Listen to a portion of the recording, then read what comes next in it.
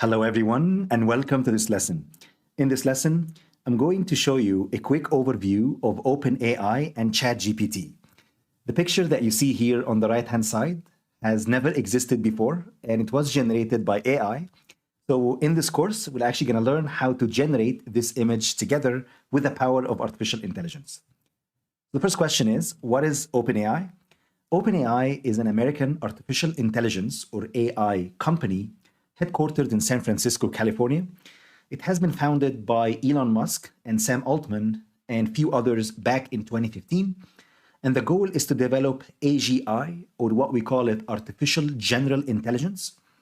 And the goal as well is to democratize AI. Microsoft invested $1 billion in OpenAI in 2019, and then a second multi-year investment in January of 2023 of $10 billion. Here is a link to the company homepage. And if you actually go there and navigate to OpenAI homepage, you'll see that simply here, quick explanation that OpenAI is an AI R&D company, and their mission is to ensure that artificial general intelligence benefits all of humanity. So what do we mean by artificial general intelligence? So what we currently have right now is what we call it narrow artificial intelligence. So narrow AI, that means we have an artificial brain that can do specific tasks. For example, we have an AI that, let's say, can drive a car, but let's say it can't write text or write articles, as an example. We have an AI that can maybe detect faces, but it doesn't understand text. And when I say AGI, or artificial general intelligence, that's the point where we have an AI that can basically do what humans can do, pretty much in all functionality, and even exceed that. And that's kind of the scary part with artificial general intelligence, because now we have a digital intelligence that can only get better, and it kind of combine all the intelligence of the human species and even supersede that as well. Okay, so if you scroll down as well here to this website, you will see the vision and the future of AGI. And the mission here is to ensure that artificial general intelligence, or AI systems that are generally smarter than humans, benefits all of humanity. Okay, so the next question is, what is ChatGPT? So in December of 2022, OpenAI launched ChatGPT. It's a new chatbot that has received incredible attention, and it has become the fastest growing app in history. So what you see here, ChatGPT took 5 days only for it to grow to a 1 million subscriber. And you will see here, Instagram took around 2.5 months, Spotify took around 5 months, Netflix took around 3.5 years to reach 1 million users. However, ChatGPT achieved that in only 5 days. So what is ChatGPT? Well, ChatGPT is an artificial intelligence-powered large language model trained by OpenAI. Simply put, think of it as a digital brain that has been trained on the entire internet.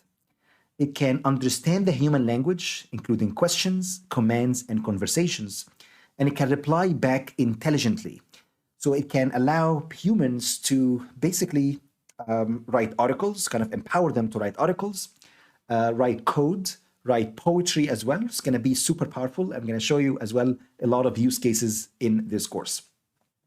So it has been trained on a massive amount of data available on the internet. And as I mentioned, ChatGPT received over 1 million signups just within 5 days of its launch and became one of the fastest growing apps in history. So that's it. That's all I have for this lesson. I hope you enjoyed it. In the next lesson, we're going to go ahead, sign up to ChatGPT, and then I'm going to show you incredible capabilities of ChatGPT. And then I'm going to also introduce what we call a GPT-4, which is an advanced version of ChatGPT. Please stay tuned. Best of luck, and I will see you in the next lesson. Hello, everyone, and welcome to this lesson. In this lesson, we will learn how to set up a new account on OpenAI website to access ChatGPT. And also, I'm going to show you a quick demo as well to kind of demonstrate the incredible capabilities of ChatGPT. Okay, so when you sign up for ChatGPT, this is basically the homepage that you're going to see. And think of it as a smart chatbot. You just talk to it and it replies back to you. So to sign up for it, all you need to do is to click on that link on OpenAI website, and that is going to direct you to the homepage. So this is the homepage, basically. And all you need to do, especially if you're new here, you just need to say sign up. And when you click on sign up here, it's going to ask you to basically provide your email address and then click on continue, or you can just continue with Google or continue with your Microsoft account. And once you do that, then you'll be directed to ChatGPT. And then I'm going to skip this part, and then I'm going to show you right away what ChatGPT homepage look like. All right, so here we go. This is simply the homepage for ChatGPT. And basically what you see here is because I upgraded my account to ChatGPT Plus. And at the time of recording, the fees is only around $20 per month. And basically, this will going to allow you to access advanced models. So by default, ChatGPT is free, and ChatGPT runs on an AI model, which is known as GPT 3.5. It's basically stands for Generative Pre-trained Transformer 3.5. And what you see here is simply the reasoning ability of that chatbot, which is the default ChatGPT. It's only 3 out of 5. The speed is actually very fast, and I'm going to show you right now. It's 5 out of 5. And then when it comes to conciseness, only 2 out of 5. However, the advanced model after ChatGPT is what we call it GPT-4. And GPT-4, and as mentioned here, basically it's an advanced AI model that excels at tasks that require advanced reasoning, complex instruction understanding, and more creativity. So when it comes to reasoning, it actually scored 5 out of 5, speed only 2 out of 5, and conciseness only 4 out of 5. And then over the next few lessons, I'm going to show you how to leverage GPT-4 and the incredible capabilities as well of GPT-4. But for now, let's go ahead and stick with the default. This is simply the ChatGPT 1. Even if you don't have a Plus account, don't worry, you will be able to simply type here in the chat and then see what ChatGPT is going to answer back to you. So basically, ChatGPT, think of it as more of a Google search, but on steroids. It's super powerful, and it's actually much better than just looking up on Google. Let's assume that you would like to look for who discovered the automobile. All you need to do is to type in who discovered the automobile, and then you press enter on your keyboard. So here we go. It's going to tell you, well, the invention of the automobile is attributed to several inventors and pioneers, and it's giving you kind of a concise summary of basically what you can find on Google. Going to tell you included Carl Benz and many other founders as well. And you can see these inventions laid the foundation of the modern automobile industry and so on. You won't be able to find links here to similar to Google. And I'm going to show you how you can do that over the few advanced lessons in the course. But for now, basically all you get is a concise summary of the exact information you are looking for. Okay, let's assume that you would like to write an email and you would like to see how ChatGPT can help you out with it. Write an email congratulating my coworker, Heather, for having a newborn baby. The baby's name is Laila, for example. You press enter on your keyboard. So here we go. What you see right now is ChatGPT is writing the email for you. And what's powerful is basically ChatGPT understood from the context here that you wanted to congratulate your coworker. Her name is Heather. And that's why you will see Dear Heather here. And also understood that I'm referring to the baby name, which is Laila. That's why you will see here, name Laila has been mentioned across the entire email. I'm thrilled to hear the news of the arrival of your beautiful daughter, Laila. I want to extend my warmest congratulations to you and your family on this joyous occasion. I can't imagine the happiness and excitement that you and your family must be feeling right now. Again, it's really incredible, like very well written email, and it's just at your fingertips, and it has been generated in few seconds. Okay, what you could do as well is that you can ask ChatGPT to come up with ideas for you. And that's kind of the power of AI in general. Think of AI as, again, it's a digital brain that has learned or seen the entire internet and kind of condensed all that information in just a bunch of numbers, okay, or equations. And let's go ahead and test it out. Give me 50 startup ideas in the field of artificial intelligence. And all you need to do is to press enter on your keyboard. And here we go. What you see here, many, many ideas. Going to tell you, well, an AI-powered personalized shopping assistant for e-commerce websites, an AI-based fraud detection system for online transactions, an AI-driven virtual interior designer for home decor and renovations. Actually, pretty cool ideas. You can see kind of AI is transforming pretty much every industry. And what you see here, AI-powered legal research tool for lawyers, an AI-based traffic management system for cities. And again, it's super powerful and you can learn a lot by just interacting with ChatGPT. All right, another powerful capability of ChatGPT is in its ability to write poems and write songs as well. So let me show you what I mean. Let's assume that you'd like to write a gift card to your boss who has just retired. Her name is, let's say, Sarah, and you'd like to thank Sarah for her mentorship, dedication, and hard work. Let me show you. So let's go ahead and write this here. So I'm going to say, write a gift card to my boss who has just retired. Her name is Sarah. Thanks, Sarah, for her mentorship, dedication, and hard work. All you need to do is just to type that in and you press enter on your keyboard. And here we go. What you see right now is going to tell you, well, as you move on to the next phase of your life, I want to take a moment to thank you for your incredible impact you have had on your career. Your mentorship, dedication, and hard work have been an inspiration to me, and I'm grateful for the guidance you have provided. Your leadership has not only helped me grow professionally, but has also made a lasting impact on the entire team. Your unwavering commitment to excellence and attention to detail have been a cornerstone of our success. Again, super powerful, really amazing gift card. Let's assume that you would like to turn that gift card into a poem, for example. So basically all you need to do is to talk to ChatGPT, and the power here, it actually remembered the previous prompt. So it remembered what you actually wrote here before. So now if I would like to go ahead and say, well, could you please turn this into a poem? And you press enter, and here we go. Now it has basically was able to convert that gift card here into a poem. It will tell you, well, let's go ahead and read it together. Your retirement brings us to tears, for you have been with us for years and years. You have been a mentor, a guide, and a friend. Your hard work and dedication will never forget in the end. And you'll see it's kind of rhyming as well, super powerful. And again, all of that has been generated in seconds. As you embark on your new journey, we wish you the very best, oh, so earnestly. May the next chapter of your life be fulfilling and bright, filled with joy, laughter, and an abundance of light. Thank you, Sarah, for all what you have done. We'll cherish your memory always and beyond. Incredibly powerful. Okay, let's assume that you would like to convert that or turn that into a Facebook post with hashtags. So you can say, could you please turn this into a Facebook post with hashtags? And you press enter. I'll tell you, well, sure. Dear Sarah, and this is simply a post, and you will find as well hashtags here at the end. And you can, of course, leverage that for content creation, for social media. And I'm going to show you incredible tools as well, incredible prompts that we're going to leverage when we move on to the content creation section of this course. And the final capability of ChatGPT, just not just the last but not least, basically you can actually ask ChatGPT to write code for you.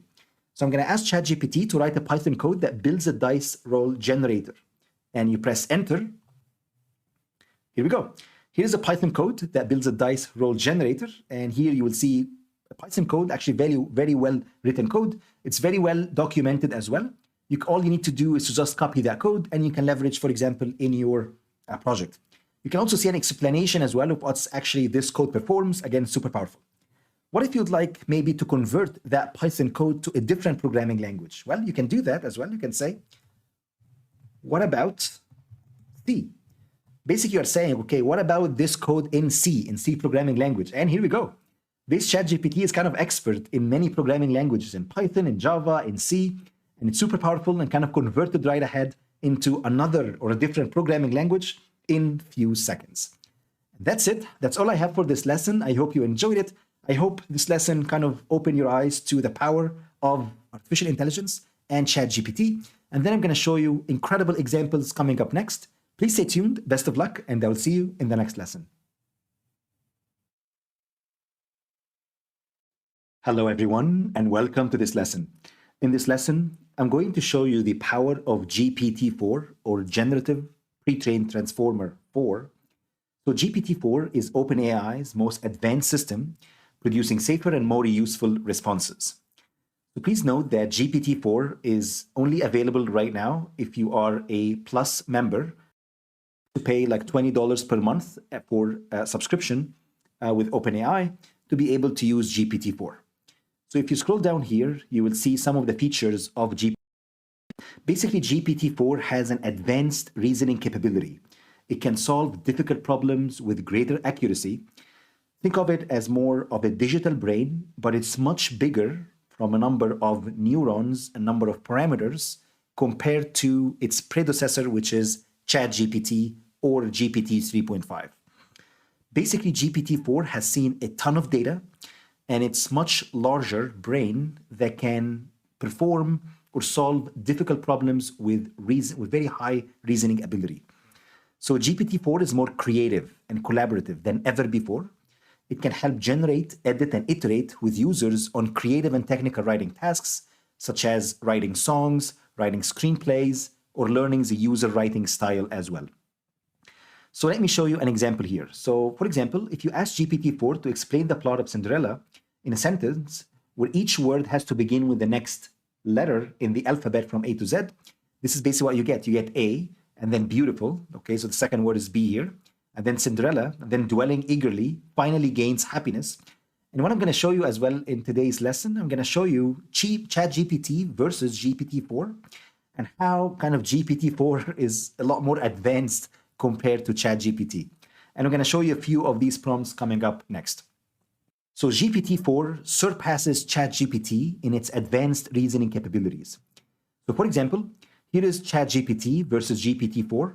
Basically what you see here is if you have, let's say, an example where you would like to schedule a meeting with multiple people, ChatGPT simply fails, okay? So for example, if Andrew is free from 11 to 3, Joanne is free from noon to 2 p.m., and then 3:30 to 5 p.m., Hannah is available at noon for half an hour, and then 4 p.m. to 6 p.m., you're looking for the kind of an overlap just for 30 minutes between Andrew, Hannah, and Joanne. What you get here is ChatGPT pretty much failed. Well, however, GPT-4 can just tell you right away there is an availability between all these people from 12 p.m. to 12:30 p.m. Also, GPT-4 outperformed ChatGPT by scoring in pretty much most of the exams. One key differentiating factor is in the bar exam. ChatGPT scored in the 10th percentile, while GPT-4 scored in 90th percentile, which is pretty scary given that kind of the jump from ChatGPT to GPT-4.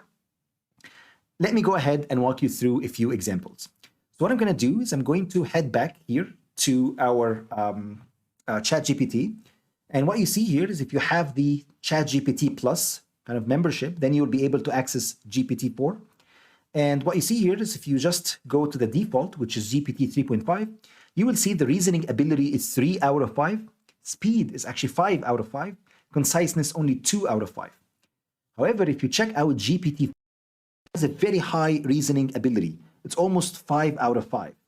And of course, it's a little bit slower compared to GPT 3.5. And again, because it's a massive language model on GPUs, and that's why the speed here is quite slow.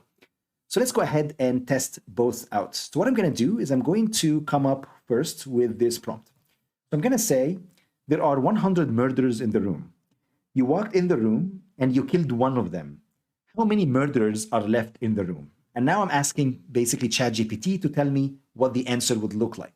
So if you go ahead and press enter on your keyboard, here we go. It's going to tell you, well, if you killed one of the murderers, there would still be 99 murderers left in the room. Basically, ChatGPT didn't understand that because you killed one of them, now you became a murderer yourself.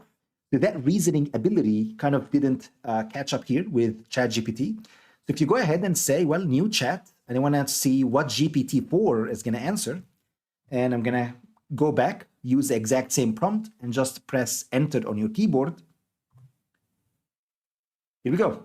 First, you will notice that GPT-4 is quite actually slow right now. So you can see that after you killed one of the murderers, there are 99 murderers left in the room. However, since you committed a murder yourself as well, then there are 100 murderers in the room, including you.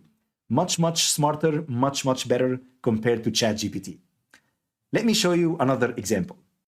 So let's assume that old Granny Adams left half her money to her granddaughter and half that amount in her grandson's name. She left the sixth to her brother and the remainder, which is $1,000, to the dog's home. How much did she leave altogether? These are kind of math problems, and we can simply use the exact same math problem and pose it to ChatGPT and GPT-4 and try to see if they are able to reason and calculate these equations. So if you press enter on your keyboard, And please know that this is basically GPT 3.5 or ChatGPT. It's going to tell you, well, let X be the total amount of money that Granny Adams left. According to the problem, half of the money left to the granddaughter, and it's kind of solving here the problem for you. And then it's basically calculating and it's coming up with the overall amount. Therefore, Granny Adams left a total of 4,000. Actually, this answer is not correct. Let's go ahead and what GPT-4 is going to tell you. So I'm going to copy the exact same prompt here, and now I'm using GPT-4. And if you press enter on your keyboard, it's going to tell you, well, let's call the total amount of money Granny Adams left is X. And see how powerful that is, how structured that is. She left half the money to her granddaughter, means half X. She left half that money to her grandson, so that means 1/4X. And then she left 1,000 and 1/6 of that. And then look at that, look how powerful GPT-4 is, writing equations and solving for X. And it's very detailed, much, much better compared to ChatGPT. And by dividing both sides, well, you get X equals to 12,000, and that's the exact correct answer. Pretty incredible. Okay, let me show you another example. So I'm asking ChatGPT to write a paragraph about traveling, so each word starts with letter T. Let's go ahead and test it out. Here we go. It's going to tell you, well, traveling is truly the ticket to transcendental experience, so this is wrong. That tantalize the senses, okay? It teaches us to trust. It's kind of trying, but it's not correct. So if you go back and you say, well, new chat, and I want to test out GPT-4 right now. And if you go here, use the exact same prompt. And here we go. Look at this. Traveling transformed tranquil tourists, tempting them towards thrilling transcendent territories, trekking through timeless towns. Again, pretty incredible. It actually got it right. And that kind of show you the reasoning ability of GPT-4 over ChatGPT. Okay. Let me show you another example. Let's assume that I would like to go back to ChatGPT here. I'm going to say, explain the plot of the Titanic in which each word has to begin with the next letter in the alphabet from A to Z without repeating any letters. If you press enter on your keyboard, I'll tell you, well, sure, all right. Here we go. Let me give it a try. Aboard a colossal cruise liner named Titanic, bound for America with passenger quite iconic, came a young man named Jack who won the ticket in a bet. It's pretty cool. But what you notice here is basically it didn't understand what I mean here. Basically, it's kind of start every sentence with that specific letter. So A, B, C, D, E, F.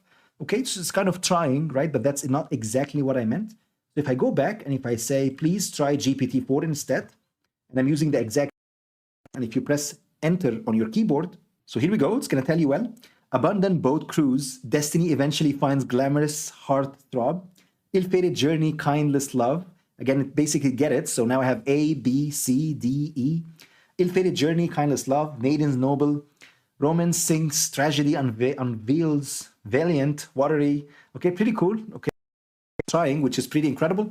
And of course, this is much better answer compared to the ChatGPT one.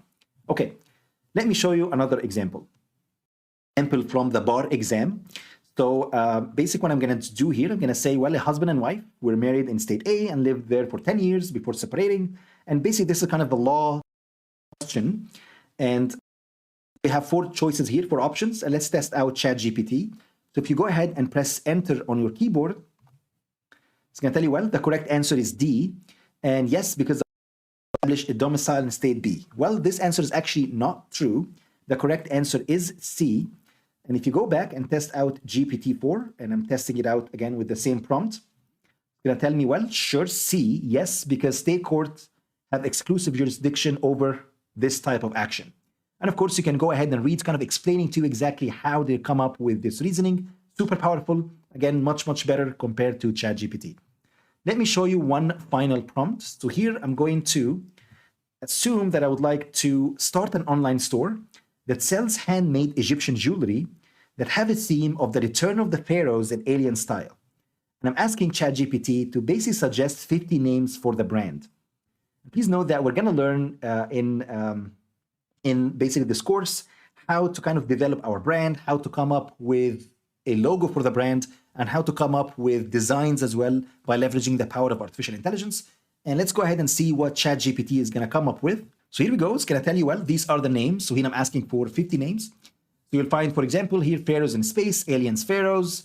For example, here, like few additional names as well. Nebula, stellar, for example, pretty cool names. Let's go ahead and see what GPT-4 is going to come up with. Again, I'm using the exact same prompt here. And look how kind of dense and how rich the vocab is. So you will find basically the ideas here are a lot more coherent, and it's much better names, kind of a lot more deeper names compared to the previous ChatGPT suggestions. So for example, you will see Cosmic Cleopatra Creations, pretty cool. You will see another names as well. Let's say here, Lunar Luxor Legends, pretty interesting. And again, you will find it's a lot more, I would say, deep compared to the ChatGPT names that have been suggested. That's it. That's all I have for this lesson. I hope you enjoyed it. Please note that moving forward, I'm going to primarily use ChatGPT, but you can simply use the exact same prompt for GPT-4. And you can also use it as well with Bing search, because Bing right now is powered by GPT-4 behind the scenes.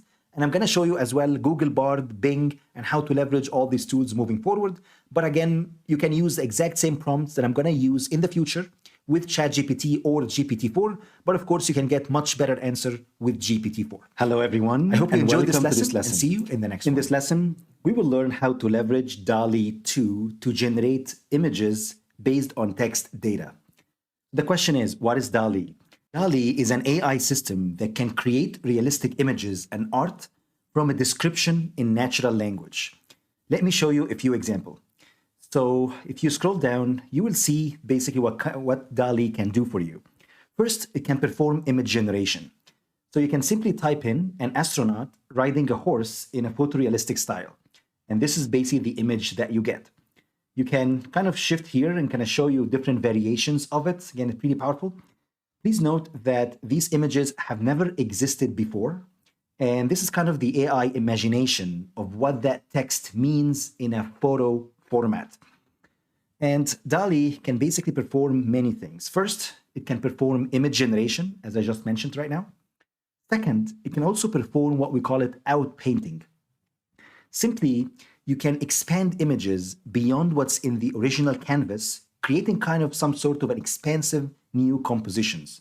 For example, if you have this input image here, you can mention or kind of type to DALL-E kind of to imagine what this image is in, kind of expand the frame. And that's what you get here. You get an expanded view of the original image only. And I'm going to show you a few examples that kind of blow your mind away.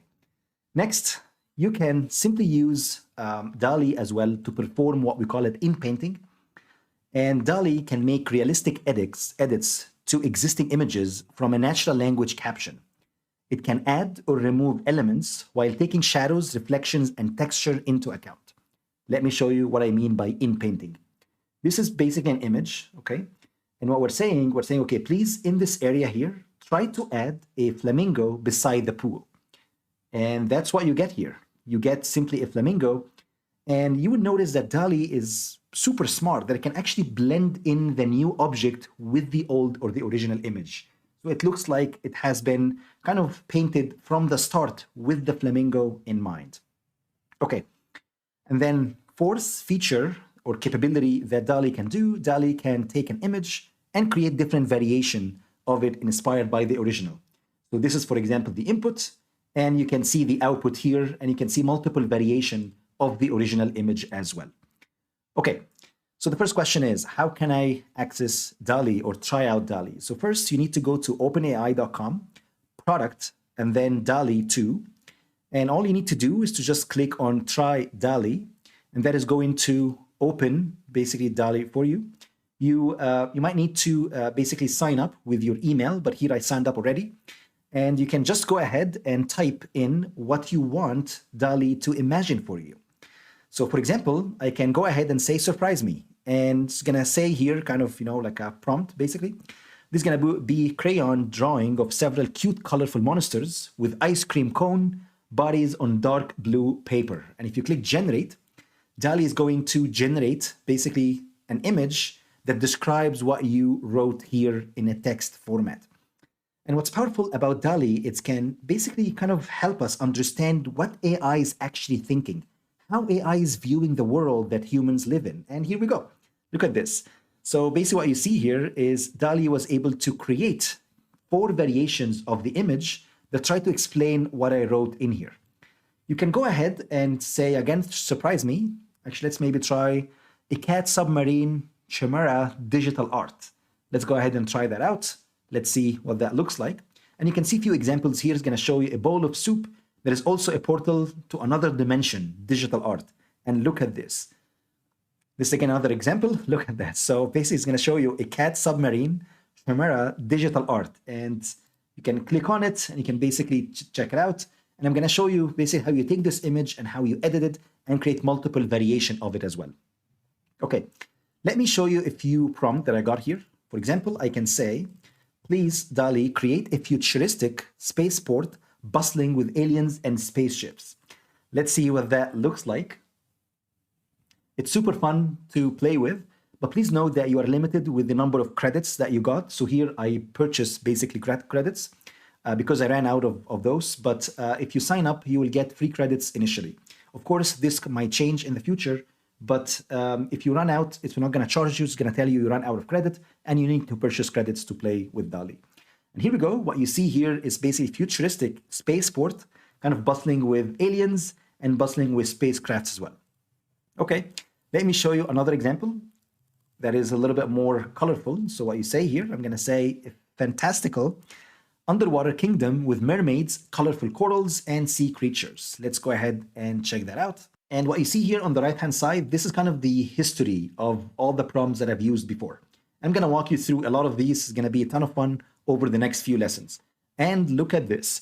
This is simply because I mentioned colorful, what you see here is colorful corals. That's why you see all these different colors. You can see sea creatures here. This is again the AI imagination of what sea creatures look like and mermaids look like. And of course, it's underwater, so it shows here all the coral reefs and the blue color as well here associated with it. Again, super powerful. Please note that these images have never existed before. This is again the creative imagination of artificial intelligence based on the text information that you provided here. Okay, let's go ahead and try another few ones. So I'm gonna say, could you please show me an astronaut riding a horse? So let's go ahead and check it out. And of course, you can see here a few examples. It's gonna tell you an expressive oil painting of a basketball player dunking. And here we go. This is an example of an astronaut riding a horse. Okay, pretty cool. And I can simply, instead of astronaut, I can say, let's say I want to see what an alien looks like. An alien riding a horse. And let's see how would that going to change basically the image that the AI is going to generate for us. And I'm going to show you over the few lessons how to do out painting and how to do in painting as well. And look at this. So what you see, an alien riding a horse. This is basically an alien and riding a horse here. So basically that means that artificial intelligence was able to understand the features of what aliens look like, and of course what astronauts look like. It can also understand the relationship. So when I say alien riding a horse, it understood that this alien need to be on top of the horse because of the millions of images that the AI has been trained on. So this is incredible because it allows us to see what the AI is actually thinking as well, and the AI's imagination of the real world. So I can go ahead and say, okay, let's go ahead and see this, an alien riding a horse on the sun. Let's go ahead and check it out and see if that makes sense.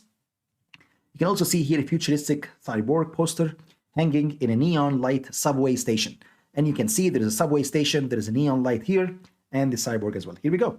Look at that. So now we have an alien and you have the sun. And again, it's a very clear, I would say, understanding of what we also mean when we wrote this text. Let's go ahead and try basically some additional features. So basically I'm going to say here, an alien riding a horse on the sun, but now you can add some additional features that you would like to see in the image. For example, I wanted to say, I want the image to be dark. I want the image to be photorealistic, and I want it to be shadowy. The more detailed you want, the better. Think of it as if you're talking to kind of an expert painter, a creative painter too. The more details you want, the better. And I'm going to show you again a few incredible examples coming up next. And here we go. You see, because we mentioned dark and photorealistic and shadowy, you will see all these different shadows here. This is actually pretty cool. If you actually like open this one, and you can see kind of the horse, the sun as well, and I added dark because I added dark here, and you can see some shadows here as well on that horse.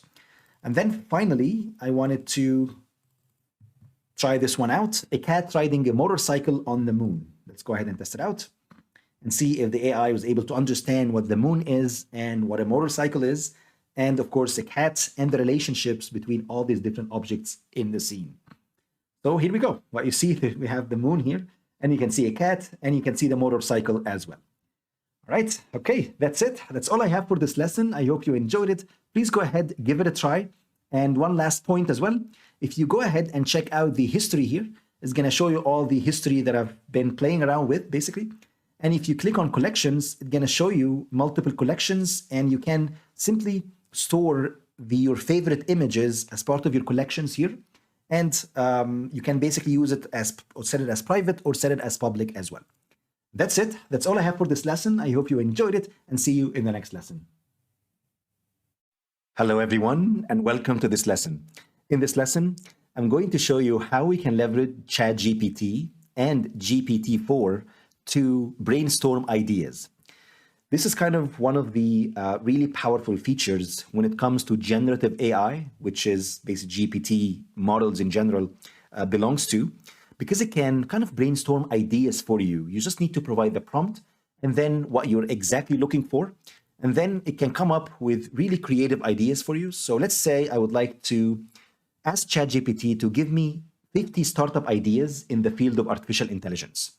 Let's go ahead and test it out. Let's go ahead and maybe restart it again. Again, this issue might happen every once in a while. So we're going to go ahead and do that. I'm going to tell you, well, an AI-powered virtual assistant that helps users with daily tasks like scheduling appointments, setting reminders, and managing emails. A chatbot that uses natural language processing to provide customer support for e-commerce business. An AI-powered personal finance app that helps users manage their budget and investments. Again, many ideas here. Again, the possibilities with AI is kind of endless. An AI-powered facial recognition system that helps business identify customers. An AI-powered tool for predictive analytics that helps business make better predictions about future events. An AI-powered tool for social media management, for example, that helps business monitors and manage their social media accounts, and so on. So what you notice is basically ChatGPT stopped at number 44 here. So what you need to do is that you just need to say continue. And please note that basically the reason is because ChatGPT is limited with the number of tokens that I can provide as an input to my prompt, and also in the outputs that have been generated per run or per iteration. That's why when I say continue, you'll find that basically you're getting the remaining ideas. So now you got an AI-powered tool for speech recognition, an AI-powered tool for chat analytics, an AI-powered tool for data visualization that help businesses better understand their data, and so on. So what I would like to do right now is I'd like to go ahead and say new chat, and I would like maybe to explore GPT-4 and see the reasoning ability of GPT-4, and maybe if it can come up maybe with a little bit better ideas as an example. And please note that GPT-4, if you kind of hover on top of it, it's going to tell you it excels at tasks that require advanced reasoning, complex instruction understanding, and more creativity. So you'll find that here reasoning is almost 5 out of 5, but here if you go at the default, which is GPT 3.5, and that's the model powering ChatGPT, the reasoning capability is only 3 out of 5, and the speed, of course, is faster than GPT-4, but let's go ahead and ask the exact same question to GPT-4. So give me 50 startup ideas in the field of artificial intelligence. Again, running through the exact same issue. I hope OpenAI will be able to fix this quickly. So I'm going to go ahead and do that. Right now, again, we're GPT-4. Please note that right now, it's kind of, slow. And this has been mentioned because this GPT-4 model has much larger number of parameters compared to ChatGPT. And these are basically the ideas. It's going to tell you AI-driven personalized learning platform, AI-based mental health chatbot, AI-driven financial investment advisor, AI-driven video surveillance and security system, AI-generated personalized fitness and nutrition plans. Again, I would say it's kind of pretty comparable to what we got before with ChatGPT. Let's go ahead and wait. AI-based predictive analytics for sports betting. This is actually a pretty cool idea. AI-generated music and sound design. AI-powered autonomous vehicle navigation and optimization, AI-driven personalized travel recommendations, and so on. Okay, what I would like to go ahead next is I would like to ask basically ChatGPT to give me 50 ways to apply artificial intelligence in the real estate industry. And let's wait until GPT-4 is done. So here we go. So now we got all these ideas. Let's go ahead and actually shift back to ChatGPT. And the reason is because we have a limit on the number of prompts that I'm going to provide to GPT-4. So what I'm going to do is I'm going to say, could you please give me 50 ways to apply AI in the area of real estate? It's going to tell you, well, first, property valuation and appraisal. AI algorithms can be used to accurately determine the market value of properties, which is essential in real estate transactions. Smart building automation. AI can help automate building systems such as heating, ventilation, air conditioning. Fraud detection. AI can analyze transactions to detect any fraudulent activity, helping to protect both buyers and sellers.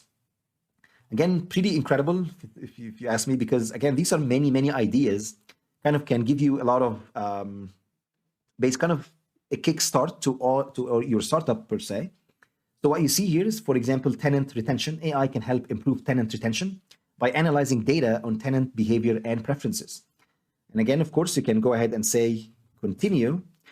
And again, we're going through the exact same issue again. Let's go ahead and restart it. And I hope you're not encountering these issues. So let's go ahead. You can go ahead on the left-hand side, basically use the exact same output that has been generated before. And you can just say continue right now. And here we go. It's going to tell you it continued at number 36, rent prediction. For example, here, property damage detection, real estate forecasting, property tax assessment. There is also property portfolio optimization to kind of optimize your or maximize your portfolio ROI or return on investment.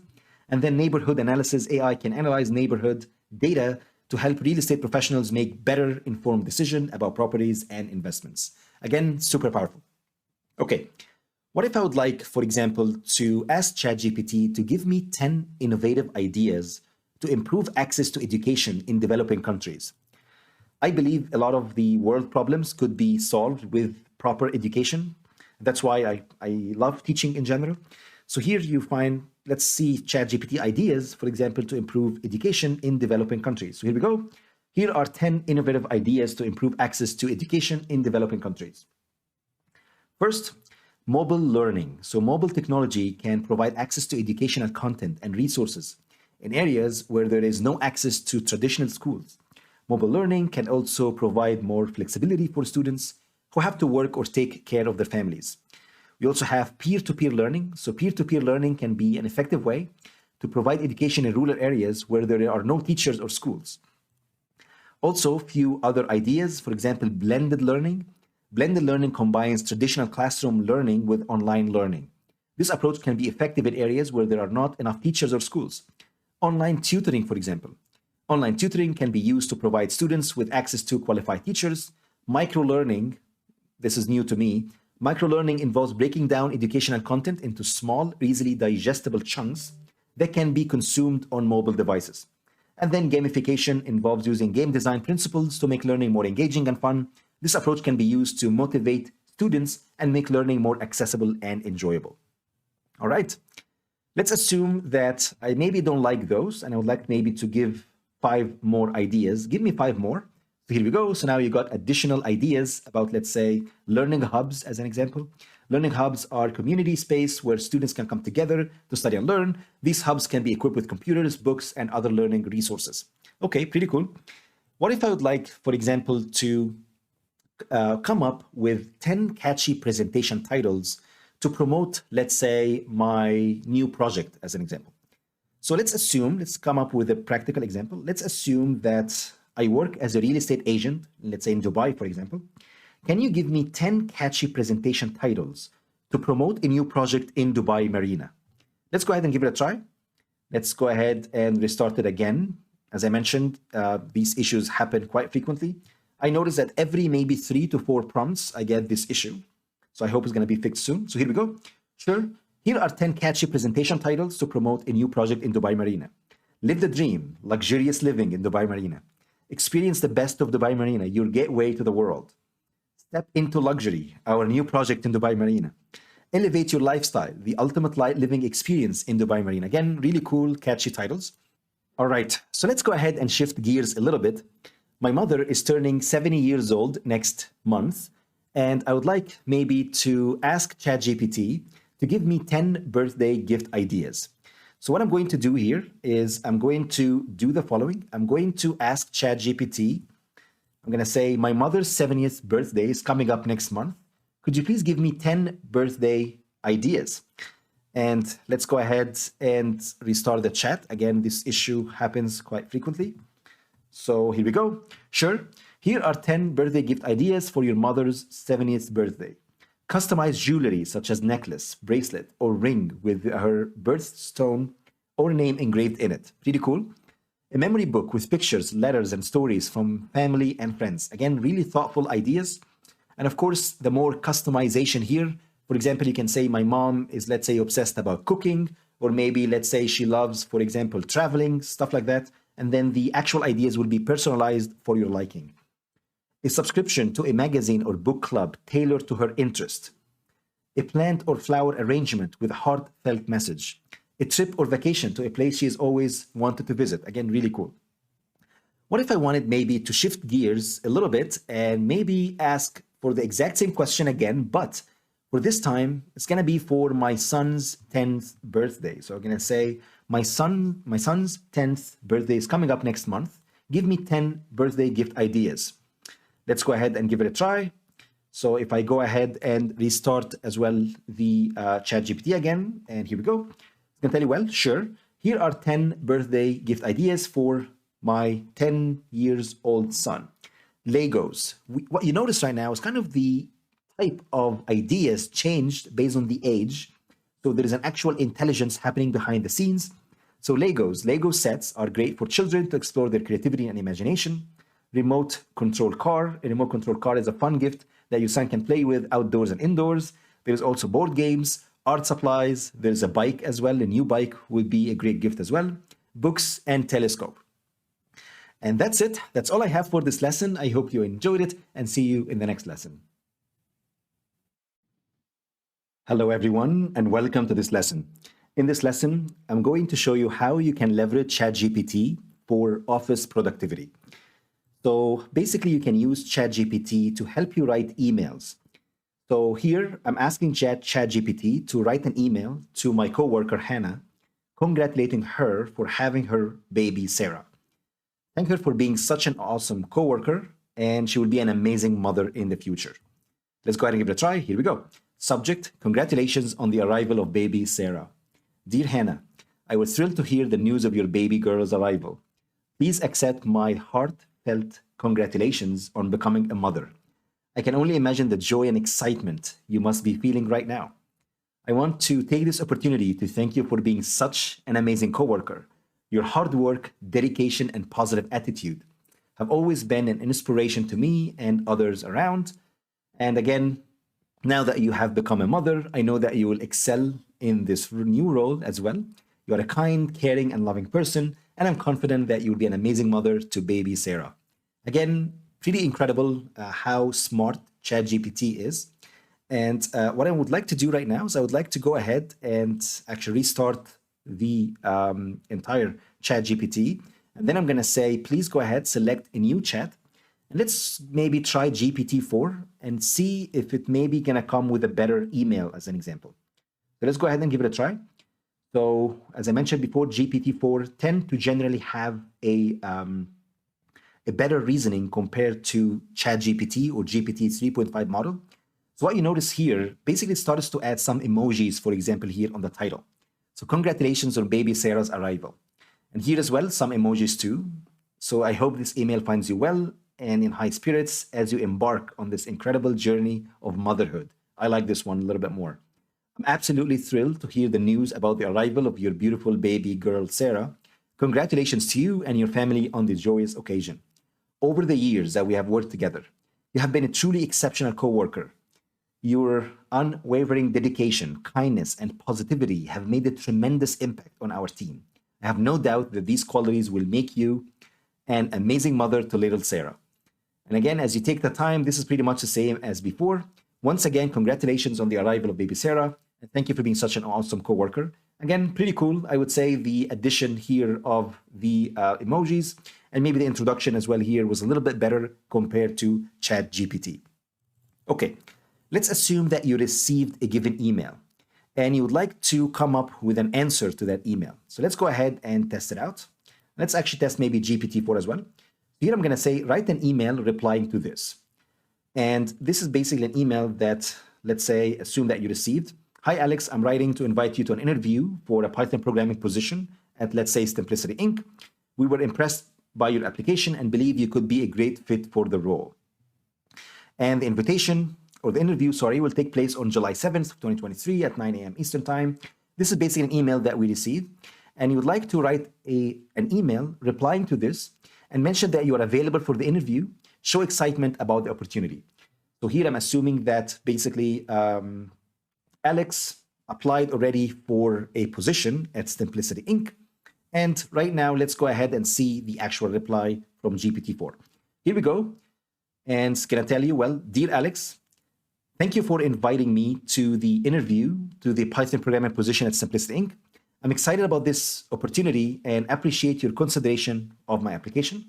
I'm confident that my skills and experience in Python programming and software development would enable me to contribute effectively to your team. I'm happy to confirm that July 7th, 2023 at 9 a.m. Eastern Time works perfectly for me. I look forward to joining the Zoom meeting and discussing my qualifications and experience in more detail. If there are any additional materials or information you would like me to provide or prepare prior to the interview, please don't hesitate to let me know. Once again, thank you for this opportunity, and I'm eager to speak with you and the team at Simplicity Inc. during the interview. Pretty powerful. Okay, let's assume, for example, that you have a list of tasks that you would like to complete, and you would like ChatGPT to create a schedule for you. So let me show you. So what I'm going to do here is I'm going to go ahead and say, I have a list of tasks that I would like to complete in one day. I would like you to create a schedule for me to complete these tasks. Please arrange them according to their priority and urgency. And these are a list of tasks. First, I would like maybe to write a research paper with a deadline coming in 3 days, schedule interviews with potential new hires, send an email to my boss with updates, and prepare a presentation with a deadline coming up in 5 days. Let's go ahead and see. Here is the suggested schedule for the day, and taking into consideration the priority and urgency of each task. So what you notice here is morning routine. So they added basic coffee and breakfast. And then from 8:30 to 9 a.m., review your tasks of the day and gather necessary information. Write the research paper, and it's actually explaining to you here, and that's kind of the power of GPT-4. It's telling you, since the deadline is in 3 days, focus on drafting the main sections and refining your arguments. And then lunch break, and then schedule interviews with potential new hires, allocate enough time to review candidate profiles, and then send an email to your boss with updates, summarize your progress on various projects and provide the necessary information. Prepare a presentation from 3:30 to 5:30, and then review your progress for the day, make any necessary adjustment to the schedule for the next day, and wrap up any loose ends. Again, super powerful, and it's actually really helpful as well. As long as you have a list of tasks that you would like to complete, you can add ChatGPT to kind of organize or prepare your day, similar to your trusted assistant. All right. Let's assume that you would like to leverage ChatGPT to write a gift card to your boss who has just retired, for example.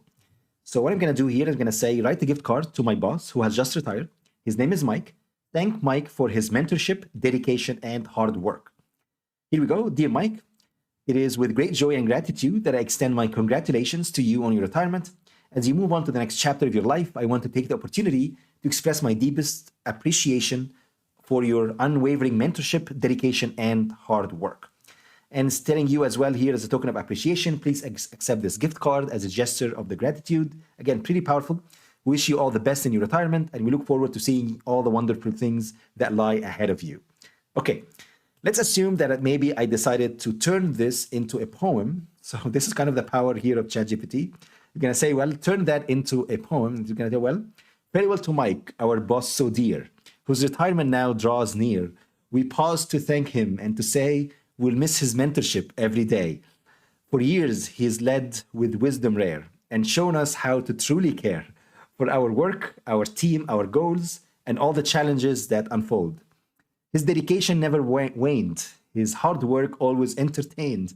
He went above and beyond his call. He inspired us to give our all. Again, if this is not incredible and mind-blowing, again, I don't know what is. And let's assume, for example, finally, that I would like to turn this into, let's say, a Facebook post with hashtags. Here we go. Here is provided the hashtag, retirement celebration, gratefulness, thank you, Mike. Today, we bid farewell to Mike, our dear boss and leader, as he embarks on a new journey in his life. We are grateful for the many years of his unwavering mentorship, dedication, hard work. Mike has been an exceptional leader. Again, really cool. And then at the end, thank you, Mike, for everything will be missed. And it's adding hashtags as well at the end. Super powerful. Please stay tuned. Best of luck, and I will see you in the next lesson. Hello, everyone, and welcome to this lesson. In this lesson, I'm going to show you a super powerful feature within ChatGPT and, of course, GPT-4, where you can ask ChatGPT to pretend to be someone. You can simply ask ChatGPT to pretend to be your teacher, your travel agent, or maybe your cook, and it can give you specific advice based on the person that you are asking ChatGPT to be. So let me give you a few amazing examples coming up next. So let's assume that you would like to travel somewhere and you are asking ChatGPT to pretend that you are my travel agent. Let's go ahead and press enter. It's going to tell you. Might take a few seconds here to come, but basically it's going to tell you, well, sure, I'll be happy to assist you with your travel plans.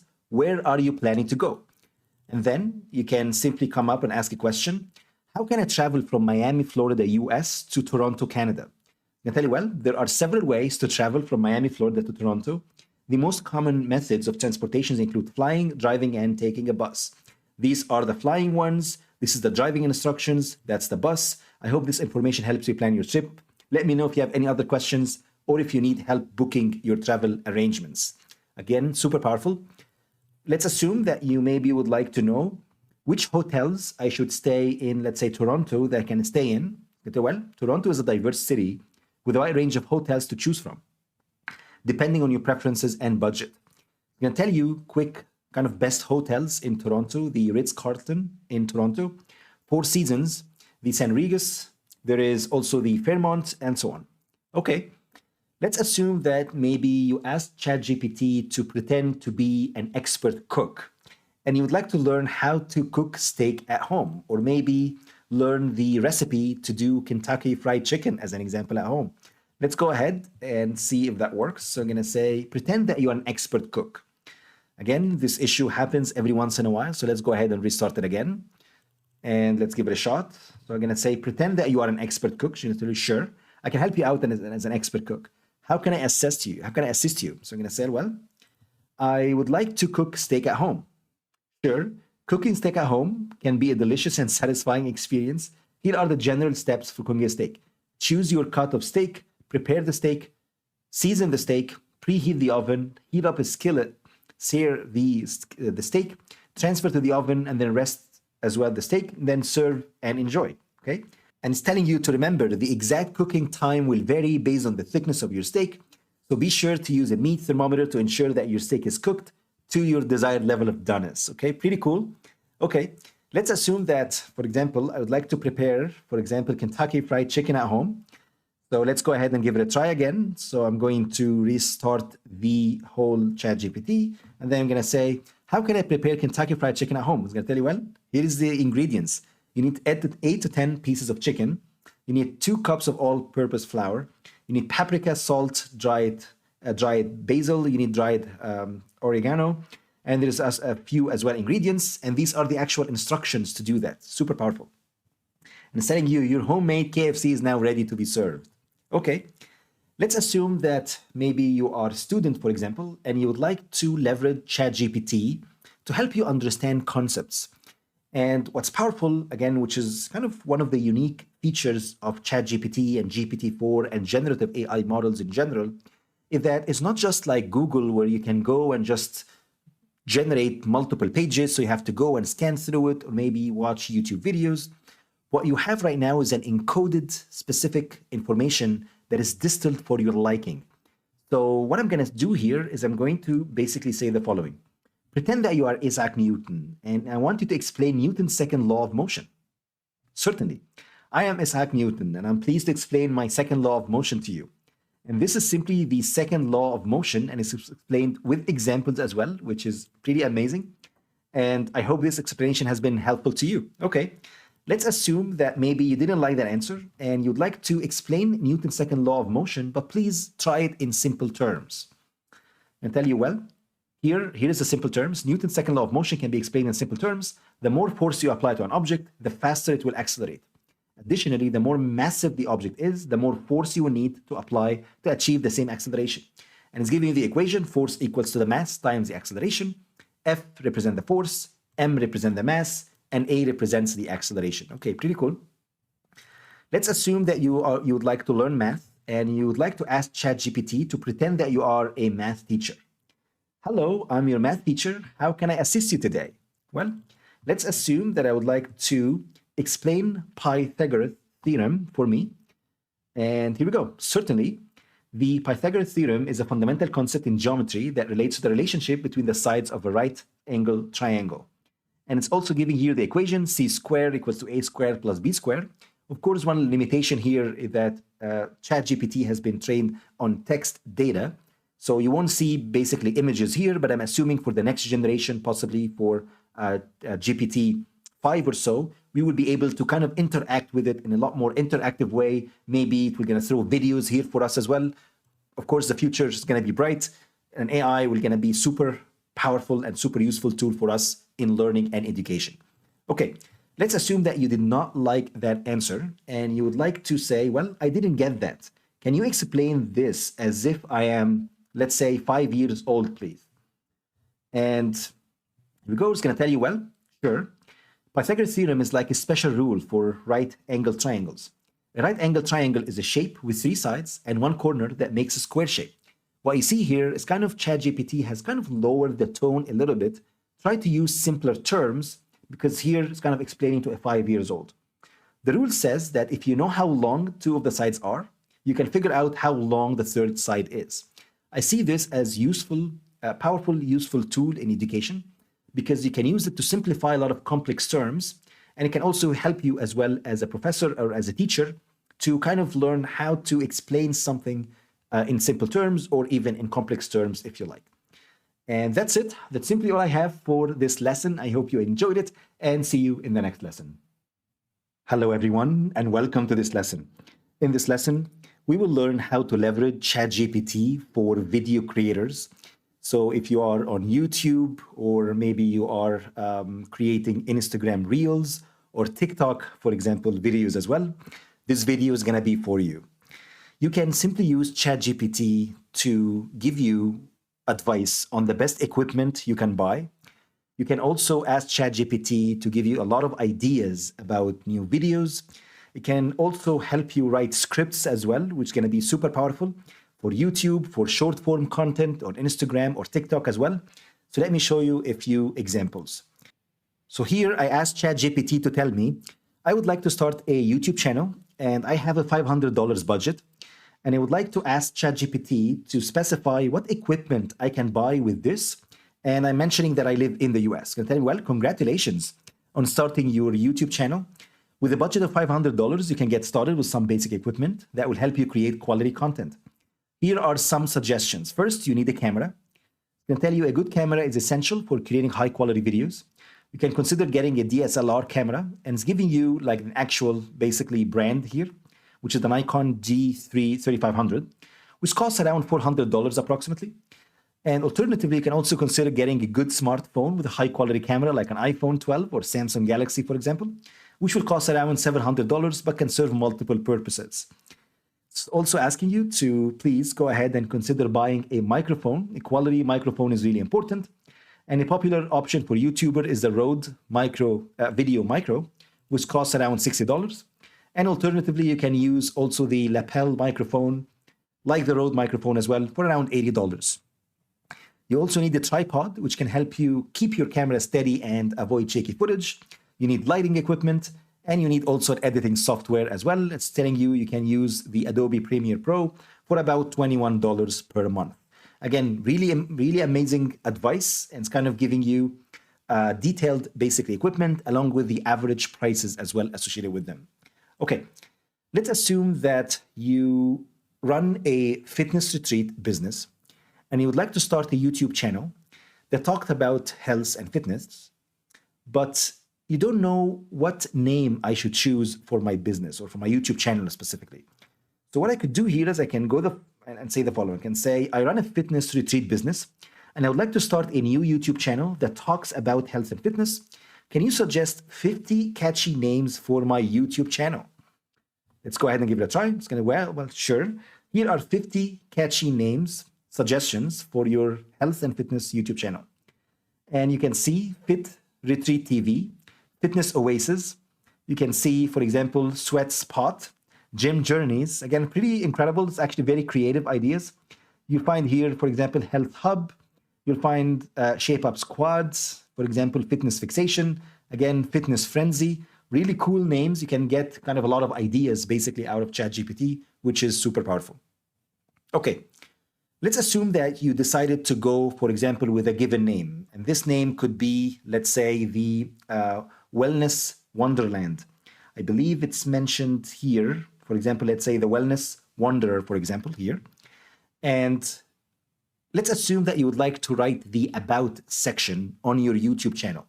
So if you host videos on your YouTube channel, there is an About section where you basically talk about what do you do and what is the YouTube channel is all about. So what I'm going to do here is the following. I'm going to say, well, I decided to go with the name. So here I'm going to say, I'm going to go with the Wellness Wanderer. So I'm going to copy that. I'm going to paste it here. So Wellness Wanderer that you recommended. Can you write the About section on YouTube? And then if you press enter, here we go. It's going to tell you, well, sure. Here's a sample of the About section that you can use as a starting point for your YouTube channel. Welcome to Wellness Wanderer.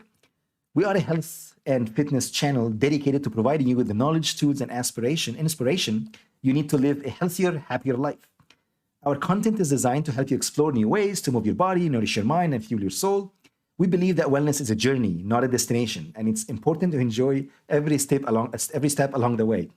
Our team of experts includes certified fitness trainers, registered dietitians. Again, amazing start. Of course, you need to go ahead and change and edit, of course, the content here, but it can give you a lot of ideas to get started with. Okay, let's assume that you would like to start filming your first video, but you don't know what video to start with. Well, ChatGPT can help you kind of brainstorm ideas. So I can say, can you give me 10 video ideas for my YouTube channel that can go viral? If you press enter, here we go. It's going to tell you, well, sure. Here are 10 video ideas for your fitness and health YouTube channel.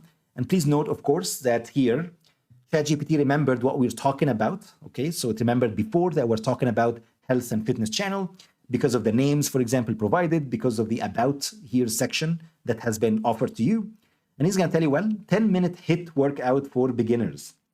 Another example, what I eat in a day for a weight loss. Fitness challenge, 30 days of yoga. Again, pretty amazing. How to get abs in 30 days. The ultimate healthy snack taste test. My morning routine for a productivity day. Again, pretty incredible ideas, I would say. Healthy meal prep for the week. 10 minutes fat burning cardio workout. My fitness journey. Healthy snacks for weight loss. Again, pretty amazing ideas. Well, what if you maybe don't like any of those? I can say, ask ChatGPT to tell it, basically, give me 5 more. Here we go. Sure, here are 5 more video ideas. And I'm going to tell you, well, there is full day of eating for weight loss. Fitness Q&A. Healthy habits to start today. Fitness challenge, 30 days of squats. And then healthy groceries haul and meal prep ideas. Again, this is incredible. This is amazing. And that's it. That's all I have for this lesson. I hope you enjoyed it. Over the next few lessons, I'm going to show you how we can leverage ChatGPT to help us scripting some of these YouTube videos, Instagram Reels, and TikTok as well, Shorts. Please stay tuned. Best of luck, and I will see you in the next lesson. Hello, everyone, and welcome to this lesson. In this lesson, we will learn how to leverage ChatGPT for scripting videos, specifically for YouTube, Instagram Reels, and TikTok. If you recall, in the previous lesson, we learned how to leverage ChatGPT to come up with ideas. Think of it as your brainstorming buddy, basically, that you can leverage to come up with new ideas. Now, let's go ahead and dig a little bit deeper and come up with actual scripts for those videos. So what I'm going to do is I'm going to first start with asking the previous questions that I had before, because here I started a new chat already. So I'm going to say, I run a fitness business retreat, and I would like to start a new YouTube channel that talks about health and fitness. Can you give me 10 video ideas for my YouTube channel that can go viral? You press enter. Here we go. Sure. Here are 10 video ideas for your YouTube channel. Full body workout challenge, healthy meal prep ideas, motivational workout quotes, fitness Q&A, gym tour, yoga for beginners, healthy snack ideas, fitness challenge, fitness myth debunked, and then workout music playlist. All right, let's assume that we would like to write a script about one of these YouTube videos. For example, let's say full body workout challenge. I like this one, so I'm just gonna copy that and then come here, paste it. And then I'm going to ask ChatGPT to write a 5-minute YouTube video script about, and then I'm going to specify that topic here. Let's go ahead and test it out. So if you press enter, and here we go. What you see right now is, hey everyone, welcome back to my channel. In today's video, we are going to do something exciting and challenging. We're going to take on a full body workout challenge that will test our strength, endurance, and determination. Let's go ahead and get started. I'm gonna tell you, here's the warm-up. This is the actual main workout. Again, pretty cool. And then you will find here the cool down part and then the conclusion part. Congratulations, we have completed the full body workout challenge. Remember, this is just the beginning. Keep pushing yourself, stay consistent, and you'll see progress in no time. Thanks for watching, and I will see you in the next video. Okay, pretty cool. Let's assume that you'd like to add a video description and 20 tags to the previous video. Basically, whenever you publish any YouTube video, you need to include the description on the bottom. And you also include some tags as well. These are kind of the common key words that are included in your video. And they are kind of help others to discover your videos. Okay, so these are key tags. So what I'm going to do here is I'm going to say add video description and 20 tags to the previous video. Let's go ahead and test it out. So here we go. I'm going to tell you, well, this is the video description. In this video, we take on a full body workout challenge that will test our strength, endurance, and determination. We start with a warm-up, followed by 5 main exercises. And this workout is perfect for anyone looking for a challenging full body workout that can be done anywhere, anytime. And these are the tags. So you'll find here, for example, strength training, home workout, workout routine, gym workout. You can simply just use all of these directly into YouTube. Of course, you need to go ahead and see which ones are the most kind of trending words or keywords, search keywords, and you can include them as well in your tags. Okay, let's assume that you decided to make this video a little bit more funny, light, and fun. That's kind of what gets, I would say, a little bit scary to me, because what you see here is I can ask ChatGPT to simply rewrite the video script to make it funny, light, and fun. So here we go. What you see right now, okay, hey there, my fellow workout warriors. Today we're going to do something crazy, exciting, and a little bit ridiculous. What you notice right now, the language started to change to be a little bit more kind of light, more fun. And so here we go. We're going to take on a full body workout challenge. It's going to make you sweat, laugh, and maybe even cry a little bit. Kind of throwing out a little bit of jokes out there. So put on your workout gear, grab some water, and let's get this party started. This is again the warm-up, this is the main workout, and this is the cool-down area, and this is the conclusion. Congratulations, you did it. You completed the wackiest and most fun full body workout challenge ever. I hope you had the blast and burned some calories too. Remember, fitness doesn't have to be boring or serious. It can be fun, silly, and enjoyable. Thanks for joining me today, and I will see you in the next video. Peace out. Basically, you notice is this is completely different compared to the previous script that we had here before. And again, you can add your own kind of tone in the script, in the actual prompt as well. Okay, let's assume that you would like to rewrite that video script to make it also funny, light, and fun, But I would like to include 5 reasons that customers should try maybe my own, let's say, business. For example, a business I picked here, the Beef Retreat, Health and Fitness Retreat. It's basic retreats that are happening in Thailand and in Dubai as well. So what I'm going to do here is I'm going to simply ask ChatGPT to rewrite the video script to make it funny, light, and fun. But what you could do as well, and that's kind of the smart of adding your own simply taste in there in the actual prompt, include 5 reasons customers should try Beef Retreat, Health and Fitness Retreats in Thailand and Dubai. Let's go ahead and give it a try. Here we go. I'm going to tell you, well, hey, welcome to my channel where fitness meets fun. Today, we're going to do something epic and crazy. We're going to talk about why we should try Beef Retreat, Health and Fitness and retreats in Thailand and Dubai. And trust me, you won't regret it. But before we dive in, let's get our happy dance on.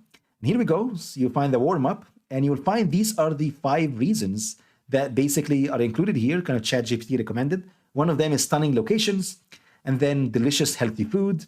We have fun workouts, self-care, and unforgettable memories, along with the conclusion. Again, pretty incredible.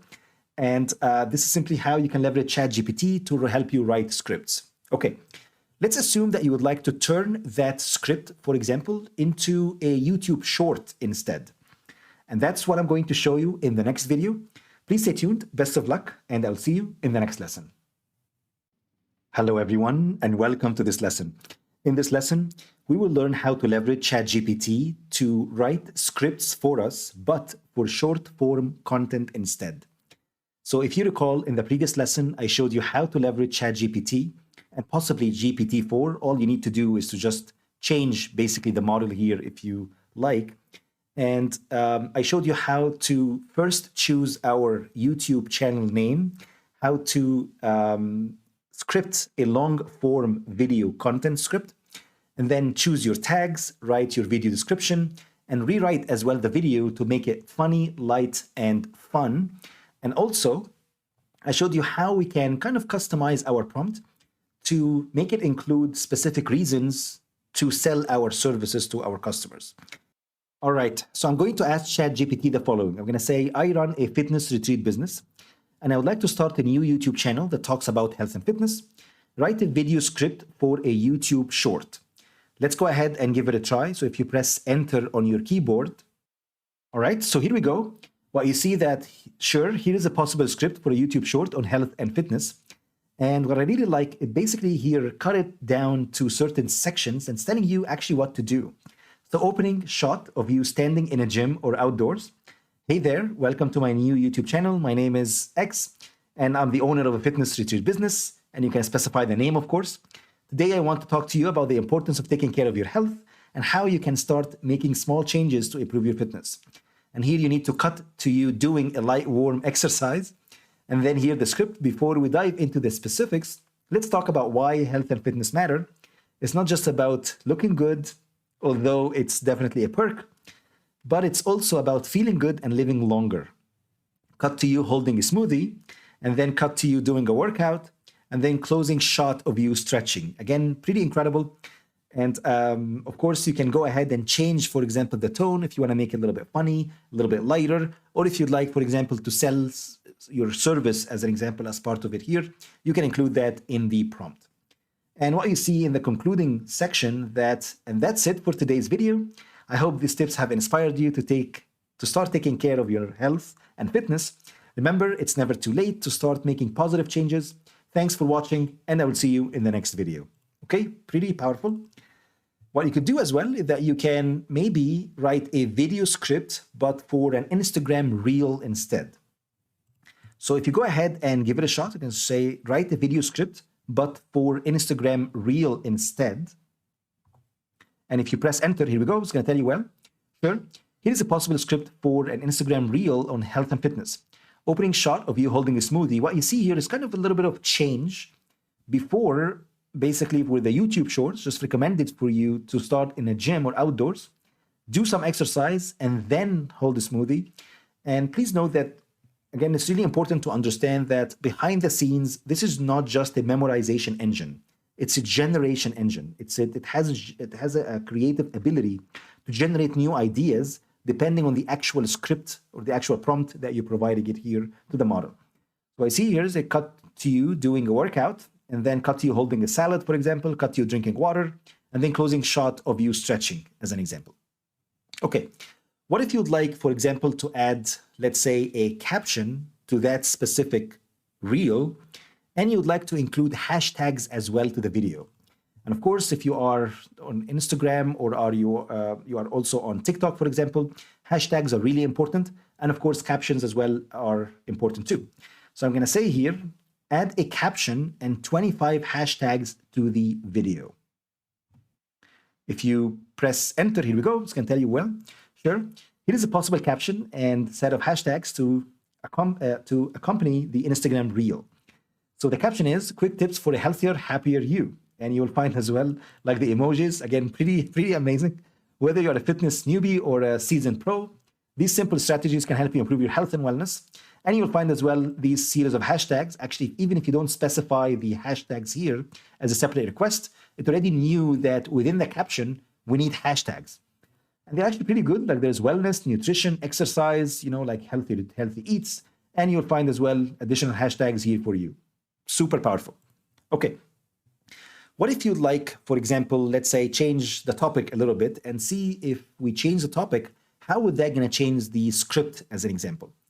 So I'm passionate about artificial intelligence in general. So I wanted, to write a video script for an Instagram reel that promotes AI and how it's such a powerful and dangerous technology. So now we're shifting completely from health and wellness and fitness to technology and AI. And let's see if ChatGPT can help us do that. So if you press enter, here we go. As an AI language model, I don't believe it's appropriate or ethical to promote AI as a dangerous technology. AI is a tool created by humans, and its impact depends on how it's developed and used. AI has the potential to bring about significant benefits. However, it's also important to be mindful of all the risks and ethical considerations associated with it. That being said, here is a possible script. Opening shot of a computer screen displaying an AI algorithm. It's going to tell you, well, hey, Insta fam, it's your girl. And today I want to talk to you about something that's been in my mind lately, artificial intelligence. And here AI is such a powerful tool that has potential to transform the world in countless ways. From predicting disease to improving renewable energy, the possibilities are truly endless. Cut to you looking thoughtful. And then, however, with great power comes great responsibility. It's crucial that we develop and use AI in a responsible and ethical manner. We need to ensure that AI is transparent, unbiased, and respects privacy and human rights. Also, cut to you typing on a computer. That's why it's so important for people to learn about AI and become informed about its potential impacts, whether you're a student, business owner, and so on. And then closing shot of you looking into the camera. So let's work together to make sure that AI is a force for good in our world. Thanks for watching and stay curious. And here's going to end with your Instagram handle or a call to action to follow you for more content on AI. And it's going to give you as well hashtags here, AI ethics, AI responsibility, AI transparency, AI privacy, AI safety. Again, super amazing. Okay, the final piece is basically I'm going to ask ChatGPT the following. I'm going to basically say, my name is, let's say, Professor Ryan, for example, and I teach content on AI.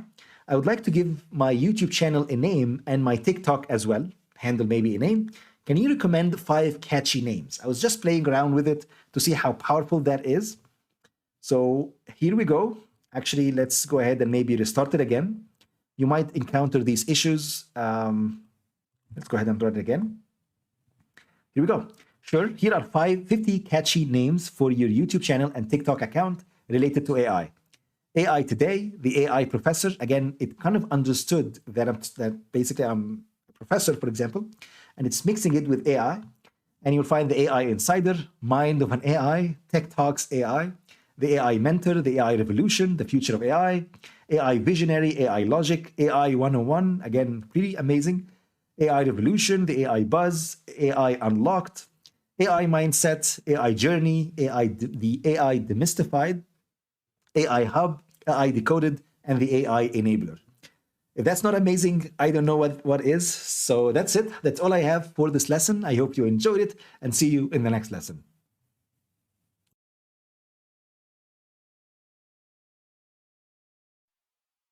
Hello, everyone, and welcome to this lesson. In this lesson, we are going to learn how to leverage ChatGPT for course creation. So what I could do is I can go ahead and get started by asking ChatGPT that I'm interested in creating an online course, and I have no idea what to do. Basically, I'm just starting out, and I only have $1,000 budget for equipment or maybe for course hosting services. So I'm going to ask ChatGPT the following: I'd like to create an online course. What do I need to do? Let's go ahead and test it out. If you press enter on your keyboard, here we go. Creating an online course can be a rewarding experience, both financially and personally. Here are some steps that you can take to create an online course with a budget of $1,000. First, you need to determine your course topic and target audience. You need to plan your course content. You need to choose a course platform. This could be Teachable, Udemy, Thinkific. You need to step forward to create your course content. You need to record and edit your videos, and then you need to launch your course. Keep in mind that $1,000 may not cover all the expenses associated with creating an online course, but it's possible to create a high-quality course on a budget with careful planning and resourcefulness. Okay, that's a good start. Let's assume that I would like to design a new course on, let's say, Python programming. And I would like to get some help on creating a course outline. So if I say I'm designing a new course on Python programming, can you help me write a course outline? Here we go. Sure. Here is a simple course outline for beginner level Python programming. First, you need to start with an introduction to Python, overview of Python programming language, installing and setting up Python environment, writing and executing basic Python programs, introduction to Python data types and variables. Actually, if I wanted to write something like that, it's actually going to be very close to this. Next, you need to cover control structures and functions, covering loops, functions, recursion, and conditional statements or if-else statements. And then you need to cover data structures in Python, such as lists, tuples, dictionaries, indexing and slicing, and then cover file handling, how to deal with files, object-oriented programming, web scraping and data visualization, covering libraries. Again, pretty powerful, is giving you as well examples. And also concluding the course with a project, basically implementing a real-world project using Python programming concepts learned throughout the course. Okay, that's pretty good. Let's assume that, for example, I'm interested in, let's say, lists, tuples, and dictionaries. And what I could do is I can go ahead and ask ChatGPT to basically give me a rough idea about a script. And I'm going to say, write a video script for a lesson. And then maybe I'm going to grab this, for example, lists, tuples, and dictionaries. Here we go. I'm going to tell you one. Sure, here is a sample video script for a lesson on lists, tuples, and dictionaries. Welcome to this lesson on lists, tuples, and dictionaries. There are important data structures that you encounter frequently in Python programming that can be used for a wide range of applications. Let's start with lists. A list is a collection of items which can be used basically to have multiple data types as integers, strings, and even lists. You can create a list in Python by enclosing a comma-separated sequence of values with square brackets. It's pretty incredible because this is actually right. It's not basically making stuff up. Now it's kind of adjusting its content to have some kind of creativity here. But when it comes to the actual definitions of these terminologies, they are actually pretty accurate. Working with lists, what are tuples, how to work with tuples, what are dictionaries, how to work with dictionaries, and then ended up with conclusion. Again, pretty incredible. And of course, you can use it kind of as a quick starting point to your course. Okay, what if, for example, if I'm interested in identifying what are the key learning outcomes or objectives for a given course? What about key learning objectives or outcomes for this course? And if you press enter on your keyboard, here we go. It's going to tell you, well, sure. Here are some key learning outcomes that students should achieve. First, you need to understand the difference between lists, tuples, and dictionaries. Be able to create and manipulate lists in Python, including in accessing individual elements or performing list slicing. Understand the immutability of tuples in Python. Be able to create and manipulate dictionaries in Python. Be able to choose the appropriate data structure in a given problem or task in Python. And please note that right now, it's kind of giving you key learning outcomes for that specific lesson that we picked about lists, tuples, and dictionaries.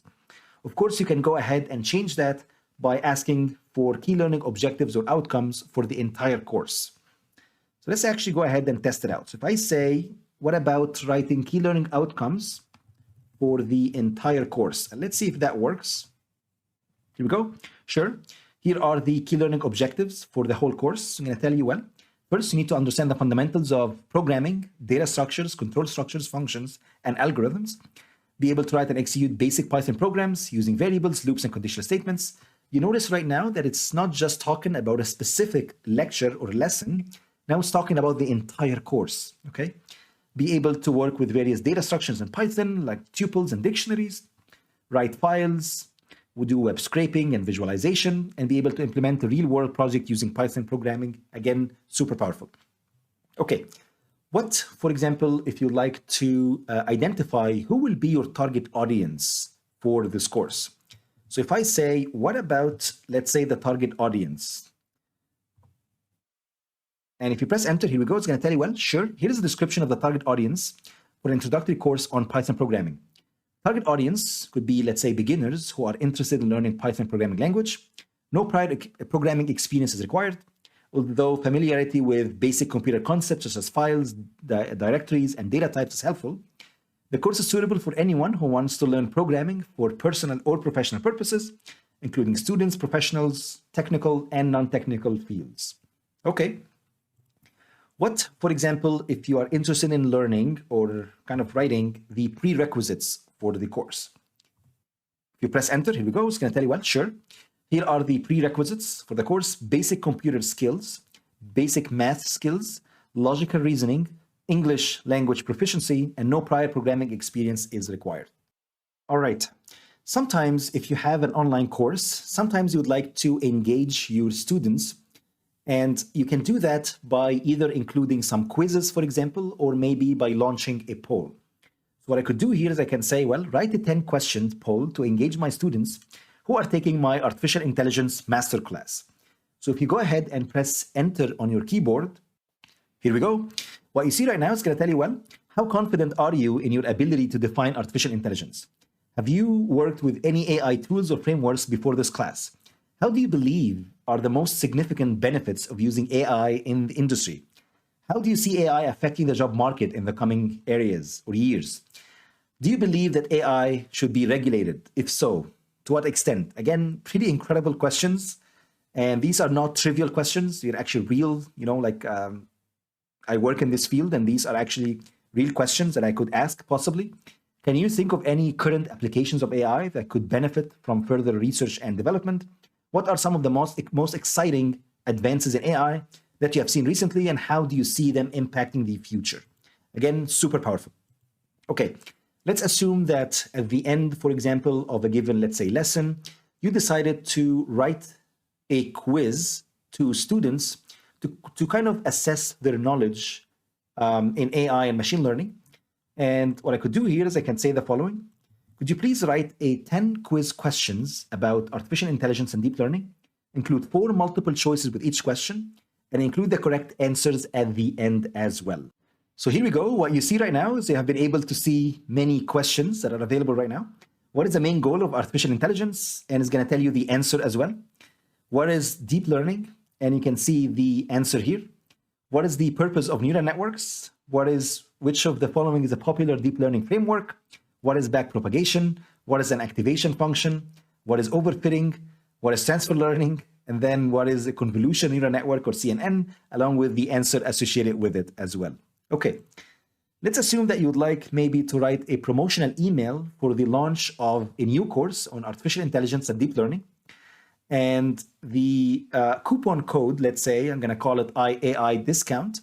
And I'm going to also specify some features of the course. And of course, the more detailed you are, the better. So here I'm going to say the course is 10 hours with slides, code scripts, and Q&A support as an example. So if you go ahead and press enter on your keyboard, here we go. What you see right now is basically, it's going to tell you, well, hello, we are excited to announce the launch of our brand new course, AI and Deep Learning from Zero to Hero. In this course, we'll take you on a journey for the very basics of AI and deep learning, And you will find that basically here, ChatGPT embedded the information that we included as part of the prompt. And it's going to tell you with over 10 hours of content, including detailed slides, code scripts, and Q&A support. This course is perfect for anyone looking to learn and enhance their skills in AI and deep learning. You can also see the discount here. And the best part, as a special launch offer, we are offering a 30% discount on the course fee for the first 100 students who enroll using the coupon code AI discount at checkout. And you will find that basically ChatGPT has kind of created some sort of urgency in the call to action as well, which is, again, pretty incredible. And it's going to tell you as well what to expect from the course. I'm going to showing you all the different topics. Don't miss the opportunity. Click here to learn more about the course and enroll today. Okay. And of course, you can also leverage ChatGPT if you like to maybe, if you have, let's say, a teacher assistant that can help, for example, draft some skeleton answer to your students' questions. And that's pretty much it. That's all I have for this lesson. I hope you enjoyed it and see. Hello, everyone, and welcome to this lesson. In this lesson, we will learn how to leverage ChatGPT for podcasters. If you recall, in the previous few lessons, we learned how to leverage ChatGPT if you are starting a YouTube channel, or if you would like to, for example, post on Instagram or create reels or create, for example, YouTube shorts, or even if you'd like to explore TikTok as well. So what I would like to show you right now is I would like to show you different prompts that are going to help you if you plan to start a podcast. Or if you already have a podcast and you'd like to kind of take it to the next level, brainstorm ideas, come up with episode topics and names, let me show you a few examples. Let's assume that you are starting out and you would like to start a podcast on, let's say, artificial intelligence and machine learning. So if you press enter, actually you need to restart it again. And let's go ahead and give it a try. Here we go. It's going to tell you, well, that's a great idea. Starting a podcast on AI and machine learning can be an excellent way to share your knowledge, insights, and opinions on this rapidly evolving field with a wider audience. And here are the few tips to get started. First, you need to define your niche. You need to plan your content. You need to invest in quality equipment. You need to promote your podcast. And you need to stay up to date as well with all the recent updates on AI and ML. Okay. What if I would like, for example, to give my podcast a name and I would like maybe to come up with new ideas? So we're going to say, can you recommend 10 catchy names for the podcast? And here we go. What you see right now, there are many names actually that ChatGPT recommended. One of them is the AI mindset, machine learning mastery, data-driven discussions, the neural network, the AI revolution, the intelligence insider, the cognitive connection. Again, pretty cool names. And of course, you can go ahead all the time and just ask ChatGPT to give you more ideas. Give me 10 more, something like that. And here we go. It's going to tell you, well, sure, of course. The intelligent edge, the learning loop, AI explorers, AI insights, AI advantage, and so on. Okay. What if I would like, for example, to buy a microphone and let's say that budget, for example, is not an issue and I live in the US as an example. So what I'm going to do is I'm going to say the following. What is the top microphone I should get for my podcast?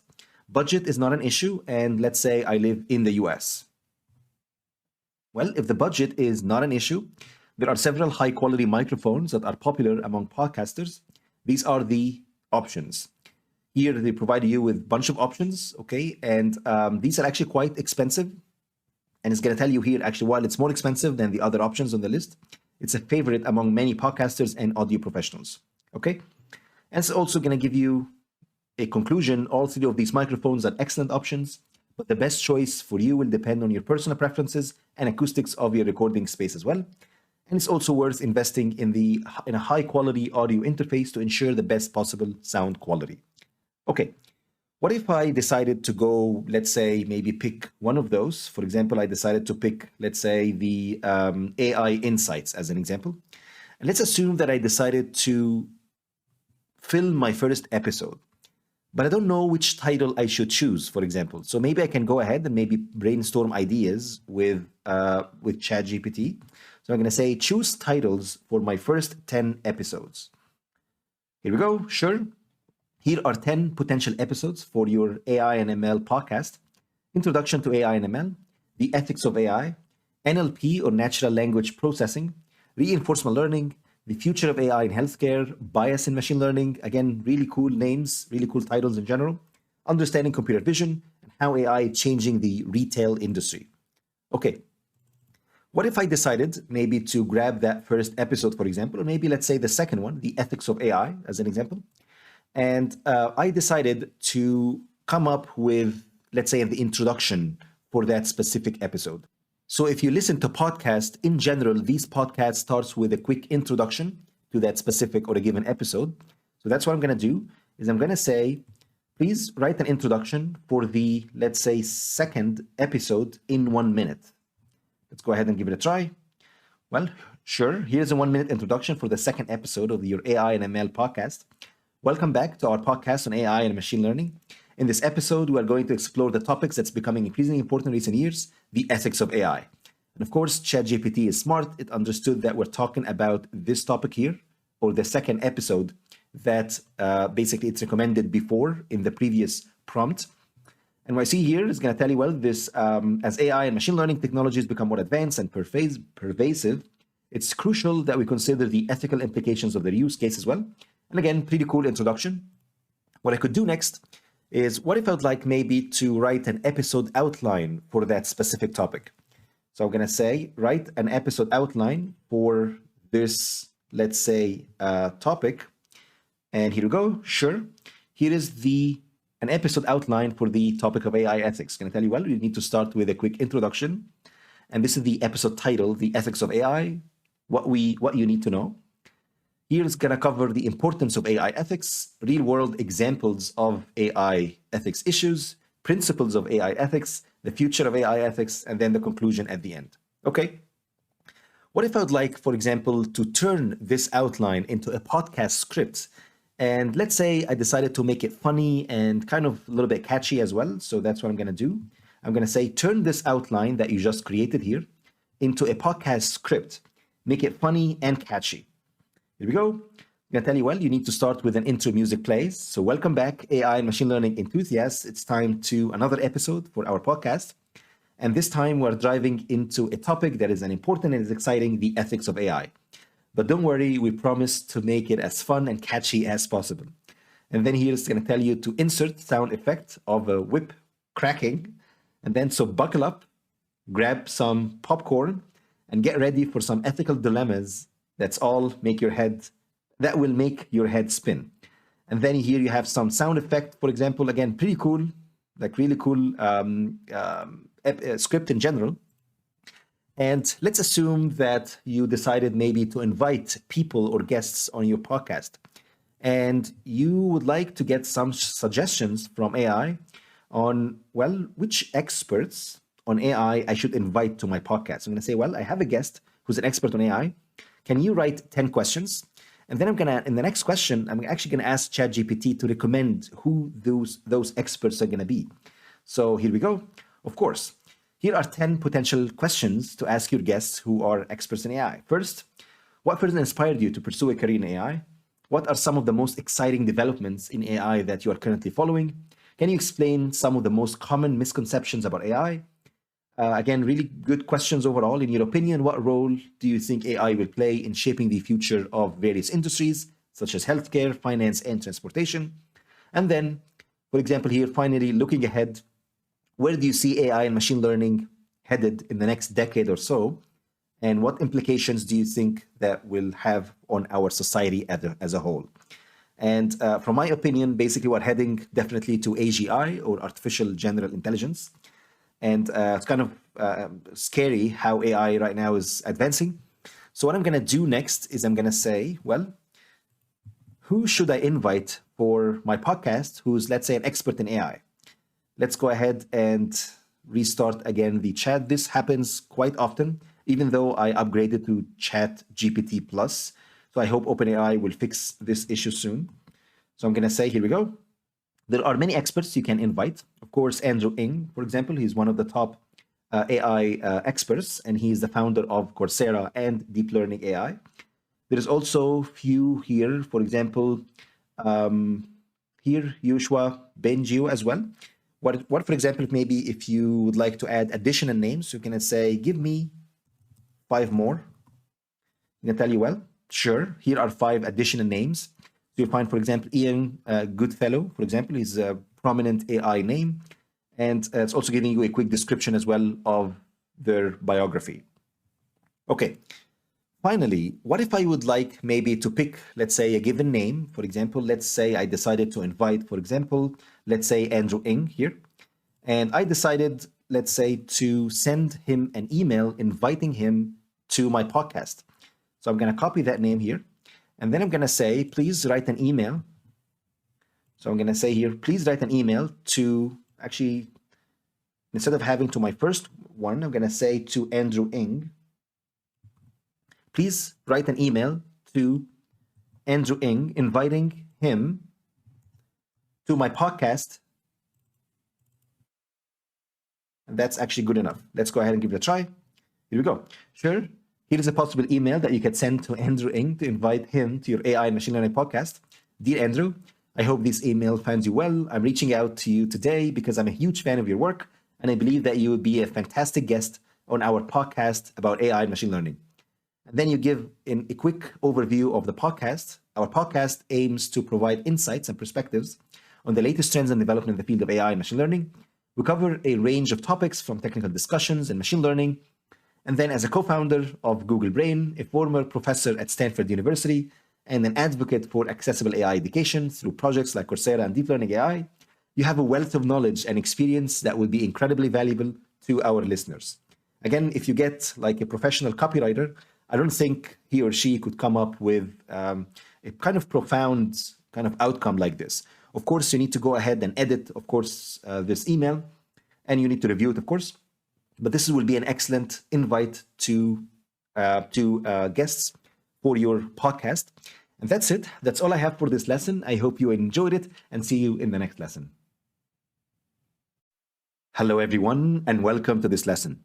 In this lesson, I'm going to show you how we can leverage ChatGPT to generate ideas if you are a copywriter. And also, we're going to help us to draft articles as well.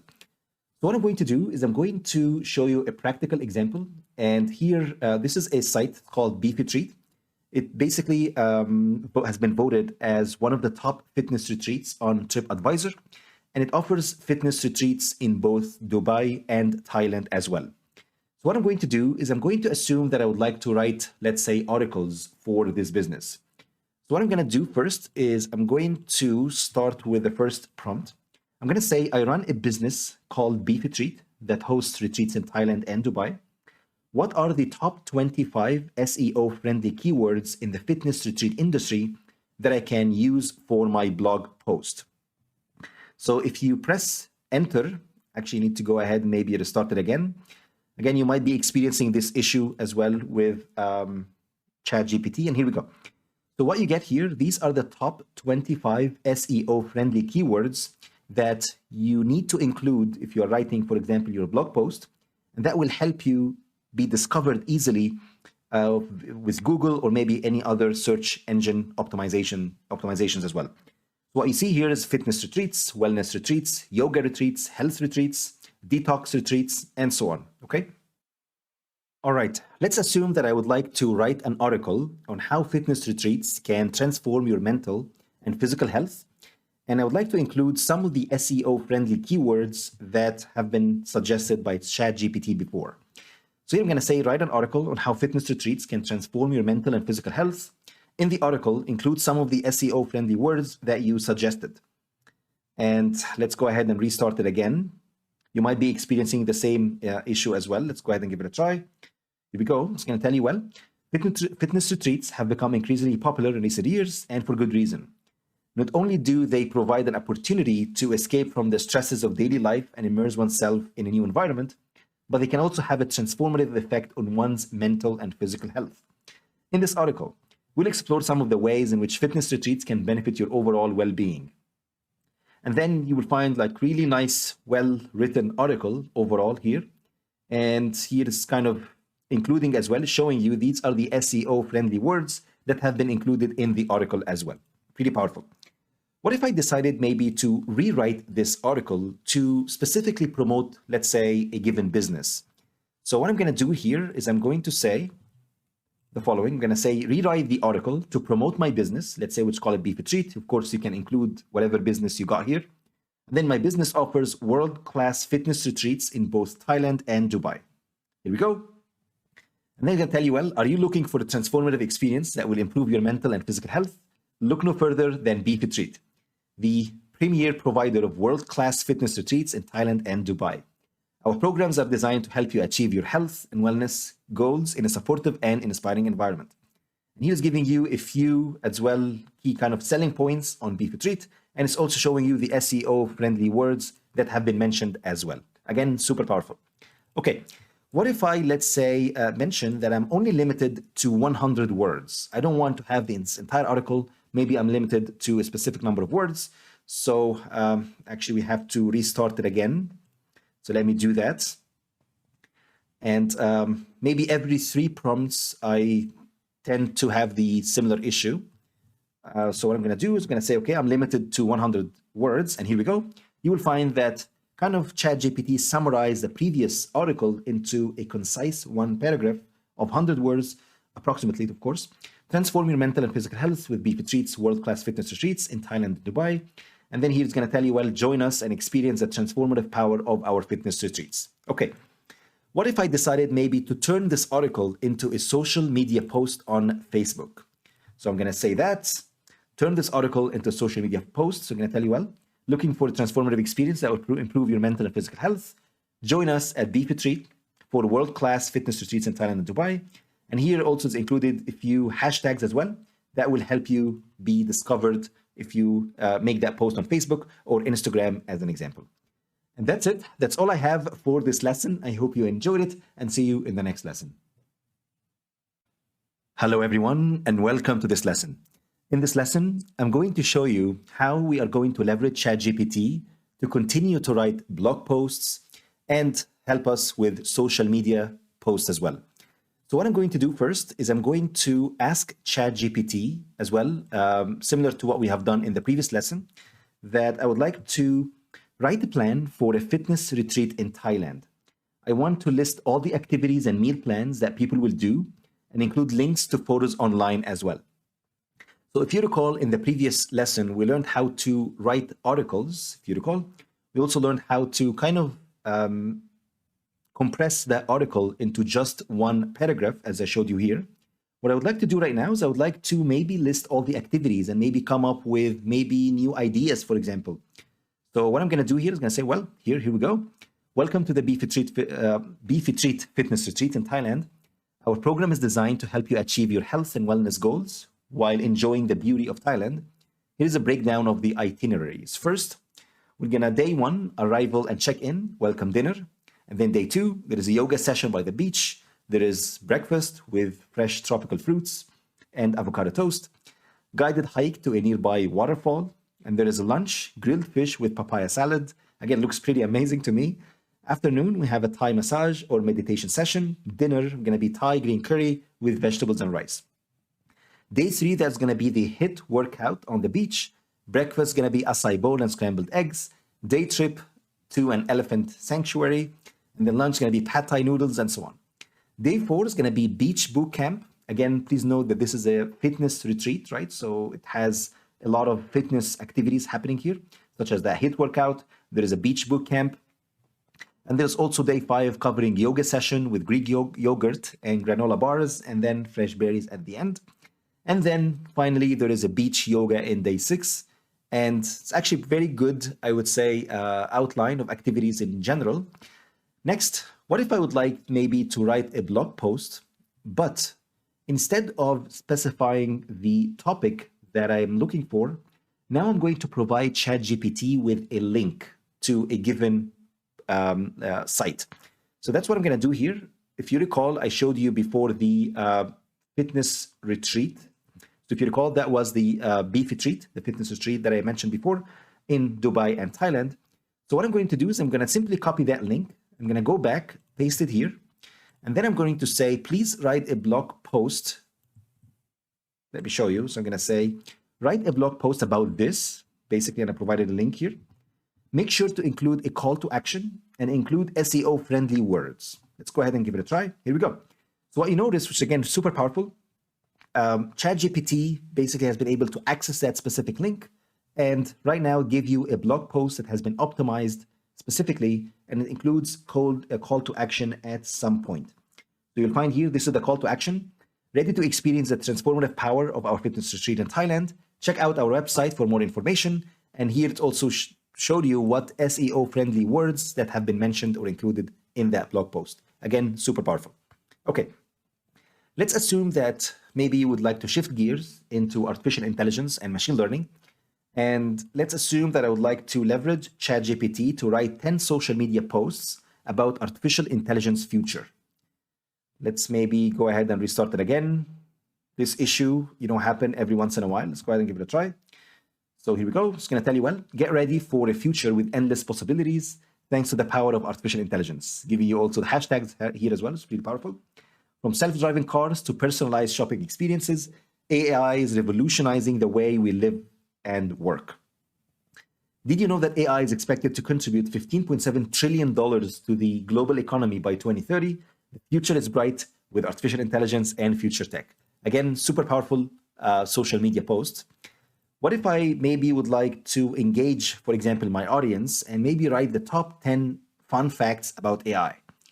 Here we go. It's going to tell you a few fun facts. The concept of AI was first coined in 1956 by computer scientist John McCarthy. Here, for example, the term robot comes from the Czech word robota, which means forced labor. Here, for example, IBM Watson's, an AI system capable of answering questions posed in natural language, was named after the company's first CEO, Thomas Watson, and so on. Okay, and finally, let's assume that I would like to come up maybe with 10 quotes about AI. So I'm going to say, could you please list 10 quotes about AI for me? And I'll tell you, well, sure. Artificial intelligence is the future, not only for Russia, but for all humankind. AI is not a silver bullet, but it's the best thing we have. AI will be the ultimate tool to help us achieve our goals. And then the ultimate promise of artificial intelligence is to inspire and empower us. And please note that, as I mentioned before, ChatGPT and GPT-4 in general, hello everyone, tend to hallucinate and welcome to this every lesson. once in a while. In this lesson, So you need to I'm make going sure to show you that that super information is accurate and the author as well is accurate too. That leverage what you notice here is ChatGPT may produce accurate information about people, images and facts. So what we're going to do is so we're going to that's it. leverage That's all I have Midjourney for to this develop lesson. a I hope you stunning enjoyed it, jewelry and see you designs. in the next lesson. We can also learn how to leverage Midjourney to create amazing logos for us. And then I'm going to show you how we can build basically a brand, pick a brand name as well using ChatGPT and GPT-4 as well. It's going to be super exciting. Let's go ahead and get started. So please go ahead and navigate to midjourney.com. And now I'm at the home page. And all you need to do is to go ahead and just say join the beta. But the question is first, okay, what is Midjourney? So if you scroll down, you will see a quick description. Midjourney is an independent research lab exploring new mediums of thought and expanding the imaginative powers of the human species. We are a small funded team, basically that is focused on the design, human infrastructure, and AI. There's only 11 full-time staff, an incredible set of advisors. Here you can see the list of executives, advisors, R&D, legal and finance, and you can see also they have the career as well section if you're interested, for example, in joining Midjourney. And please note that Midjourney, you are going to be amazed by its capabilities. I'm going to show you incredible images that will be generated by Midjourney. I'm super excited. Let's go ahead and join the beta. So if you just go ahead and click join the beta, what you get is basically going to direct you to Discord. And basically think of Discord as some sort of WhatsApp, basically, but for communities. And Midjourney is running behind the scenes on Discord. So you'll be able to actually see all the images that everybody in a given channel is generating. And you are going to also generate the prompt in the channel specifically. I'm going to show you right now, what do I mean by this? I'm going to tell you, well, you have been invited to Midjourney. Okay, please know that here we have 16 million members. And there's 1.2 million people online right now kind of playing around with Midjourney. It's super exciting. So we're just going to say accept invite.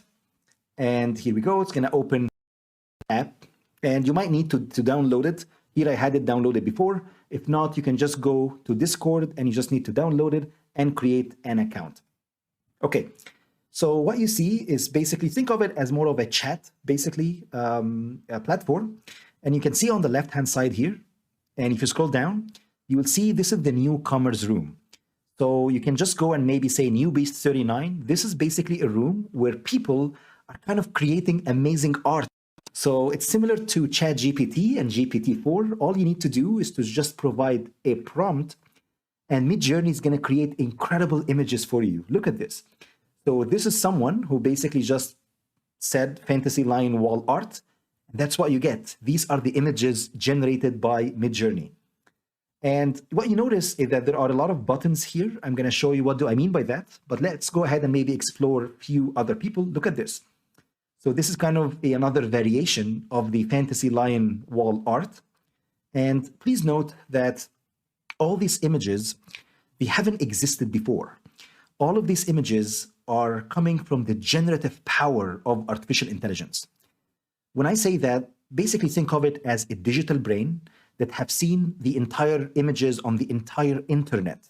It has seen every single images that have been generated by the humankind, and it has been encoded within that brain, and it learns basically the text to image mapping. So when I say, for example, generate, let's say, a lion wall art, it's going to go ahead and going to generate images. And every time you invoke it, every time you call it, it's going to generate new images for you like that. Again, super incredible and super powerful as well. So what you see here, this is again another example. Someone was kind of playing around, saying Taylor Swift, blonde hair, blue eyes. Of course, the more detail that you're going to get, these are the images you are going to obtain, the better, of course. And if you scroll down, you'll see again another incredible images. So why don't let's go ahead and get started and kind of play around with Midjourney. So what I'm going to do is I'm going to basically enter a prompt to ask Midjourney to create or to draw a portrait of a beautiful king and queen in ancient Egypt. And then I'm going to specify as well that they are wearing gold and blue jewelry. So let's go ahead and get started. So what I'm going to do is you need to add slash, and then you need to specify imagine. Basically, when you say imagine, you are asking Midjourney to kind of become creative. Imagine for you an image coming out from the text. So what I'm going to do is I'm going to say knife, oil, painting of a beautiful king and queen in ancient Egypt. And then I'm going to specify, for example, that they are wearing gold and blue. And then I'm going to add, let's say, jewelry here. So I'm going to say jewelry. Let's go ahead and give it a try. So all you need to do is to press enter on your keyboard. And what you notice here is that basically now I have that call, that prompt, and you'll find that right now it's waiting to start. At the same time, you'll see other people as well giving their own prompts and Midjourney generating images for them. So here we go. What you see right now, this is again pretty incredible. This is the imagination of artificial intelligence to my prompt. So I'm providing text, and AI right now is creating images for us. Look at this. And Midjourney basically by default generates 4 images for you. So I'm going to show you as well how we can play around with these images and maybe create variations as well out of the images that we like. Again, you would see incredible images generated by Midjourney. And of course, you need to go ahead and navigate to the picture. And look at this. This is unbelievable. Like, look at this. Please know that these images have never existed before. And what you notice, again, look at the details. Again, pretty incredible. It's kind of out of this world to me. Imagine if a painter, for example, or maybe an artist would like to draw one of these, how long would it take him or her to do it? But look at this. Again, you have 4 variations. Let me show you a couple of additional features as well. So what you notice here is that there is U1, 2, 3, and 4, and there is V1, V2, V3, and 4. Basically, when I say U, that stands for upscale. So I can simply take this image and upscale it to a larger scale, and you can select basically which image you would like to upscale. This is 1, 2, 3, and 4. What if you maybe like, for example, let's say give an image. So actually, if you click on it, we're going to open up here. And let's say I really like this one, for example. Maybe it's like, like a blue face, for example. Let's go ahead. And this is, of course, number 4.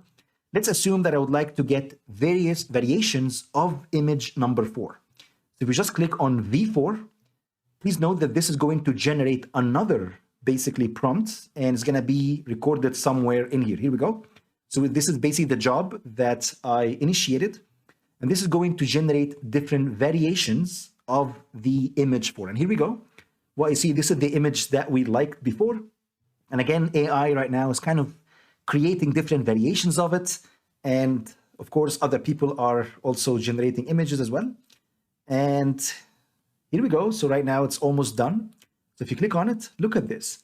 What you see here, there are different variations in the features. For example, here in the design of the actual jewelry that the old Egyptian pharaohs are wearing, you'll find as well here, this is a little bit different. For example, this is a little bit different as well. You will find maybe as well a little bit of the eyes features, a little bit different. Some of the jewelry as well here are different too. Again, pretty incredible. And let's assume that maybe I like, for example, let's say, let's actually go back. Let's see, let's maybe pick, for example, let's say this one as an example. Let's pick with 4 as well.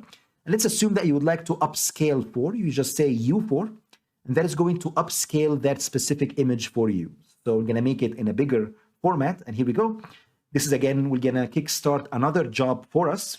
And right now it's waiting to start. And please note that I have here bought a subscription. I believe it's almost like $10 or so per month. And that's why it's kind of giving me some sort of priority. And you'll see that here it's generating images fast for me. Note that you only have a limit of only 15 images to be generated, or 15 prompts basically to be generated for free. So you can go ahead and try it out. But here I have some sort of unlimited basically because I have a subscription in Midjourney. So here we go. Right now, again, it's waiting to start and it's going to upscale that image that I liked, and which was image number 4. And it's taking some time for it. But this is basically all you need to do. Again, you need to create an account on Midjourney. You need to simply write a prompt similar to what we have done before with ChatGPT. And then all you need to do is to say / you specify imagine, and then you enter the prompt afterwards. And of course, you can generate various basically styles out of your image. And look at this. So right now, it's basically upscaling the image for us. And let's go ahead and find our image. So here we go. So right now, this is an upscaled image. So here we go. You can basically simply go ahead, say save image as, you can copy that image. And of course, if you go ahead, you will find that here there is a link as well to the web. So if you just click on it, it's going to open up for you. And here we go. This is your image. Again, pretty incredible. It's actually even the jewelry here on top have another face of possibly another god in the old Egyptian empire. And that's it. That's simply all I have for this lesson. I hope you enjoyed it. Over the next few lessons, we are going to create basically a product, and that product is going to be stunning jewelry designs with Midjourney. I'm going to show you how we're going to generate these designs, how to create even the website for us, the actual text that goes into the website, and how to create our logo as well for our brand. It's going to be super fun. Please stay tuned. Best of luck, and I will see you in the next lesson. Hello, everyone, and welcome to this lesson. In this lesson, we will learn how to develop a stunning jewelry design with Midjourney. If you recall, in the previous lesson, we learned how to use Midjourney to generate an image based on a text prompt. Let me remind you what we have done, and let's actually try with a new prompt right now. So if you recall, all you need to do is to say / you just say imagine, and you can go ahead and type in your prompt. So what I write here basically is the following. I'm going to say knife oil painting portrait of the return of the pharaohs, ancient Egypt. And then I added additional basically elements here. And I just wanted to see kind of the creative art that Midjourney is going to generate. I added pyramids, I added aliens, spaceship, dynasty, power, gold, and blue. Let's go ahead and give it a try. So here we go. Now we basically generated a prompt, and here it's waiting to start. And as I mentioned before, Midjourney is going to generate 4 images for you. If you like one of them, it can generate variations of that image. You can also pick that image and upscale it, as I showed you before.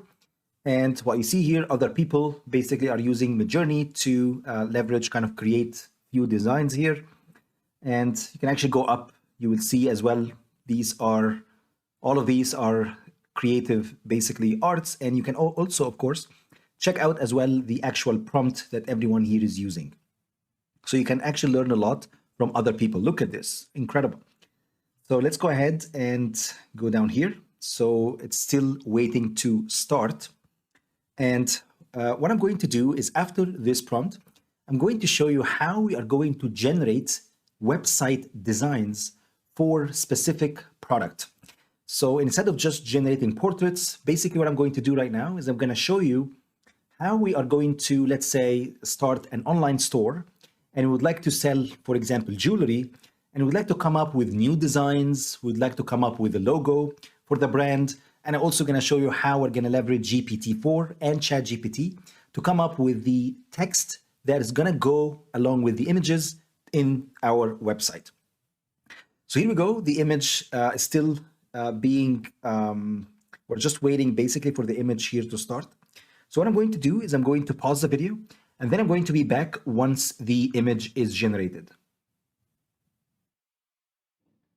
All right, so here we go. What you see right now is AI is generating images for us based on that prompt. Again, it's generating these 4 images, and here we go. You'll find that features started to come up. And please note that right now we added additional, basically, items here in my prompt. Let's actually go up here. You added dynasty, we added power. We also added, if you recall here, let's scroll down. Okay, here we go. Look at this. Amazing, just out of this world.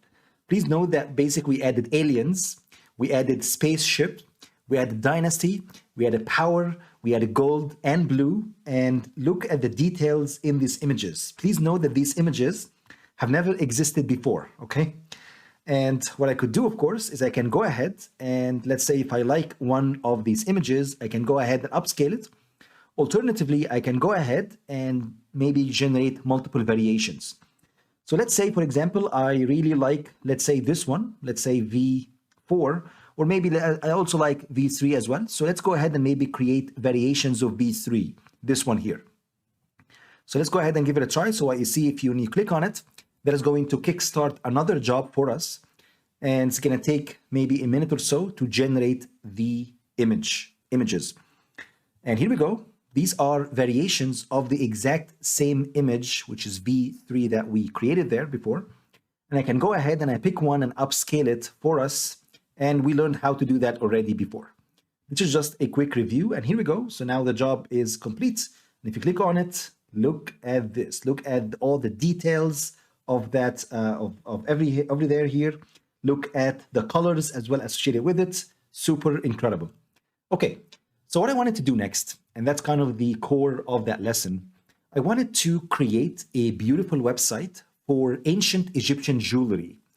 And I wanted to basically create variations of the jewelry and various designs that I can use maybe for my brand. So what I'm going to do here, and I'm also going to show you additional prompts as well, which is going to be really important. So what I'm going to do is I'm going to say I'm going to say imagine, similar to what we have done before. And then I'm going to say the following. I'm going to basically say, let me remove this. I'm going to write, please go ahead, generate images for us for a beautiful website for ancient Egyptian jewelry. And here I added returns of the pharaohs. I added UI, UX. Basically, I wanted to get the feel of the input-output for a website. And I'm going to add as well a website here. And here I'm specifying that I'm interested in version 4 of the Midjourney. Please note that there are multiple versions of the model. Again, this is an AI model. Again, think of it as a digital brain, and there are multiple versions of it. So if you say --V4, now we're talking about Midjourney version 4. And what you notice here is I added an additional as well part of the prompt, and I'm saying dash dash AR, which stands for aspect ratio, and then I'm adding 2:3. You can go ahead and play around with the aspect ratio. So here I just selected 2:3. Here we go. Let's go ahead and see what kind of website designs the Midjourney is going to create for us. And let's wait again a minute or so until we get the output. And here we go. What you notice right now is Midjourney is creating 4 images again, as always. And please note that over the next few prompts, I'm going to show you how to tweak that, how to come up maybe with an enhanced images. And I'm also going to show you a super powerful feature that we're going to copy another image from a website, and then I'm going to ask Midjourney to kind of give me similar style for it. And look at this. Just click on it. Look how incredible that is. These are basically images that have been, let me actually click on the final version. Here we go. Look at this. So these are basically images and coming from a website. And here I'm specifying basically the, again, ancient Egyptians. And you will find that here there are 4 variations of it. And again, let me actually click on the link here. And I want to make it a little bit bigger. So what I'm going to do is let's maybe pick one of those, and I'm going to upscale it for us. So for example, I'm going to upscale, let's say upscale, for example, number 4. So let's go ahead and upscale it. And I want to show it to you in a much bigger basically scale. So here we go. So now I started another job. Now we're waiting for that job, and it's going to take maybe a minute or so to generate. And once I upscale it, then I can go ahead, take that image, and then I'm going to basically use it for my website, for example, or maybe come up with a site that has similar features to the images generated by Midjourney. So what I'm going to do is I'm going to pause the video, and then I'm going to be back once Midjourney generate the image for us. All right, and here we go. Now we're back. Check this out. So again, many prompts here that have been generated, and look at this. Just click on it. Look how incredible that is. Look at the design. Basically, it's telling you this is going to be the website, and look at all the different designs of all the different jewelry. And you can basically place the names in here. It also selected the colors for us. I didn't mention any blue or gold as an example, but these are kind of the 2 unique colors that have been found in the tombs for the old Egyptian pharaohs. Look how incredible this design basically is. And that's how you can leverage Midjourney to generate a specific design for you. And you can go ahead and, of course, save the image if you like. Okay. So what I'm going to do next is I'm going to maybe change the prompt a little bit and play around with the colors. So I'm going to say the following. I'm going to, again, say, please go ahead, imagine for me. And I'm going to add a beautiful website for ancient Egyptian jewelry, Return of the Pharaohs, but I added here gold, blue, I added aliens. So let's see if we added, for example, aliens in there, how is that going to change the designs for us? I also added the UI UX website. I also am going to invoke the V4 model, and the aspect ratio is going to be 2:3 or 2:3. So here we go. I just wanted to show you how just changing the prompt here, just by adding aliens, blue and gold, is going to change the designs for us. And I tried this out before, and it just generated incredible results for us. So here we go. What you see right now is, again, thinking it's generating 4 images for us. And it's going to take, again, a minute or so to generate. And here we go. Look at this. And again, right now we are at 31, now at 62%. And next one, hopefully, is going to be 100%. That is going to generate almost, okay, 93%. Let's wait until it's 100. And that means now we are done. And here we go. Now we are basically done. And look at these designs. Again, I think it's just out of this world. Look at this. Just it's incredible. Now it added blue. Now it added gold associated with it as well. You can take a look and get a lot of inspiration out of these designs. Look at these designs here. And look at these designs as well. You will also notice here there are some features of aliens as well. So it's kind of combined, for example, that the aliens look along with the Egyptian pharaohs as well. And you can also see that here too. Okay, again, super incredible.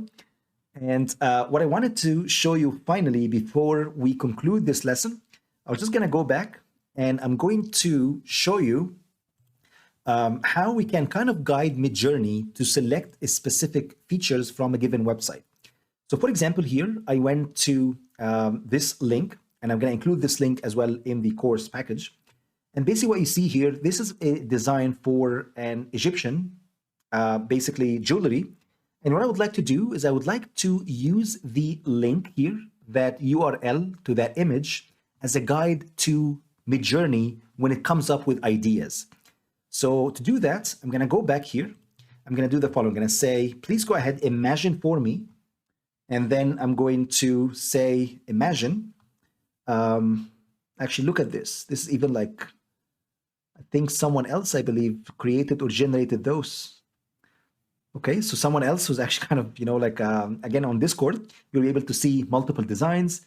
Here, someone just maybe added as well watermelon there. So you'll see like different features related to watermelon on top of what we got before, which is the Egyptian jewelry as well. Okay, so that's cool. What I'm going to do, I'm going to say imagine, and then I'm going to select the prompt. And first, I'm going to include the link here to the website. So I'm going to go back. I'm going to copy that link, come here. I'm going to paste it. So again, think of it as now I'm guiding basically Midjourney. I'm going to tell, okay, please grab features from that specific URL. And then I'm going to include the exact same information that we added before. So this is the exact same prompt. So I added a beautiful website for ancient Egyptian jewelry, Return of the Pharaohs, gold, blue, aliens, UI, UX, website, V4, and aspect ratio 2:3.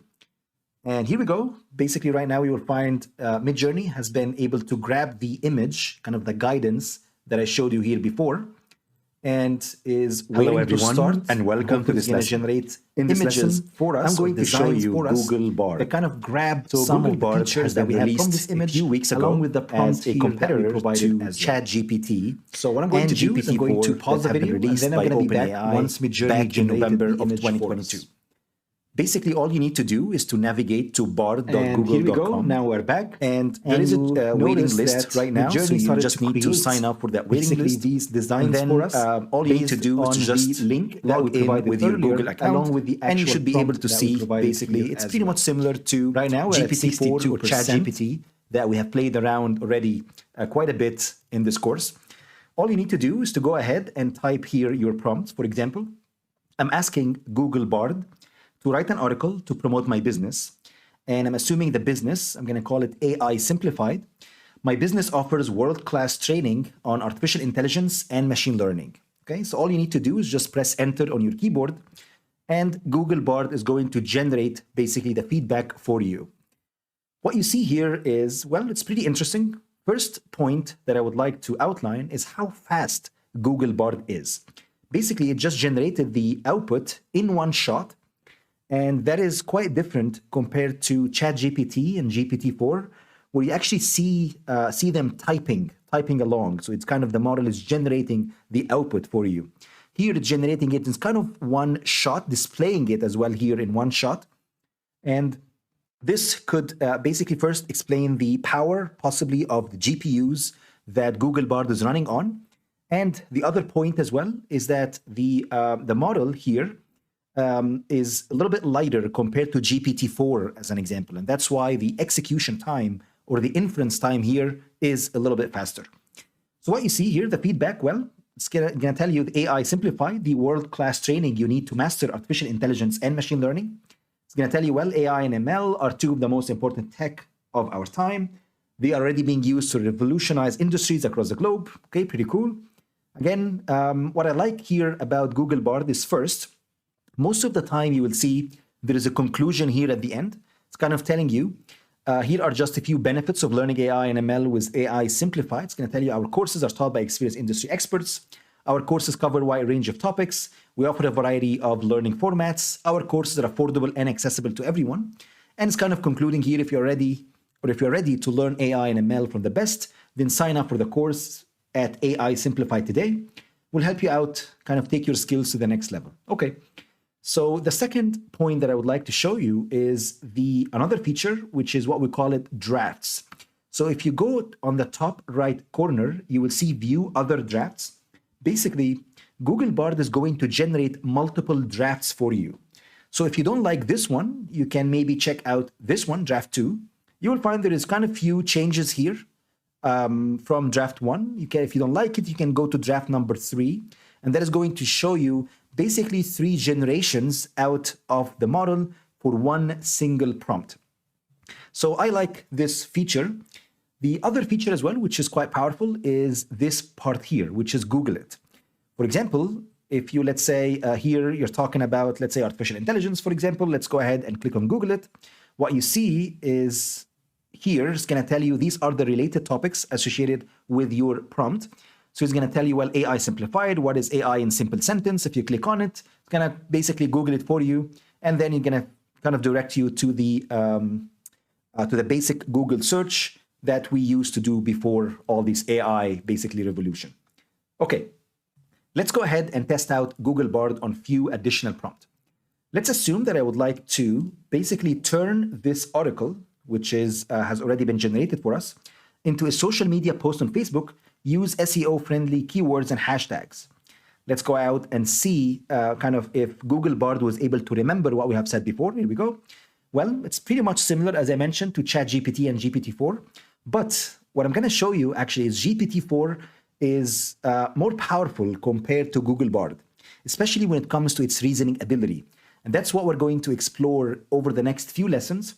I'm going to basically show you how kind of GPT-4 is kind of way smarter compared to Google Bard, especially in some reasoning-related prompts.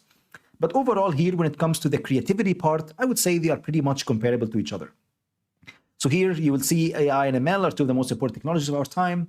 They're already being used to revolutionize multiple industries, pretty much the same as the article, but you will find that here, basically there are hashtags that have been added here, which is pretty cool. AI, machine learning, artificial intelligence, training, education. I hope this helps. Okay. All right. Let's assume that I would like to test Bard when it comes to writing a poem, for example. So let's assume that I would like to write a poem that promotes my channel. So I have a YouTube channel, actually it's called Professor Ryan, and I teach people artificial intelligence, machine learning. So let's go ahead and see if Google Bard was able to create a cool poem, for example. Let's see. So we tested that out with ChatGPT and GPT-4, and here we go. Professor Ryan on YouTube, the best place to learn about AI, from the basics to the advanced. Professor Ryan has you covered. Well, it's okay. Whether you're a beginner or a pro, Professor Ryan's video are for you with clear explanation, engaging content. You will be learning AI in no time. So what are you waiting for? Subscribe to, okay. I think it's kind of pretty basic, to be honest, if you wanted to compare it to GPT-4. Kind of GPT-4 first, it generates much longer poem per se. It's a lot more creative. It rhymes much better. And I'm going to show you kind of all these comparisons coming up over the next few lessons. But let's go ahead and maybe test Google Bard in writing emails as an example, which is going to be useful if you are using Google Bard maybe at your office or maybe in your daily job. Write an email congratulating my coworker Helen for getting promoted to senior manager role. Let's see. It's going to take some time. Here we go. Sure, here is an email. So, hi, Helen, I just heard the great news about your promotion to senior manager. I'm so excited for you, and I'm so proud of all the hard work you've done. You have been a valuable asset to our team for many years, and I know you will continue to be successful in your new role. I've always admired your dedication to your work, your positive attitude. Congratulations again on your promotion. I'm so happy for you. Okay, I would say, again, GPT-4 is much more powerful. Actually, first, it's a little bit, I would say, longer email. It has more vocabulary associated with it. But I would say Google Bard does the job fine. Let's go ahead and test Google Bard when it comes to writing code. So write a Python code that builds a dice roll generator. And let's see what Google Bard is going to generate. Here we go. So basically Google Bard generated that code here. Okay, so first it's well-documented code. It looks like it's functioning code, okay? And it's also explaining it to you. So I would say it's pretty comparable to ChatGPT and GPT-4. Let's go ahead and see if it can convert that code from Python to C programming language. So I'm going to say, what about in C? And here we go. You will find the code has been generated in C. And here as well, a quick explanation to the code. I would say this is pretty cool, I would say. So that's it. That's all I have for this lesson. I hope you enjoyed it and see you in the next lesson. Hello, everyone, and welcome to this lesson. In this lesson, I'm going to show you a comparison between Google Bard, ChatGPT, and GPT-4. Let me show you a few prompts. First, let's assume that I would like to, for example, look for sushi places that are within 10 minutes drive from, let's say, the CN Tower as an example. So here I have the prompt. So I'm going to say, how many sushi places are there in a 10-minute drive from the CN Tower? Let's see what Google Bard is going to come up with. So as I mentioned, Google Bard is actually quite fast, and it just comes up with answers pretty fast, actually. So you can see there are 20 sushi places within a 10-minute drive from CN Tower. These are the most popular sushi places. So here it's going to show you a few ones. I actually can recognize some of those. Looks pretty accurate. And those sushi places offer a variety of sushi rolls, sashimi, and so on. And would you like to know more about these sushi places? And okay, that's actually a pretty good answer. Let's go ahead and test out ChatGPT. So if you recall, this is GPT 3.5, and that's the default model basically powering ChatGPT, which is has been released by OpenAI, of course. So if I'm going to go ahead and ask the same question, please note that this is quite important, that basically ChatGPT or the GPT 3.5 model has only been trained with data up until 2021. So it doesn't have like real-time information. And here is going to tell you, as an AI language model, I don't have access to real-time information about the exact number of sushi places within a 10-minute drive from the CN Tower. However, I can suggest a few ways to estimate the information. It's giving you kind of suggestions to basically look for information. So I would say for now, Google Bard is actually pretty powerful. Let's go ahead, and I wanted to show you an additional one, which is basically Bing search. Please note that Microsoft invested $10 billion in OpenAI, and right now it's kind of going crazy basically over the AI revolution, and it's competing directly with Google. So Google search has been the go-to search for pretty much the last 10 years or so. But right now, what's happening is Microsoft, after its amazing investment in OpenAI back in 2019, and with the new investment as well happening in 2023, what's happening is kind of, like a massive race to dominate search. So here we have Bing AI. If you just go and look up Bing AI search, basically you will be directed to Bing search. And of course, you need to just log in with your username. And it pretty much works in the same way as Bard or ChatGPT. And please note that Bing is using GPT-4 model behind the scenes. So if you go back here, if you recall, I can go ahead, I can say, please go ahead, select GPT-4. So I can do that. Or alternatively, I can just use Bing search, and that is going to, again, leverage GPT-4 behind it as well. There are a lot of features, I would say, when it comes to Bing AI search. First, you can select what kind of conversation style you're looking for. You can either go with creative, or maybe balanced, or precise. So if I say, maybe let's pick balance, for example, and let's go ahead and ask the exact same question. Again, pretty much all of them work the same way. So here I'm asking, how many sushi places are available within a 10-minute drive from the CN Tower? Let's go ahead and test it out. And here we go. It's searching for basically the prompt. And it's going to tell you, well, I'm sorry, but I couldn't find any information on sushi places within a 10-minute drive from the CN Tower. However, these are many locations as well. So it's kind of giving you a quick map, and it's giving you just one sample that's kind of, not even in Toronto. So I would say if you go back here, you will find that actually Google Bard was actually kind of one of the best out of all of those. So I would say Google Bard wins with this one.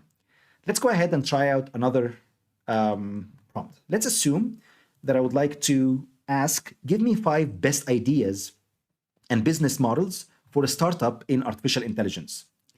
So here I actually wrote best twice, but I'm assuming both of them should be smart enough to know. So here I'm going to say, well, sure, here are 5 best ideas and business models for a startup in AI. AI-powered chatbot. So it's going to tell you, well, an AI chatbot are becoming increasingly popular, so they can provide customer service 24/7 and be customized to meet the needs of specific business. AI-powered marketing tools, AI-powered data analysis, okay, sure, AI-powered healthcare tools, AI-powered security tools. You can also see here some additional tips, which is I like in general. You will notice that Bard basically kind of give you a summary at the end, pretty much when you ask it any prompt. And this is kind of baked within the training set.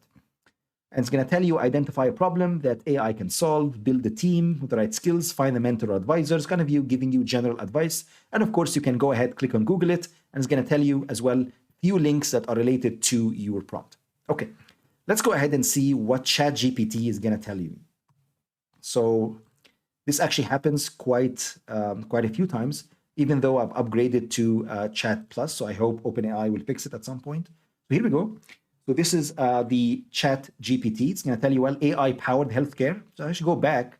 You will see AI-powered healthcare has been recommended as well by Google Bard here. Of course, the order is different, but here develop an AI-based healthcare platform that can diagnose, monitor, and recommend treatments for patients. I would say I like the description here a little bit more with ChatGPT. The ideas are smart home automation, there is autonomous vehicles, there is fraud detection and prevention. You will find that base ChatGPT does not give you kind of the summary at the end, but it gives you the 5 ideas. So I would say this is a tie, I would say, between them. Let's go ahead and see what Bing search or the GPT-4 model is actually telling you. So I'm going to say, give me 5, it's actually best ideas and business models for a startup in AI. Let's go ahead and test it out. And it might take a few seconds for it to execute. And here we go. So of course, you will see that GPT-4 model is actually quite slower compared to the Google Bard. But here we go. It's going to tell you, well, there are many AI-based startup ideas that can thrive, such as AI-based healthcare, energy-related startup, AI-based marketing startup. And what I really like as well here about Bing search is going to actually give you links as well. It's kind of giving you the actual concise information along with links as well if you would like to learn more. This is a pretty powerful tool, I would say. Here it's going to tell you, well, AI-based cybersecurity, AI-based customer service, AI-based virtual interior designer, and you can go ahead and click on those, and that is going to direct you to multiple links as well. So I would say, in my opinion, Bing here search, which is powered by GPT-4, might be the best one out of all of them. Okay, let's go ahead and test the math and coding ability of all these different 3 models. So what I'm going to do is I'm going to go back and I'm going to ask Bard to do the following. Can you add documentation to the following code? And here I'm defining a Python function that simply sums up 2 numbers together. Don't worry if you don't fully, I would say, understand this function here. Basically, all I need to do is I wanted any of these AI models to go here and document the code for me. So here we go. This is a nice documentation. And it's going to tell you, well, the documentation includes the following information, a brief description of what the function does, their names, and the type of the value the function returns. Okay, so I think this is pretty good. And of course, you can go ahead and copy that code. Let's go ahead and test ChatGPT. So I'm going to say new chat, and hopefully it's going to work without crashing this time. Here we go. Let's go ahead and test it out again. And let's give it a try, certainly. And here we go. Actually quite fast. It's going to tell you, well, def my sum, this is my function, and it's giving you here like a nice documentation for the code. And here's the function call. It's giving you as well a description afterwards. So I really like, I would say, the OpenAI's approach in general when it comes to coding. Let's go ahead and test Bing chat. So here I have Bing, and I'm going to come back, use the exact same command here or prompt. Can you add documentation to the following codes? And here we go. Certainly. Here's an example of how you can document the code. It's giving you basically a detailed example here and along with the documentation. And it's telling you, well, in this example, I've added a doc string in my sum, and it's kind of giving you a concise description of what this function or what this function does as well. Okay, so I would say overall, it's pretty, I really like the OpenAI approach in general. So I would say Bing search along with the ChatGPT are actually quite powerful. Okay, let's test them out when it comes to writing ability and maybe writing an article, for example, to promote a given business. So let's go ahead and use the same prompt that we used before. Write an article to promote my business, which is called AI Simplified. My business offers world-class training on artificial intelligence and machine learning. Let's go ahead and see. So that's Google Bard. Here we go. We checked that out before. So if you recall, kind of giving you why, kind of many reasons why you should choose or go with buying that business and or buying services from that business. Going to give you as well here a few conclusion at the end. Let's go ahead and test ChatGPT with it. So here we go. I tell you, well, certainly AI and machine learning have become buzzwords in the tech industry. However, not everyone knows what these terms mean and how they can be applied to the real world. That's why AI Simplify comes in. Okay, that's pretty cool, I would say. It's a little bit longer compared to Bard. Let's go ahead and test the final one, and that is going to be Bing search, which is, as I mentioned before, it's powered by the power of GPT-4 models behind the scene. So let's go ahead and test it out. So I'm asking, write an article to promote my business, which is called AI Simplified, exact same prompt. And of course, you can go ahead and play around with a creative, precise, or balanced instead.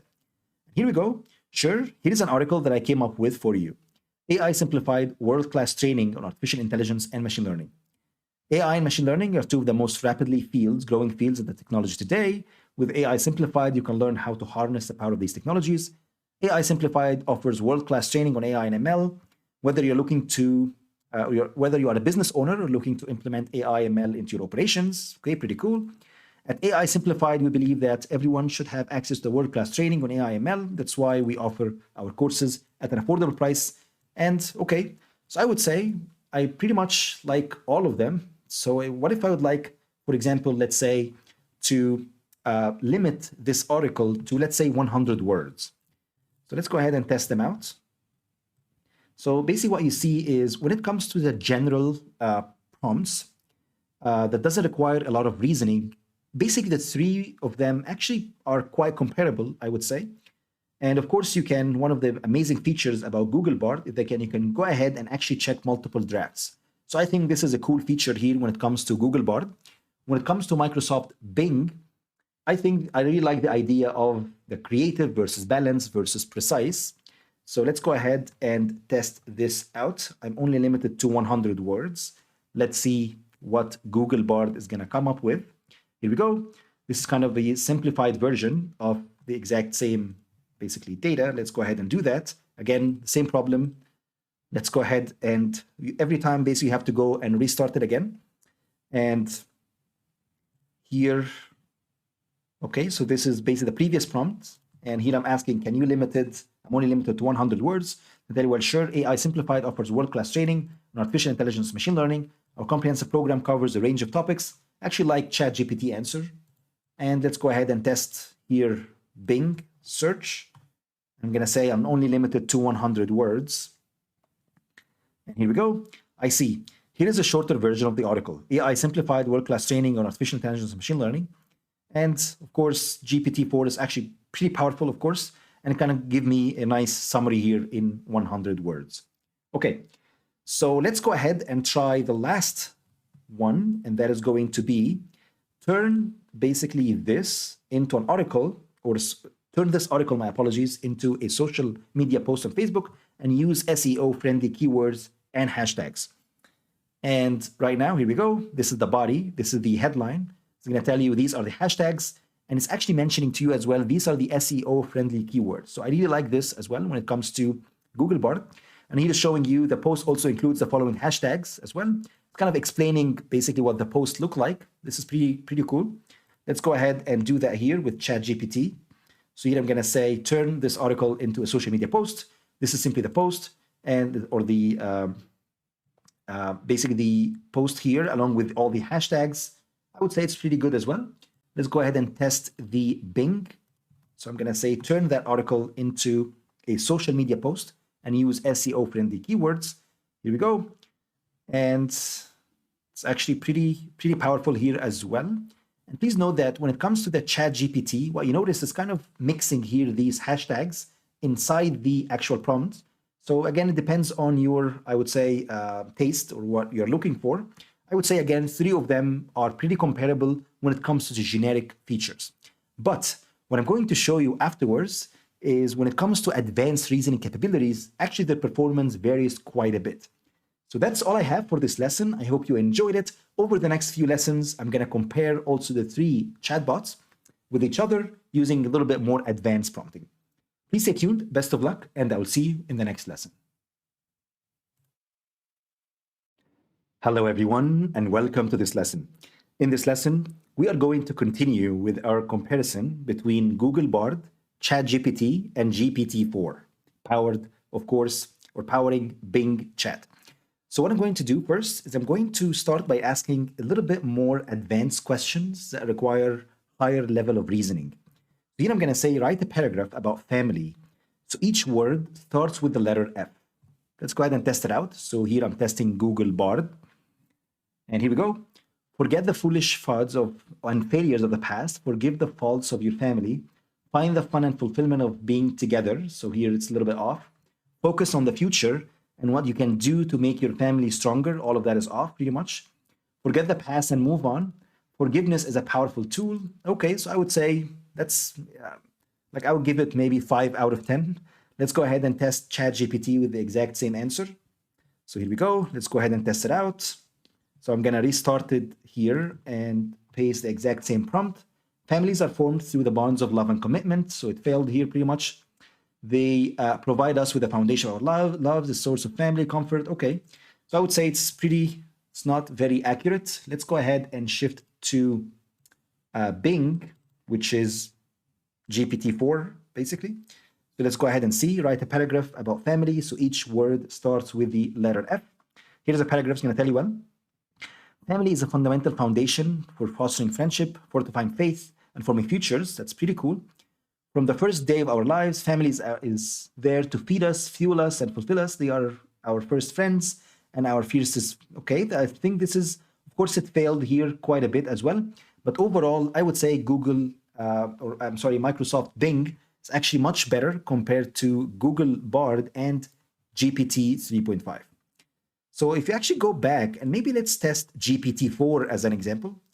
So basically, Microsoft took GPT-4 and it's kind of powering it or powering the Bing chat. But let's go ahead and see if the answer, for example, is going to be pretty much the same. So what you see is the answer here. It's actually pretty accurate, I would say. This is kind of the most accurate ones. And it's actually better than Bing chat, which is also powered by GPT-4. But it seems that the model has been tuned somehow. And that's why you would see GPT-4 is actually doing the best out of all. And followed by Bing Chat, which is also powered by GPT-4, possibly a tuned version of that. And of course, Bard and ChatGPT are quite failed on the task. Let's go ahead and test it with a math question. Running at the same constant rate, 6 identical machines can produce a total of 33 widgets per hour. At this rate, how many widgets could 14 such machines produce in 3 hours? So let's go ahead and actually remove that. And let's copy it. And let's press enter. So here I'm providing 5 choices. I'm going to tell you, well, the answer is B, and that's correct. Let's break it down step by step. And here is the answer. It's actually pretty good. Let's go ahead and test ChatGPT. So I'm going to test it as well with the same answer here. 6 machines can produce 33 widgets. Again, overall, the answer is B. Okay, that's good. Let's go ahead and test the Bing here. Exact same prompt. And let's see what Bing's going to come up with. It's going to tell you, well, searching for, and it's looking for something here. Here we go. The problem can be solved using the formula, and it's solving it basically for you. And here we go. The answer is B. So this helps and give you kind of directions as well. Basically, the GMAT question. And that's why it's giving you links to the GMAT Club, GMAT Free, and so on. Okay. So I would say this is a tie compared to or between all of them. Let's go ahead and maybe test Bard with this prompt here. Explain the plot of the Titanic in which each word has to begin with the next letter in the alphabet from A to Z without repeating any letters. Let's go ahead and see. So basically, I need to find a series of words. So again, aboard the Titanic, so it failed already. Captain B boldly commands ship through calm D, days E. Again, it's actually not that great. Let's go ahead and test ChatGPT. So let's go ahead and restart it again. I hope OpenAI will fix basically this issue here. So here we go. All right, here it goes. So it's basically, it's trying, but it's kind of starting every sentence with the letter A, B, C, D, and so on. It didn't really understand that I'm talking about every word in here. So again, it has limited reasoning ability. So let's go ahead and test Bing search. So I'm going to basically ask the exact same question here. And let's see. Explain the plot of the Titanic, in which each word has to begin with the next letter in the alphabet from A to Z without repeating any letters. Let's see. I'm sorry, but I couldn't find any information on a plot of the Titanic for each word. Okay, however, I can tell you that Titanic, okay, that's actually a strange answer. Let's maybe be creative and let's go ahead and see if that helps in any way. Let's see. So basically right now it's trying to be creative. Here we go.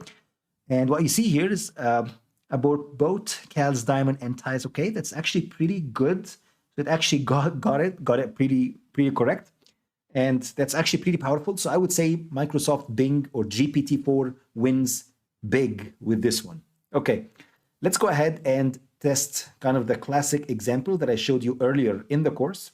Let's go again to Googlebot and say there are, let's say, 250 murderers in a room. You walked into a room and you killed 2 of them.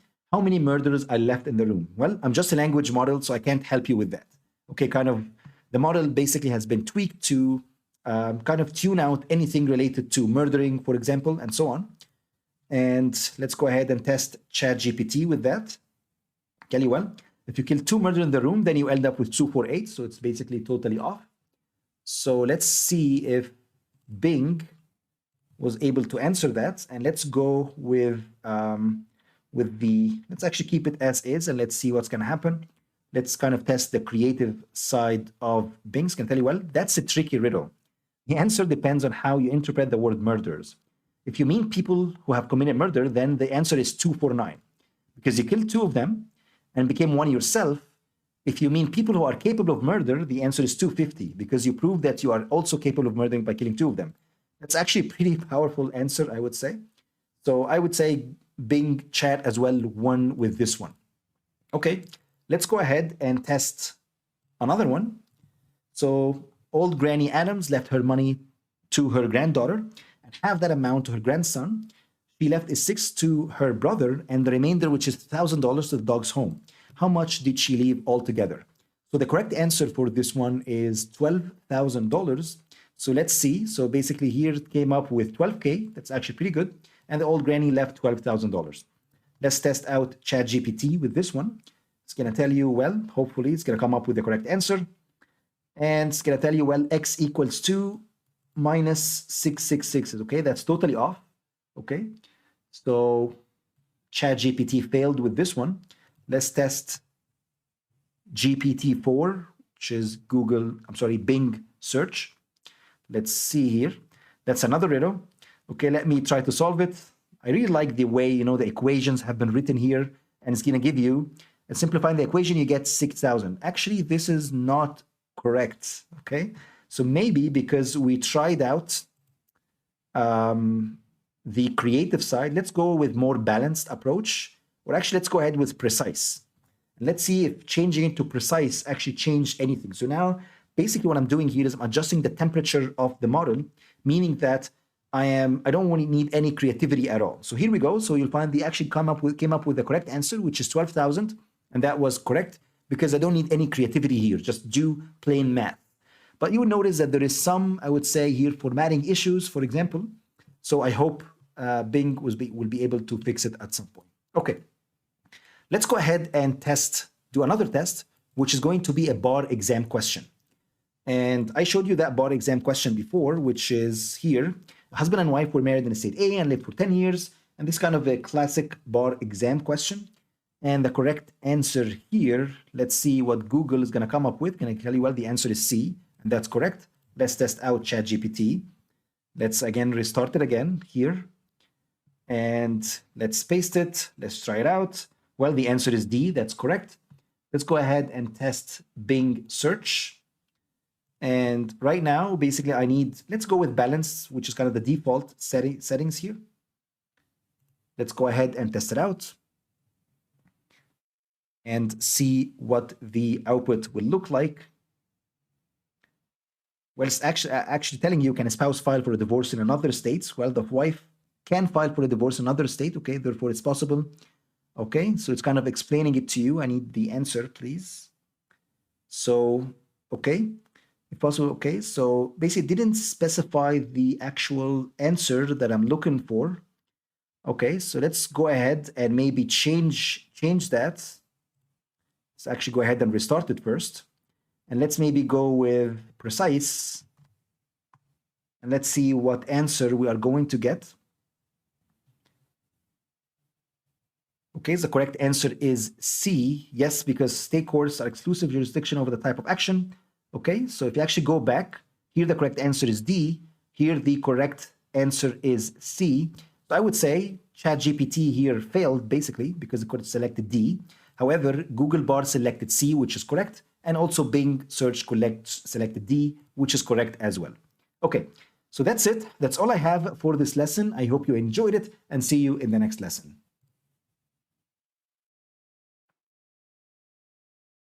Hello everyone and welcome to this lesson.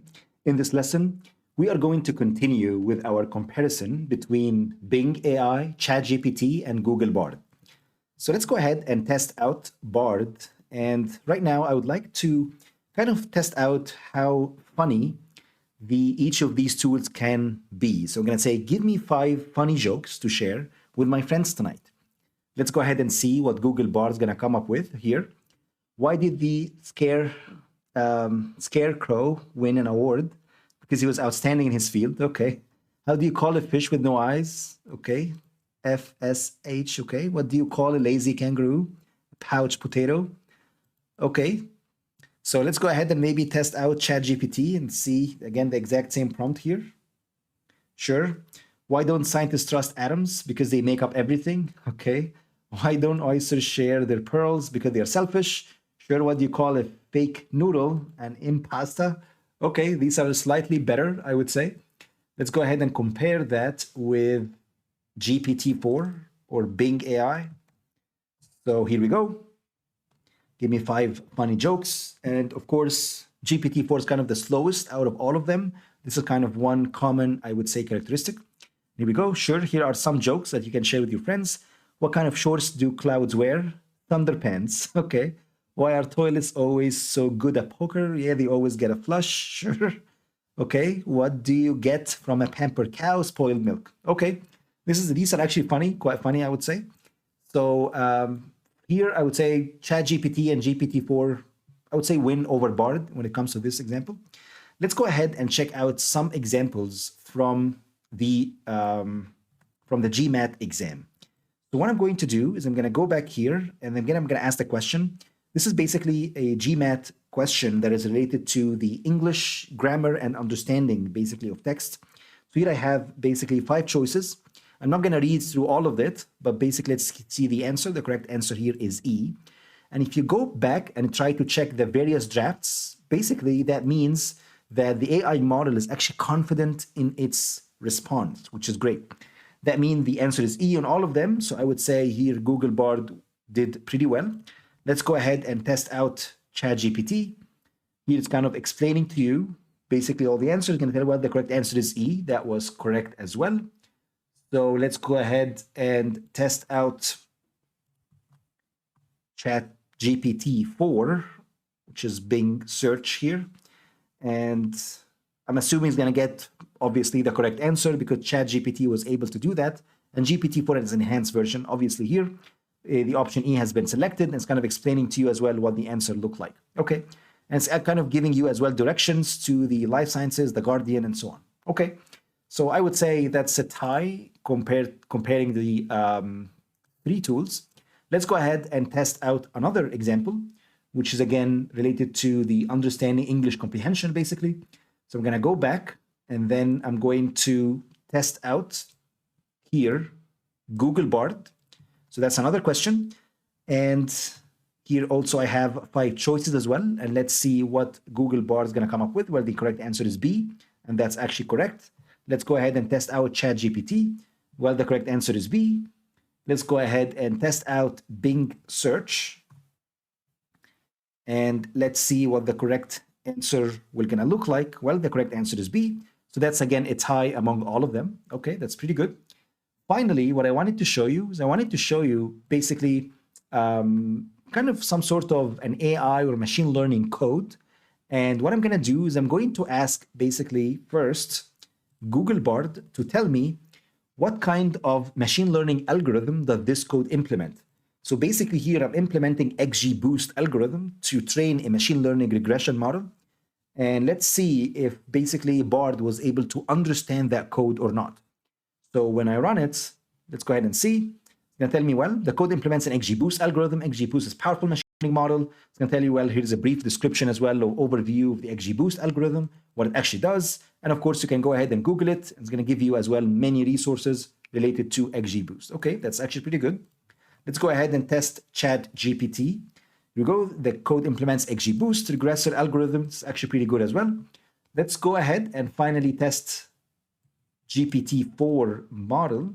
So I'm going to go ahead here. I'm going to do the same. Let's see what the output will going to look like. And again, it's quite, I would say, slow compared to the other one. So here we go. This code implements the XGBoost algorithm, which is a decision tree algorithm, kind of ensemble machine learning model. And it's giving you as well link to resources here, such as towards data science and machine learning mastery as well. Okay, so that's good. I would say that's a tie compared to all of them. And now this is kind of the tricky part, and that's what I would like to conclude this video with. So now what I'm going to do is I'm going to say, could you please update the code to use an artificial neural network with transformer architecture instead of XGBoost? I actually tested it before, and that's why I wrote here next to the prompt that Bard wins. Let's see if it's consistent and repeatable. So let's see. So basically what I'm doing here is I'm asking the Google Bard to replace the XGBoost model and put an artificial neural network with a transformer architecture in it. And if you basically are familiar with AI and ML, transformer-based models, these are the models that are powering ChatGPT, and that's where the term T comes into play. It's called basically generative pre-trained transformer. And that's what I'm mentioning here. Don't worry about it too much, but it's simply the architecture of the brain, of the digital brain, that powers the GPT model. So here we go. If you scroll down, you will see that all of them are good. And here we go. You will see that basically the Google Bard was able to come here, able to actually create the transformer model, okay, with multiple attention heads. It's actually pretty good. Compiling the model and training it and so on. So that's actually a very good answer. It's giving you links as well to GitHub resources. I really like that. If you go back and test out, let's actually, of course, remove this. Let's test out ChatGPT. Here's an updated code. I'm going to tell you what university admission. And basically what you see here, it was able to actually train a model, but what it's doing here is just building a regular neural network. It's not essentially training a transformer per se. That's, I would say, lacking here when it comes to understanding of what I exactly meant when it comes to ChatGPT. Let's go ahead and test the final one, and that is going to be the Bing search. And that's what I'm going to do here. Please go ahead, update the code for me. Use artificial neural network with transformer architecture instead of XGBoost. And let's see what Bing search is going to generate for us. Sure, XGBoost, the gradient boost algorithm, use decision trees, okay? And it's explaining to you that basically it's kind of based on the paper, which is called Attention is All You Need. I hope this helps. I'm actually surprised with the response here by Bing. It's kind of not exactly what I'm looking for, but maybe why don't we maybe go ahead and restart it? And what I'm trying to do here is trying to be creative. Let's see, let's test out the creative side of it. And let's see if that maybe come up with any better answer. So it's telling me, well, can I share the code? So what I'm going to do is I'm going to copy the code here again. And This is the exact same code. Hello everyone, and welcome to this new project so far, on fashion items classification using AI and machine learning. Good. So And today ChatGPT we kind are of going failed in a way. to start with And let's task see number here one, what we're getting. and we are going to cover what showing we you call that it right the now it's project actually card, pre-processing. and also So a demo of the tokenizing, so project it's doing that the we are encoding going piece. to build today. Okay. Please And note it is that generating in every here, single load the model and chain lecture, the output layer I'm to the going to aggressor. add a bar here that can And show how I would say easy this that is lecture an will okay look answer, like. but it's not So exactly what I was this looking lecture for when it today comes to is going to be pretty developing the straightforward. That's transformer-based why models. it's quite easy. And I would say then as we Google Bard progress actually through wins the when it comes entire to this course one, especially that it's and giving through you the links as well entire associated with project all the as well, GitHubs that you has will been notice kind of that trained on, which is essentially super the powerful. level of And difficulty that's it. starts That's to all I have increase for this over lesson. time. I hope But you right enjoyed now, it. let's See go you in the ahead next and lesson. stick with the easy one. Okay. All right. So let's go ahead and get started. So in every single project, I'm going to provide you guys with what we call the project card. And also, we are going to cover a demo to demonstrate to you what's the project essentially at the end will look like. So for the project card, we are going to cover the goal of the project, what tools we are going to use. We're also going to cover the practical real-world application, essentially why are we doing this? Why are we training an AI model, for example? And then we'll learn about the different types of data that we're going to use to train our model. We'll learn about the inputs and the outputs as well. So today, the goal of our project is to build, train, test, and deploy an artificial intelligence model or an AI model to predict fashion classes from images. Basically, we are going to train an AI model where I can deploy that model, meaning I can give the model an image, let's say an image of, let's say, a dress, and then the model will gonna tell me what that image contain. It's gonna tell me, well, based on this image, it looks like a dress to me. I can upload, for example, glasses or maybe an eyewear, and then the model will gonna tell me what that class looks like, essentially. And the tool that we're going to use today is known as Google Teachable Machines. And you guys will see that it's actually super easy and pretty straightforward to build really powerful AI applications without writing a single line of code. So the question is, what is the practical real-world application of today's project? So this project can be effectively used by fashion retailers to detect and forecast fashion trends and essentially launch targeted marketing ad campaigns as well. So what about the data? So the data that we are going to deal with is essentially a bunch of images. I'm going to have images from 10 different classes, and I'm going to train the AI model to distinguish between these 10 classes. That's all it is. So the output will be the fashion class or the label. And we're gonna dig a little bit deeper into that over the next couple of tasks. Okay. All right, so the question is, what's the use or what is the practical application, for example, of this technology? So essentially, there has been a lot of products available right now on the market where they call it AI-powered lifestyle and fashion assistant. Essentially, you can upload an image, for example, and then the AI behind the scenes can essentially tell you, well, this is a short, and then it can extract the style of the short, for example, and the color of the short as well. And for example, if I upload an image like this one, and then again, you guys will get that this is a jacket, maybe perhaps a white jacket, for example, and this is a purse.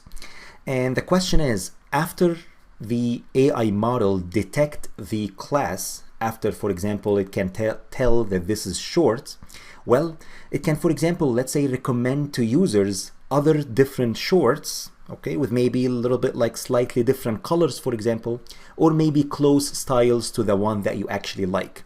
And that's the idea of having an AI-powered lifestyle and fashion assistant. So instead of hiring an actual human being to suggest fashion items to you, you can essentially leverage the power of AI to do that trick for you. Okay? All right. So let me show you guys a demo of the project that we are gonna build today. So what you guys see here is essentially Google Teachable Machines, and don't worry about it. We're gonna show you guys exactly how to build that project from scratch. But essentially here I have all these different classes. So I have bags, I have belts, I have bottom wear, I also have cuff links, we also have dress class, we have glasses or eyewear, we also have flip-flops, we have fragrance, we have jewelry, watches, and also we have socks, wallets, and scarves. And please note that just in today, and pretty much in every single project, I'm going to show you guys a sample of the project that will be kind of a small version of the project.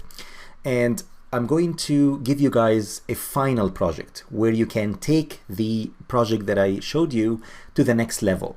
So for example, today I'm going to show you guys, walk you through how to build an AI model that can classify 10 classes only. And then you guys will take it to the next level to include additional classes in our final project. It's gonna be tons of fun. Okay, so the question is, okay, now I train the brain, okay, now I wanted to test that brain. All what you need to do is to click on choose images from your files here, and then you can, let's say, select, for example, this image here, and then the model, the AI model, after it has been trained, it can tell you, well, based on this image, this belongs to the eyewear category, which is, of course, with a confidence of 98%. You can also choose maybe another, for example, let's say this one here, double click on it, and then it can tell you that based on this image, I can tell that this is a flip-flop, for example. Let's try another one. For example, let's say this one here, double click on it. It can tell you that this is a bag with 95% confidence. And it also messes up, kind of tell you maybe it's a little bit of cufflinks or maybe fragrance, but because the majority or kind of the high confidence is in the bag, then this image will belong to the bag category. And please note that I'm gonna show you guys exactly how to build this entire project, so don't worry about it. This is just a quick demo, and then we are going to, throughout the next 3 to 4 tasks, we will learn how to upload the images, how to train the model, and also how to deploy the model and then test the model as well at the end. Okay, all right.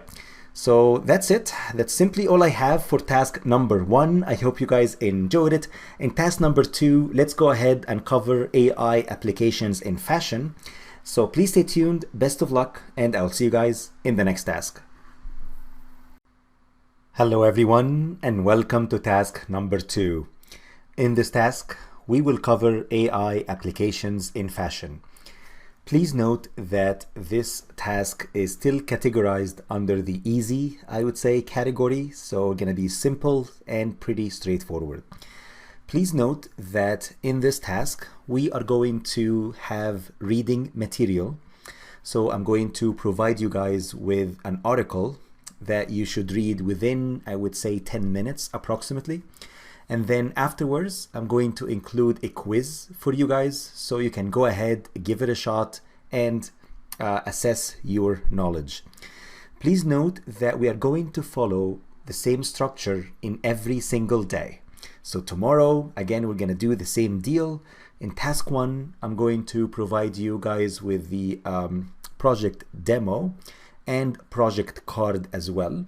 And then in task 2, we're gonna provide you guys with the actual real world practical application of whatever project that we are going to cover in every day.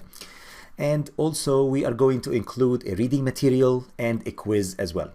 And then over the next series of tasks, I'm going to show you guys how to build, train, test, and deploy the AI model at scale. Okay, all right. So if you guys remember in the previous task, what we have learned is we have been able to cover the project card and demo. So we learned that we're going to build, train, test, and deploy an AI model to predict fashion classes from images. We learned that we're going to use a tool known as Google Teachable Machines, and we learned about the inputs and outputs as well. And next we went through a quick demo. I hope you guys enjoyed that one and found it pretty straightforward. Okay, so let's go ahead and cover AI in fashion.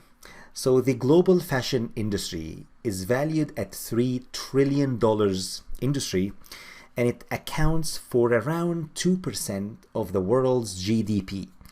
And GDP, or the gross domestic product, is essentially a measure of the market value of all the goods and services that are produced in a given period of time. And the fashion industry right now, as we speak, is kind of undergoing a massive transformation by adopting artificial intelligence, machine learning, deep learning, and computer vision techniques and technologies. So in this project, we will assume that a fashion retailer has hired you to build a virtual assistant, or stylist we call it, that looks at customer Instagram and Facebook images and essentially classifies what fashion category they are wearing, meaning are they wearing bags, they're wearing glasses, flip-flops, dresses, and so on. The model can help the retailer detect and forecast fashion trends and launch targeted marketing ad campaigns as well. All right, so what I wanted to show you guys is I wanted to show you two AI applications in the fashion industry. So the first application is known as virtual AI fashion models. So a company known as DataGrid has been able to develop a full body model automatic generation AI. And essentially they leverage a technique known as GANs, or generative adversarial networks. So let me show you guys what do I mean by that. So if you guys go back to here, this is the DataGrid website, and this is the application that I'm referring to.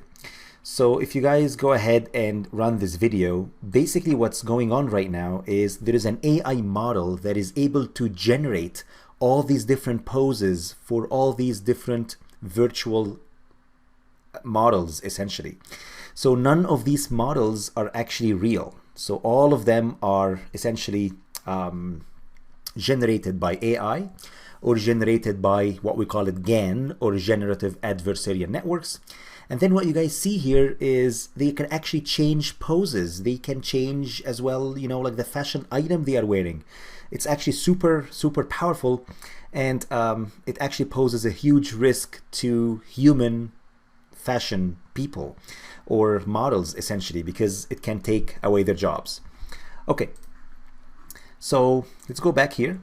So the AI can essentially automatically generate fashion images of non-existing models.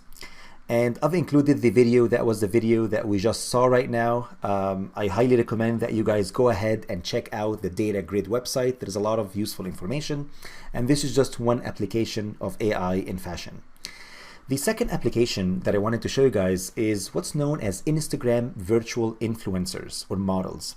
So instead of having real human being, you know, as a Instagram influencer, what's going on right now, there is a huge shift into having completely virtual digital Instagram influencer.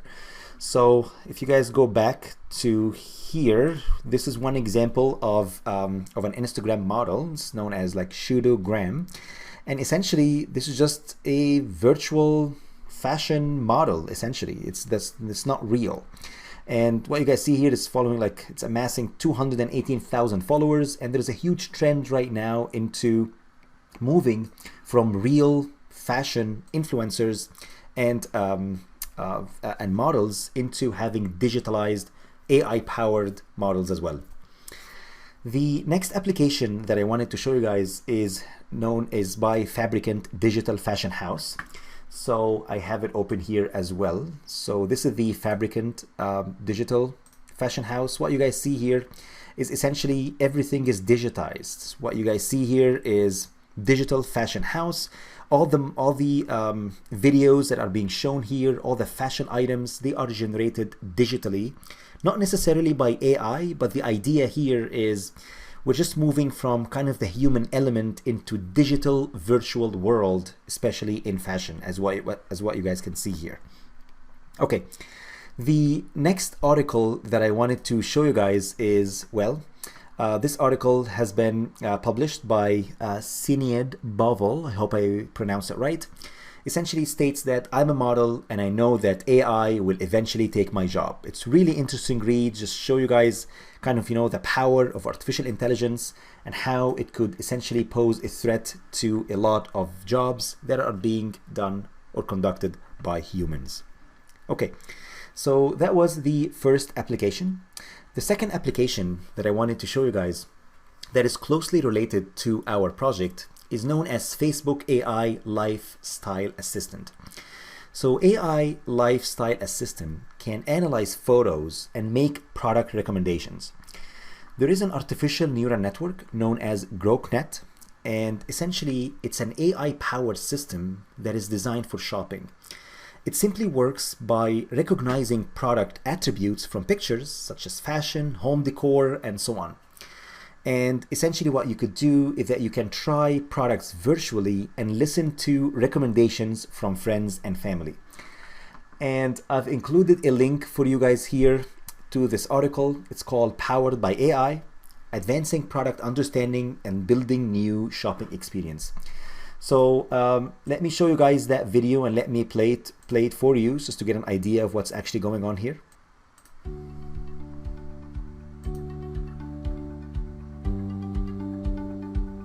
We're building AI systems to not only make it easier to buy and sell things online, we're engineering something entirely new. Imagine this. You've moved into a new place and you realize you need a little more light. An AI lifestyle assistant can analyze your furniture and recommend the perfect mid-century lamp to complement your decor. You can then try it out virtually and even share photos with your friends to see what they think. Plus, when it's time to declutter, the AI assistant can help you sell things by categorizing and describing items in any language. Facebook AI is one step closer to making this happen. All right, so as you guys can see here, this is actually really interesting application of AI. And again, the idea is to try to recognize elements in pictures, and then the AI model can essentially recommend to you products that you can try virtually, and it can also help you guys sell products as well online and categorize them to by classes or categories. Okay, so now it's time for our reading time and for our quiz as well. And today's topic is on AI applications in the fashion industry. So I've included a link here to an article by Vikram Singh Bisan. I hope I pronounced it right. And the article is a great article actually on how AI is changing fashion and the impact on the industry with use cases. So please go ahead, give it a shot. The article should take around 9 minutes. And then at the end afterwards, I'm going to provide you guys with a 5 minutes quiz approximately. So that's it. That's simply all I have for task number 2. I hope you guys enjoyed it. In task number 3, let's go ahead and perform data exploration. So please stay tuned. Best of luck on the quiz, and I'll see you guys in the next task. Hello everyone, and welcome to task number 3. In this task, we are going to perform data exploration. If you guys remember, in the previous task, we went through AI applications in fashion. We covered how the fashion industry right now is being transformed with the power of AI, machine learning, deep learning, and computer vision. And we also went through 2 AI applications in fashion in general. The first one was the virtual AI fashion models. The second one was the Facebook AI Lifestyle Assistant. We also covered the reading material, which is AI applications in the fashion industry. And I hope you guys were able to figure out the quiz and found it pretty straightforward. Okay. So in today's task, we are going to learn about data exploration. So we're just going to go ahead, check out our data, maybe explore it a little bit. And then in the following task, we will learn how to take all that data and then train our machine learning model or AI model using Google Teachable Machines. Please note that this task is still classified under the easy category, so let's go ahead and get started. Okay, so what we're gonna do today is we are going to build an AI classifier model. Think of it as like a little brain, like a mini brain. And these are the type of images that we're going to use. So we are going to have 10 different classes, okay? So these are the 10 different classes essentially.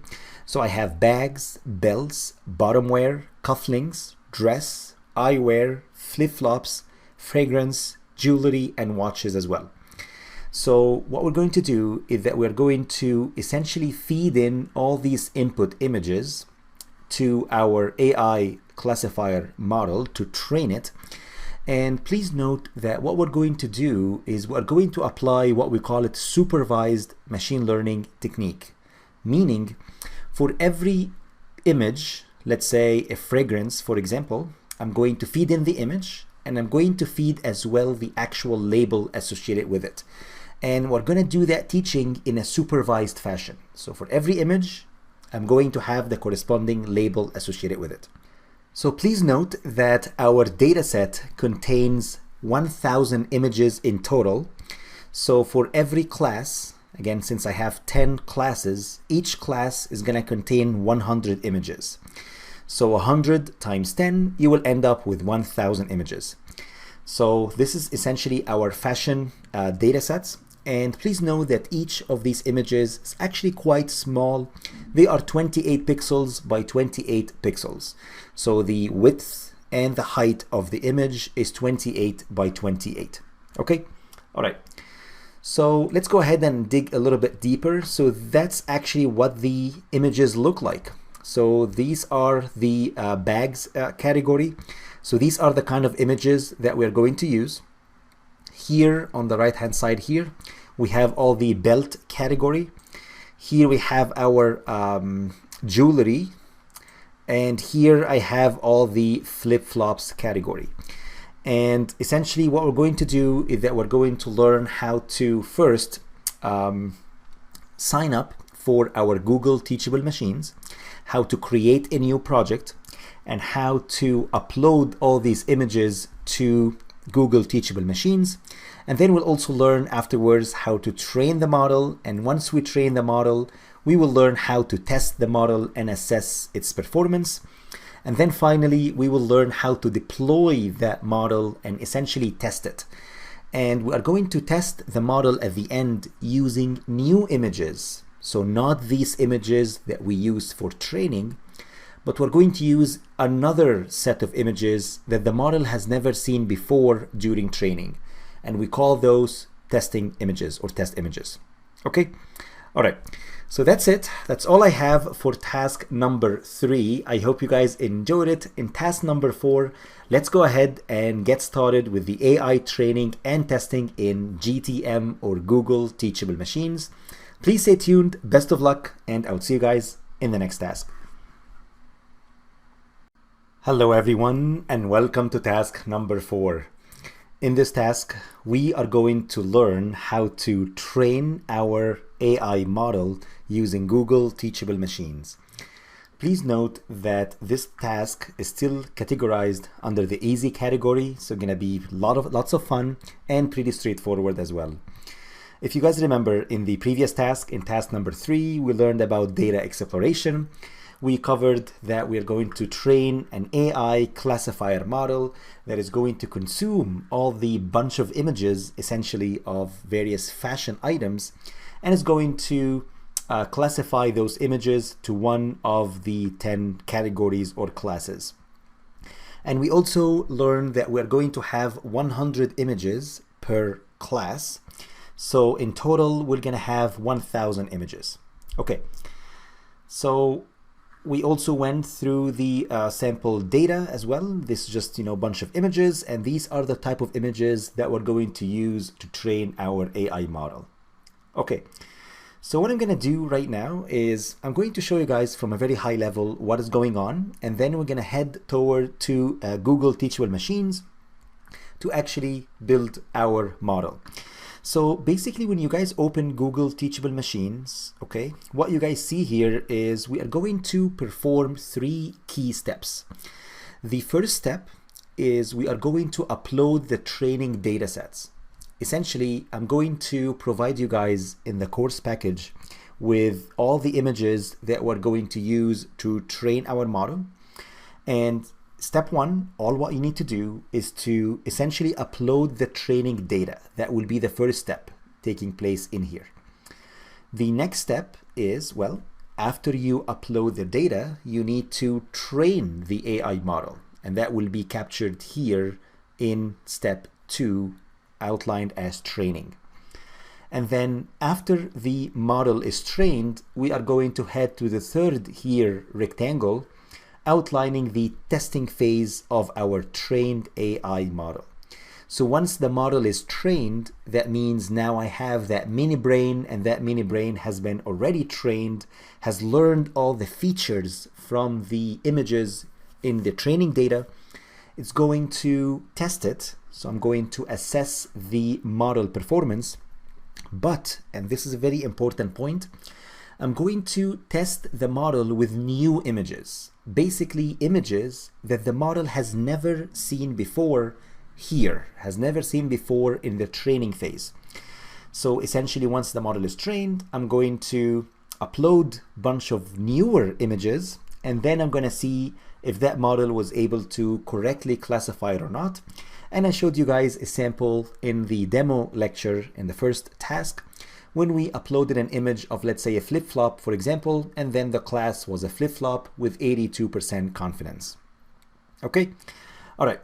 So here we go. What you guys see here is, again, you upload an image and test the trained AI model, and then the AI model is going to tell you what the class will essentially look like. So let's go ahead and get started and head to Google Teachable Machines. So I want you guys to, so that's what I'm going to be doing here, is I'm going to go to Google Teachable Machines. So I want you guys to press enter, and then you open Google Teachable Machines, okay? And basically, this is a quick description. So we'll be able to train a computer to recognize your own images, sounds, and poses as well. So basically, within Google Teachable Machines, you can actually do wonders with it. You can use it to train AI models with images, and that will be our today's project. You can also use it to classify sounds as well.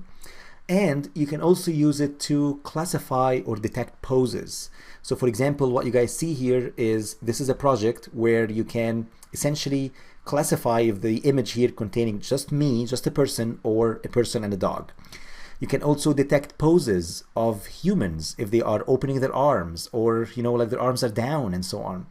You can also detect, for example, here there is a marshmallow or not, for example, like a sorter, like a color sorter, for example.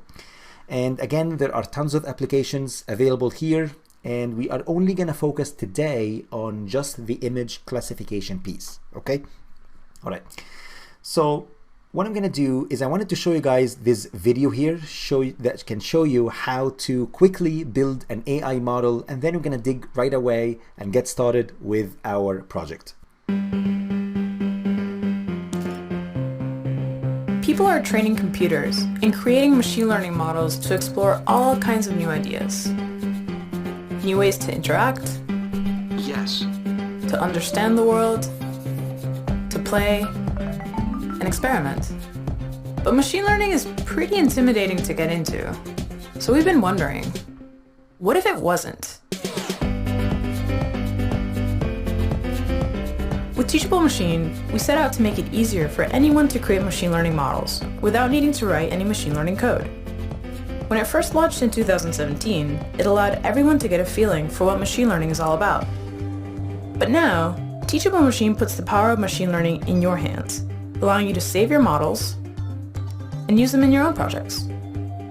So let's say you want to build a model to recognize you versus your dog.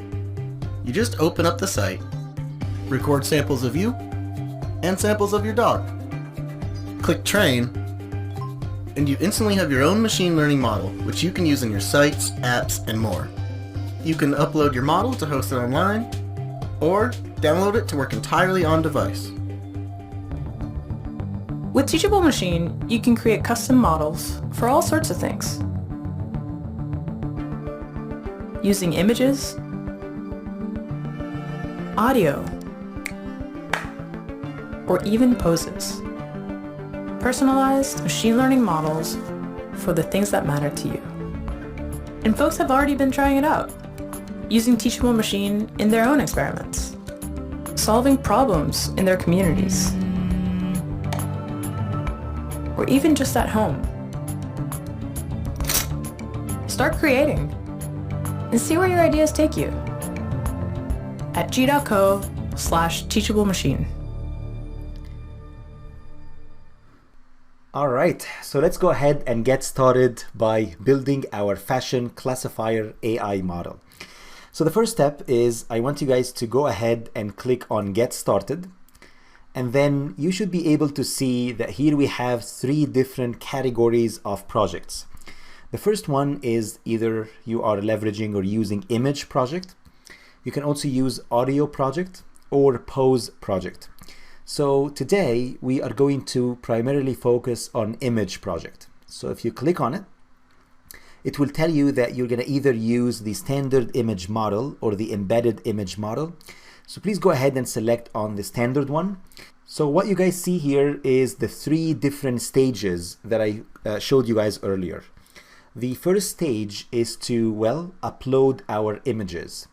The second stage will be to train the AI model.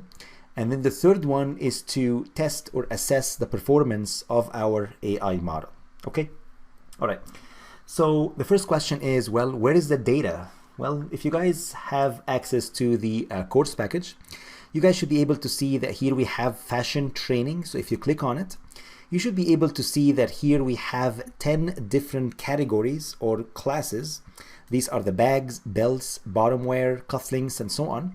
And if you click on any of those, you should be able to see that I have 100 images that belongs to each of these categories. So if you go back, if you click, for example, flip-flops, you should be able to see that here are all the flip-flops that we have. Again, 100 images. So I have 100 images per class. So in total, I'm going to have 1,000 images. Okay, so let's go ahead and start uploading these images. The first one, the first class, and I'm going to go here in order, is, well, bags. So I'm going to go here and say bags, and you have one of 2 options, either to collect your own data set live using the webcam, and we are actually going to cover that in future projects. But today, just for the sake of simplicity, I'm going to show you guys how to upload the data. Just say upload. And here, what you could do is to simply drag and drop the images. So we're just going to go ahead to bags. I'm going to say Control A, that will select all the images. And then I'm just going to drag and drop these images. And here we go. What you guys see here is I have been able to upload 100 images that belong to the bags category. Okay, all right. So let's go ahead and go back to our second one, which is belts. So I'm just going to go here, say, please show me the belts. I'm going to click on upload, and then I'm going to go back here, click on belts, and then Control A, and then drag and drop. Here we go. The next class, to add a new class, I'll need to go here and click on add class. And then after belts, I need to specify bottom wear. So I'm just going to say bottom wear. And then you click on upload, and same deal as well. You're going to say Control A, and then you'll drag and drop. Next, I wanted to go to the next class, which is cufflinks. So I'm going to go here, say add class, and then I'm going to call it cufflinks. And then I'm going to click upload, and then same deal. I'm going to say Control A, drag and drop. Here we go. And then afterwards, I'm going to go to dress category, Control A, come here, add a new class, and then I'm going to call it dress, and then click upload, and then I'm going to drag and drop the dresses here.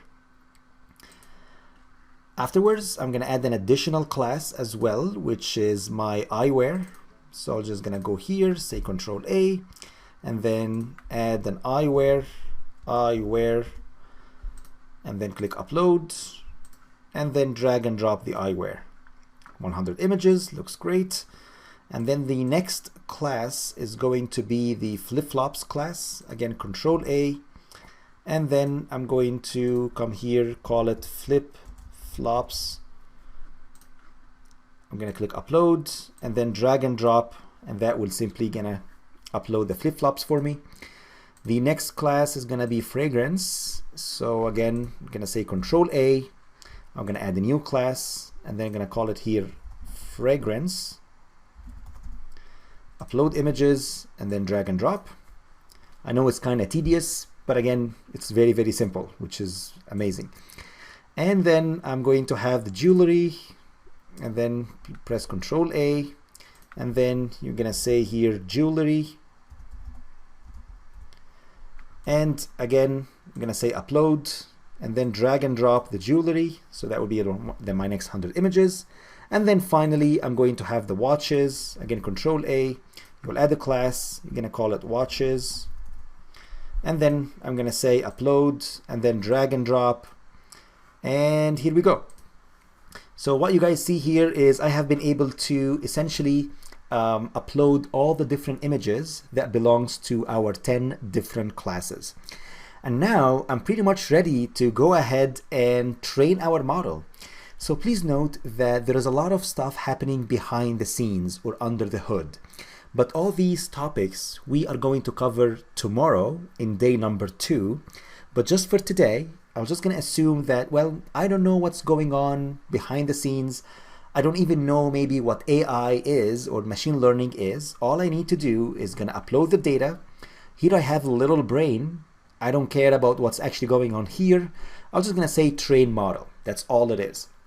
And now I'm going to essentially feed all these images, and then that little brain is going to learn all the features coming out from all these different 1,000 images. And what you guys notice is essentially it's taking some time for it to train. So please click on wait, and please note and make sure to do not close this tab here, because if you close it, you're going to lose all the images and the entire project essentially. So now the data is being prepared for training, and then once the training is complete, again, let it wait. Once the training is complete, then you will be able to go ahead and assess or test the performance of our trained model. So here we go. What you guys see here is essentially now the model is being trained, and I'm going to show you guys again tomorrow what's 50, what are these numbers. Essentially, we're teaching the AI model over a series of iterations. It's like a little child teaching that kid, for example, how to walk. So now we're going to teach it like, one step at a time. So now 21 out of 50, 23 out of 50, and so on.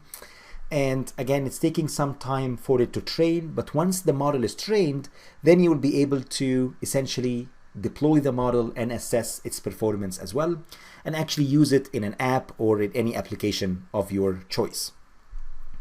So here we go. Now we are at 43, 44, 45. We are very close to 50.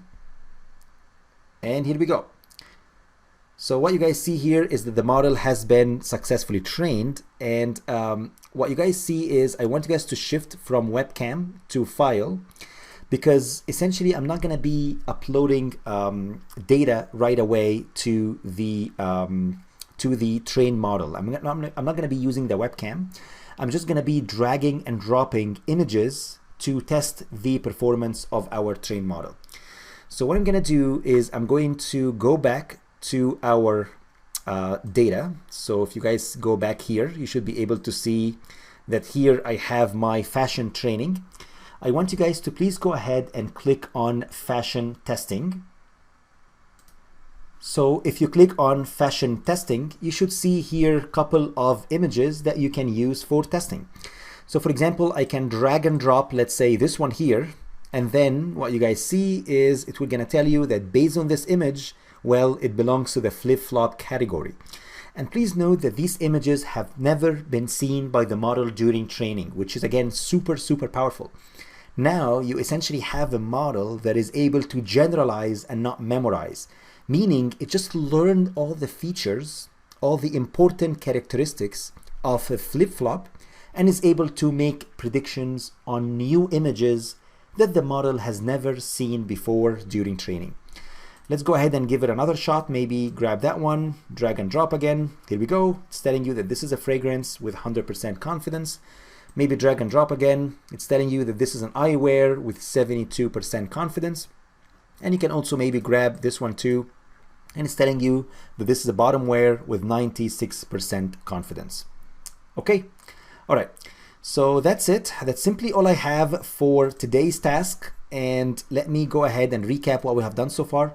So today we learned how to essentially train and test an AI model using Google Teachable Machines. We uploaded the data, we trained the model, and then we test the trained model performance on new images that the model has never seen before during training.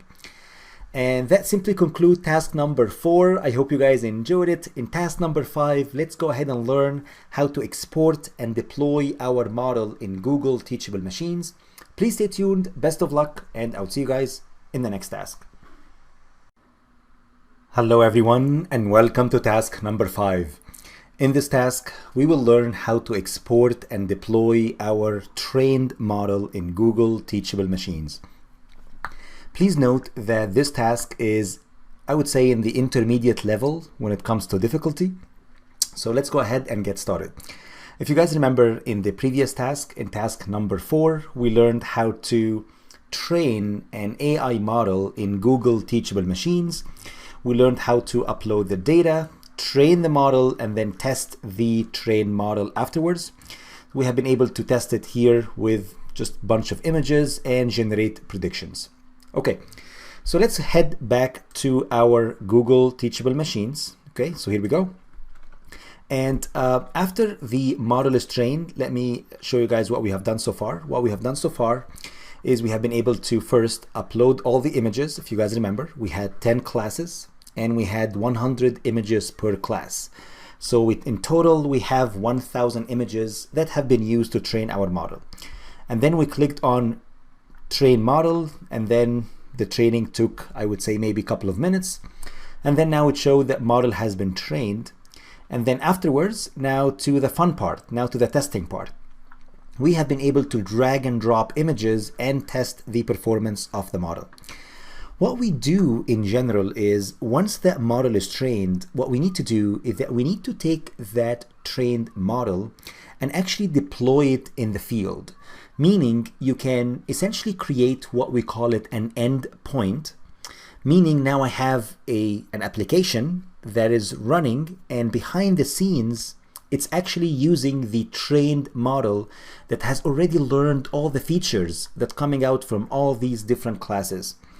And then once I have that application, once I have that link, I can essentially call it from anywhere I want, from let's say my cell phone, from anywhere, send it an image, and then the application is going to generate back to me the label or the class associated with it. Okay, so the question is, how can I do that export and deployment? So if you click on export model here, what you guys see is actually Google Teachable Machines has made it really, really easy for you to export the model and create an endpoint out of it as well. So what you guys see here, it's telling you export your model, and it's telling you upload with a shareable link. So you tell them, okay, looks great. Please go ahead and click on upload my model. And right now it's showing that it's being uploaded. And then once the model is deployed and uploaded as well, here we go. All right, so now your cloud model is up to date, and essentially now I have a link. So if you click copy, that will copy the link here to your deployed model. You're gonna go ahead, click on new tab, and you just simply type Control V, that will paste the link. You press enter, and here we go. So now I essentially have a model, and that model is already deployed right now, and you can easily access that model from anywhere you want. So what I'm going to do is I'm going to again change from webcam to file, and I'm going to test as well my trained model using our sample images as similar to what we have done before during the training phase. So now I can simply drag and drop maybe this image here, and now it's gonna tell you, well, that this is a bag with 99% confidence. Now I can maybe upload that one. It's gonna tell me that's a belt with 100% confidence, maybe another belt with 100% confidence. And I can also upload maybe a short, for example, saying you that this is bottom wear with 97% confidence. Okay, all right. So that's pretty simple, pretty straightforward way to export the model, deploy it, and actually obtain a link with that you can access from anywhere. And you can essentially use that link, you know, as in any application you want, if you want to develop any application.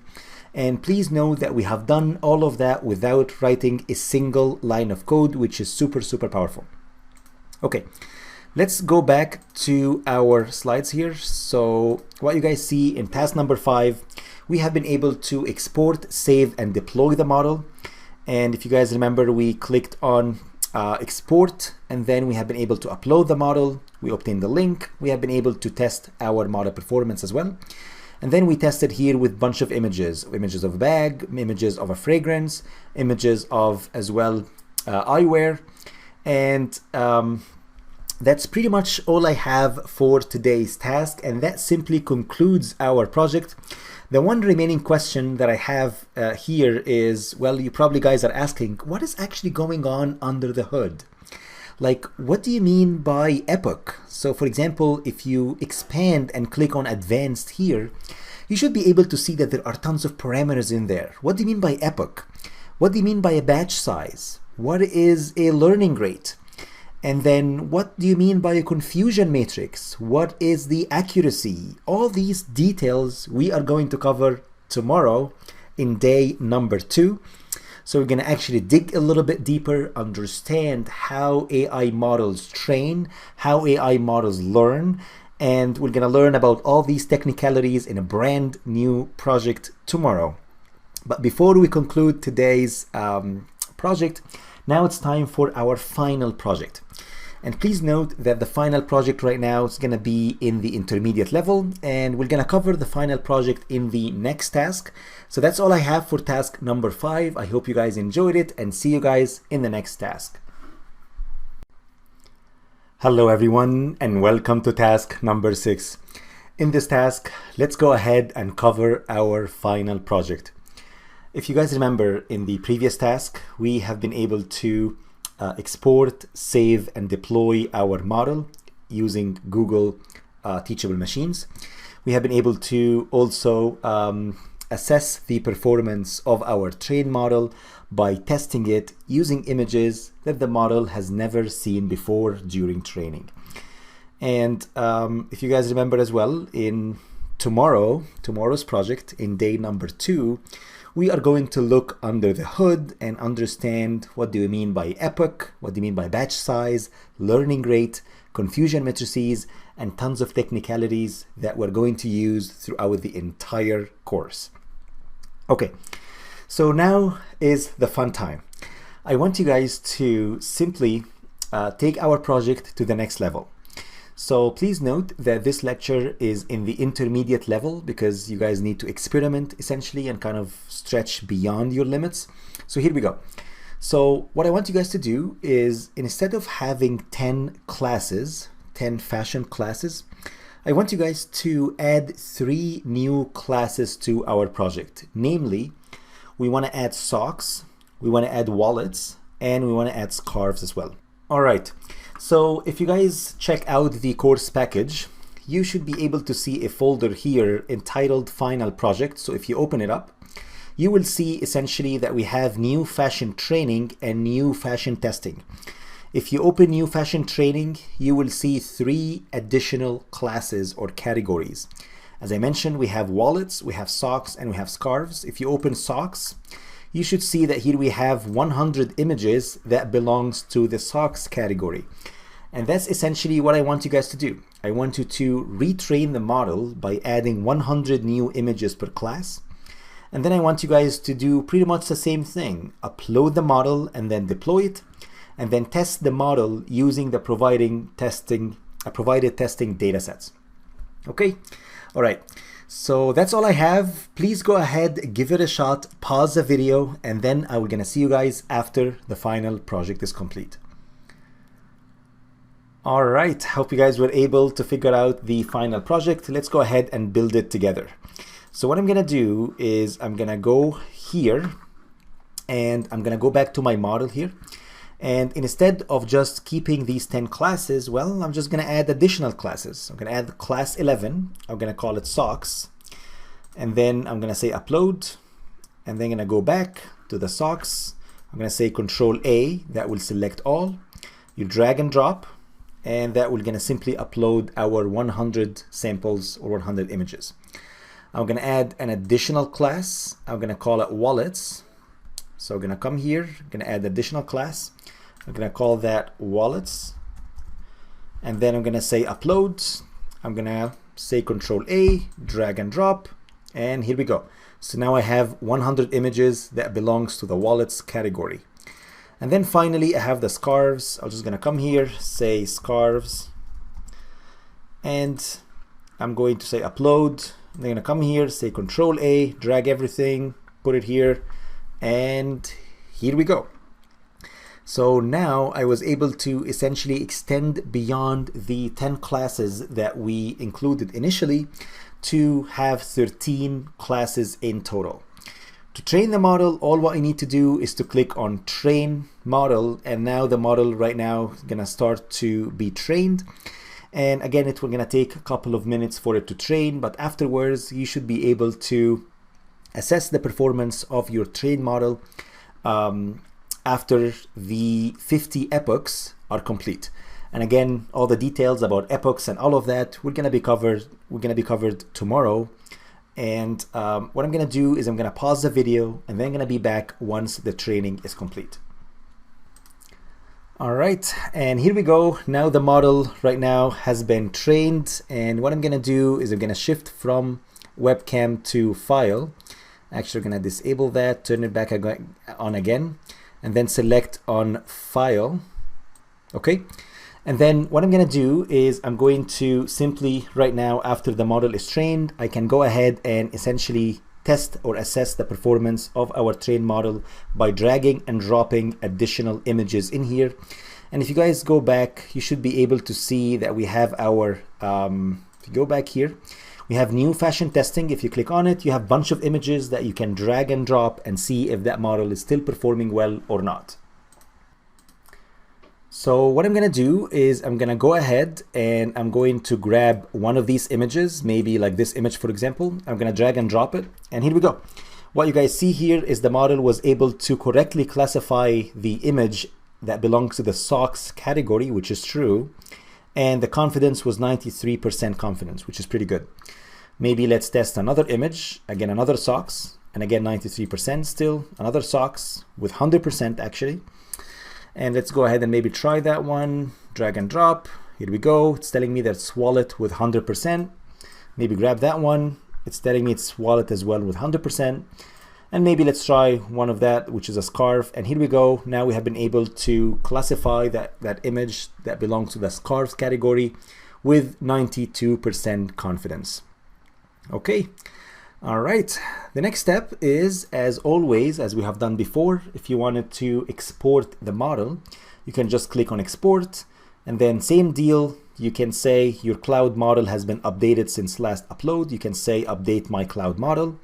So now the model will be updated with the new model and with the new 13 essentially classes that I have right now instead of the 10 classes. Now it's telling me that your cloud model is up to date. If I just click copy, we're gonna copy that, come back here and then paste it. And then I'm gonna press enter, here we go. And then I'm gonna shift from webcam to file. And now I can go ahead and actually test it again after the model is deployed. Maybe grab that image here, and here we go. Now it's gonna tell me that this is a wallet with 100% confidence. Okay. All right, so that's it. That's simply all I have for today's task, and that simply concludes our project. Let's recap what we have done so far. In this task 6, we have been able to essentially add 3 additional classes. We train the model. We have been able to test the model here, and we have been also able to export and deploy the model and even assess the performance with more than one image of scarves and wallets and socks as well. All right, okay, so that's all I have. I hope you guys enjoyed this task, and I hope you guys enjoyed today's project. Please note that tomorrow we're gonna start with a brand new project. We're gonna cover tons of details and technicalities about AI, machine learning, and key performance indicators as well. Please stay tuned, have some rest, and I will see you guys tomorrow.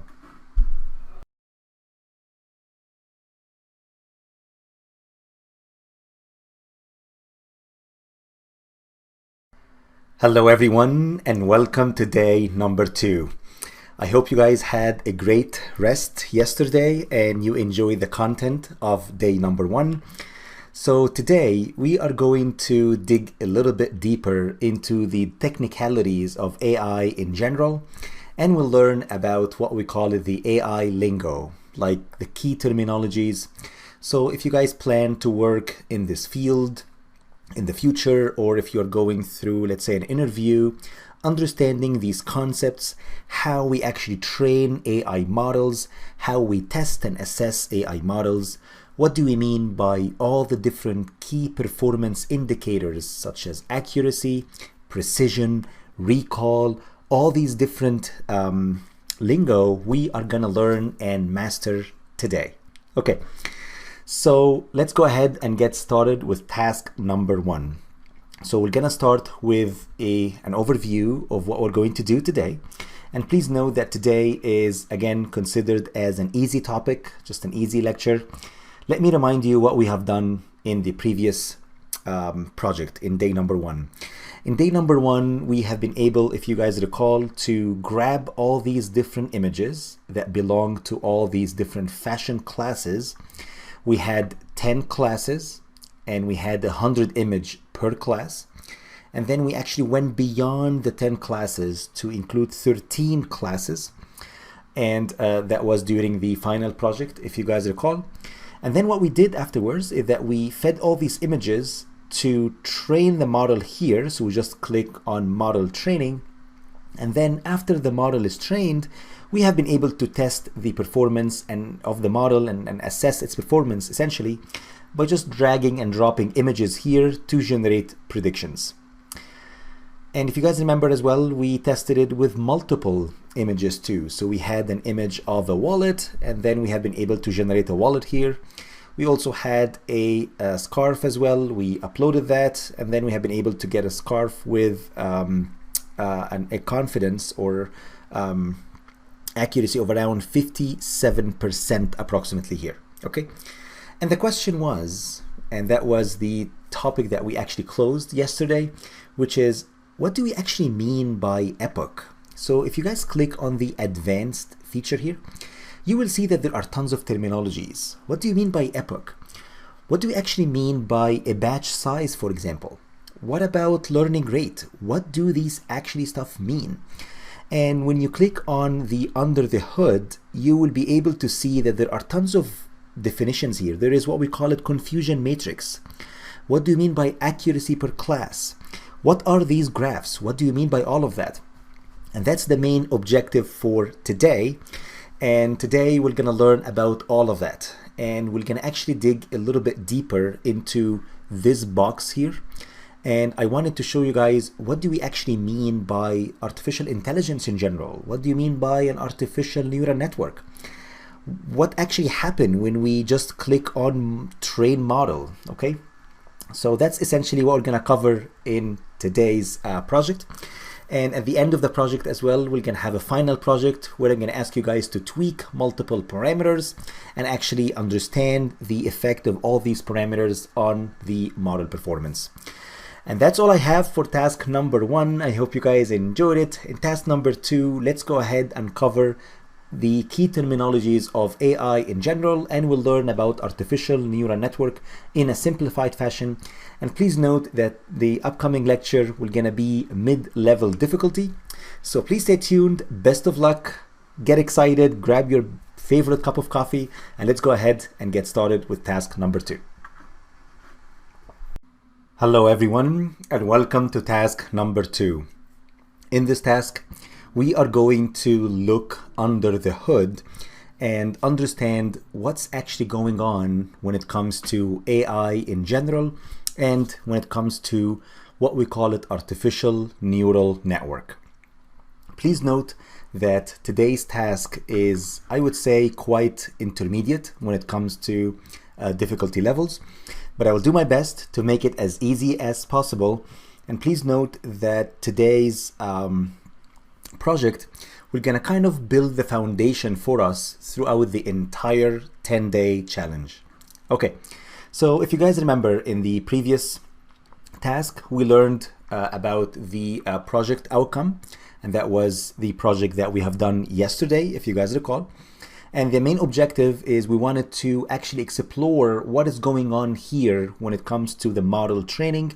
And also we wanted to understand what do we mean by all these different terminologies. What is epochs? What is batch size? What is learning rate? What do these graphs mean? And what do we mean by confusion matrix, for example? Okay, so let's go ahead and get started. So the human brain has over 100 billion neurons, and these neurons are simply an information processing models that communicate with each other through electrical and chemical signals.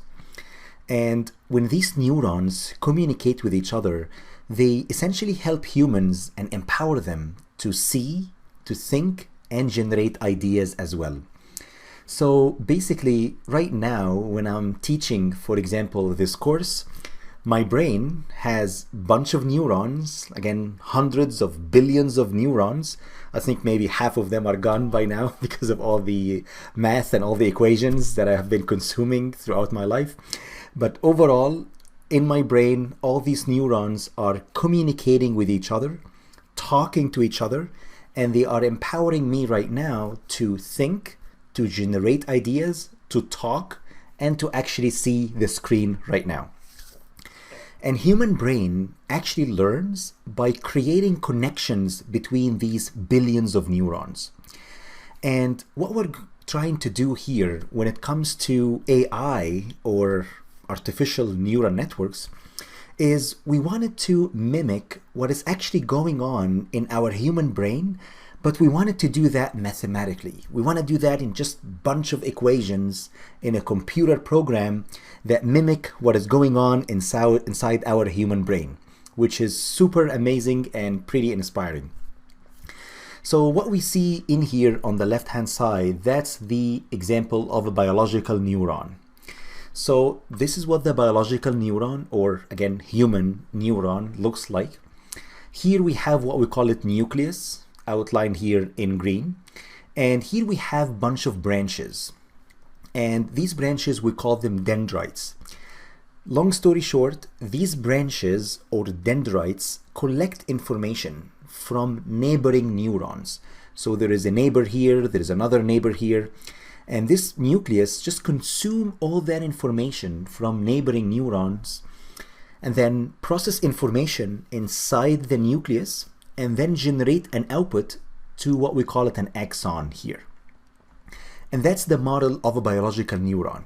And what we do is we actually connect hundreds of billions of these neurons together. They keep talking, collect signal, process information, and send the output to the axon. So when it comes to artificial neurons, what we wanted to do, we said, you know what? Let's go ahead and mimic what is going on in our brain. And maybe we can, come up with something artificial. And if we connect many of these, artificial neurons, we will be able to create an artificial brain to make decisions similar to humans. I know it sounds a little bit simplistic, but that's essentially the core of artificial intelligence and artificial neural networks as well. So what we have here, this is the model of an artificial neuron. Simply, I'm going to do some sort of operation here, mathematical operation. I'm going to consume a bunch of inputs. We call them X1, X2, X3, similar to the dendrites, similar to what's actually going on in our biological neuron. and then I'm going to do something in that neuron and then generate an output. And by getting thousands of these, or maybe hundreds of thousands of these neurons, I can essentially achieve pretty much similar intelligence or narrow intelligence similar to humans, which is super powerful. Okay, so let's dig a little bit deeper into our artificial neuron. And as a disclaimer, we're going to be a little bit of math, so please hang in there. I'm going to keep it as simple as possible. Let's assume that right now I have 3 inputs. And these inputs, we call them x1, x2, and x3. And what I'm going to do is I'm going to create a little brain, okay, like just one simple artificial neuron. And this simple brain had 3 connections, 3 weights. We call them weight 1, weight 2, weight 3. And basically the model of the neuron is as follows. The output, y, will be equals to, I'm going to simply multiply all the inputs, which is x1 times weight 1. So x1 times weight 1 plus, so here there is summation, so I'm going to sum up the second input, which is x2 times w2 plus x3 times w3. And then I'm going to sum up what we call it a bias, or b, okay? So I'll end up with x1 times w1 plus x2 times w2 plus x3 times w3 plus the b, or the bias, and that will be the output here. And then I'm going to apply a function, okay? And I'm going to show you guys an example coming up in the next slide. We call this function an activation function to generate an output y. And simply what I have here is a model of a single artificial neuron. Please note that right now I have 4 adjustable parameters. What do you mean by adjustable parameters? Basically, these are the parameters that I can actually tweak or change when I'm training or teaching the artificial neural networks. So what I have here is this weight 1, weight 2, weight 3, and the bias. All these are adjustable parameters. Essentially, I can take them and essentially tweak them to map the input to the output.